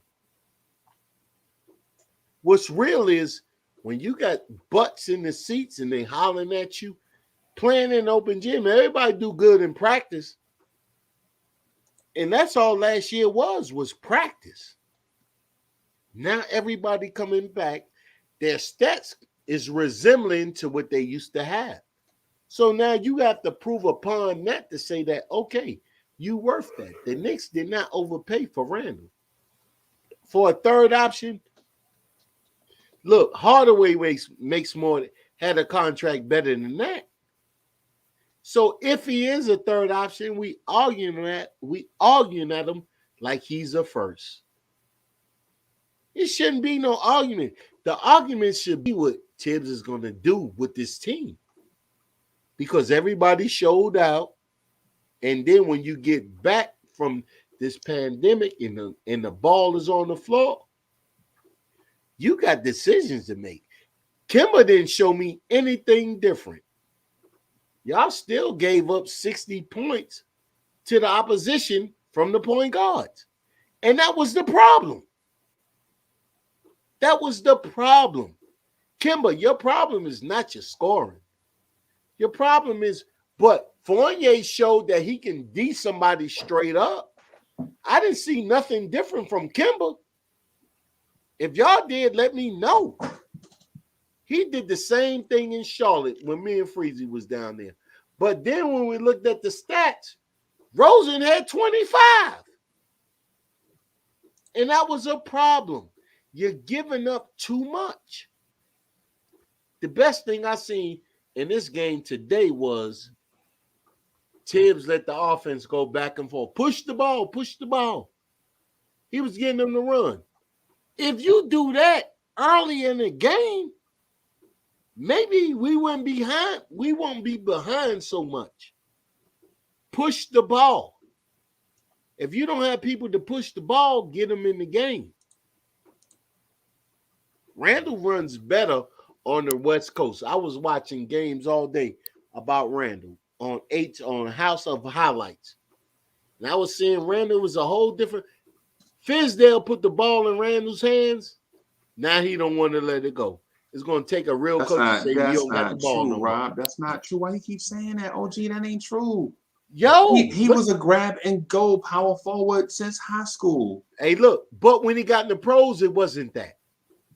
When he wasn't with the Lakers, it wasn't that. They didn't allow him to be that, but it's not like he went from. So It's not like he went from being Charles Oakley to Anthony Mason, bro. Freezy, he was running over little boys in high school, bro. But that's what most professionals do in high school. Yeah, that's how they get to the. That's how they get to the next level. But okay, you be so a man amongst boys. That's pros, how you continue to elevate in levels. That's how you. But look, when you get to the pros, he ran with Alonzo Ball. Alonzo Ball controlled the ball, and I forgot all about that. He played with Kobe. In LA, his best game in LA was 34, 17, 7 assists. That was his best game in LA. And then when he went over there, then he had Drew Holiday. Remember he broke his leg the first year. Tried to make him Draymond Green. Bro, he only played 7 minutes his rookie season, man. No, I'm saying in LA. I ain't say his rookie season. I said in LA. He did come back the next year. That's his rookie season. Yeah. He played 2 years there. No, he played 4 years. In LA. Yeah. Okay, but his best game in LA was with Alonzo Ball running it. He was off of cuts and everything. Bro, he had the worst coach known to mankind. We're not talking about it. We just he had Barney Fife coaching. But you can't say that Fizdale was a bad coach or infer that Fizdale was a bad coach and I then didn't say that. Only thing I said about Fizdale was Fizdale put the ball in his hands, and then Tibbs took over doing the same thing. That's all I'm saying. Hey man, so Fizdale didn't put the ball in his hands, bro. Randall didn't start balling until Fizdale was fired. His numbers went from 17-8 under Fizdale to 22-10 under Mike Miller. But when he was playing when he was playing with the Lakers, he was still getting 20 and 10 without the ball. That's what I'm saying. It didn't take him. His numbers never changed on what you do with him. He can do everything. Take the ball out of his hands, get a point guard, and chill out. That's what I'm saying. Well, his numbers don't change. Let me say this. Like when I told you the RJ thing. Let me say this. Can I say this real quick? Freezy, thank you very much. I really appreciate the show and giving me time, but I'm peacing out, y'all. Y'all have a good night. Peace to the chat. It's good to see you, boss. Thank you. Peace, man. Yeah, man. Salute. Yeah, y'all have a good night. All right, boss. I'm just saying, any situation you put Randall in, he gonna get his numbers. It doesn't matter. So you might as well just take the ball out of his hands and let everybody rock. He gonna find a way to get his. Fizdale put the ball in his hand, change everything. We gonna make you Draymond Green, and he's not smart enough to be that guy. But he can score in any situation. He can cut to the basket, make cuts to the basket. But when you put too much responsibility on him, this is what you're gonna get. Okay. That's all I'm saying. All right, y'all make sure y'all check out my man RC Crave. Put a link in the chat, man. Make sure y'all click on that and check out RC Crave stuff. My man is a. I don't want to stroke his ego and say borderline genius type thing, and then have RC Creative, you know what I'm saying, hit me like, yo, you know I'm a genius, right? You know what I'm saying? I ain't want it to be like that, you know what I'm saying? But my man does excellent work, man. Cinematography, all this stuff. My man got a movie coming out early next season, man. I got a sneak peek on it. The joint is fire. You know what I'm saying? The joint is fire, man. He did the intro for did the intros for a few of the shows. Matter of fact, we gotta pass the hat, man, for RC Creative, man, so we can get this young fella some bread. I say young fella laughing, but we gotta get this cat, you know what I'm saying, some bread, man, for all of the work that he been doing, man. You know what I'm saying? But yeah, man, RC Creative be doing some dope stuff. That Knicks freestyle intro to the show is fire. Fire, bro. It's fire. So make sure y'all check out RC Creative stuff, man. When he put his stuff out, we gotta come storm the room like Mobb Deep. You know what I'm saying, for RC Creative, man, to show our love and support. You know what I'm saying, for our guy. That's our guy. That's home team right there. So make sure when y'all see RC Creative on anything, you know what I'm saying, make sure y'all, you know what I'm saying, do y'all best to support. Because that's, you know what I'm saying, that's like that's our brother there, you know what I'm saying, doing all this great work and stuff. Right. OG, I gotta wrap up here, man. I gotta get out of here. It's because in a little bit, man, in about 7 hours or so, I gotta get up and do old school Knicks. You know what I'm saying? Knock that out, and then we got Knicks or What time NBA you coming 101. on with that? 11. We've been wanting you to come on. Why you don't ever come on with us? Man, because I've been at work, man. This Christmas rush, man, is serious. Man, yo, bro, But I'm off tomorrow though. 11 o'clock, right here, bro. We're gonna be 11 o'clock. We used to be 3. No, it didn't. No, NBA 101 is 3 o'clock. Oh, okay. Yeah, NBA 101 is 4 o'clock. Yeah, and so NBA 101 to be me and Soulfinger, man. I'm gonna wrap up right here. Thank you everybody for coming through. Appreciate the conversations, man. Hey Chuck, I need to holler at you. You got a few minutes after we jump off? Okay. Yes, sir. All right. Peace, y'all. Hey,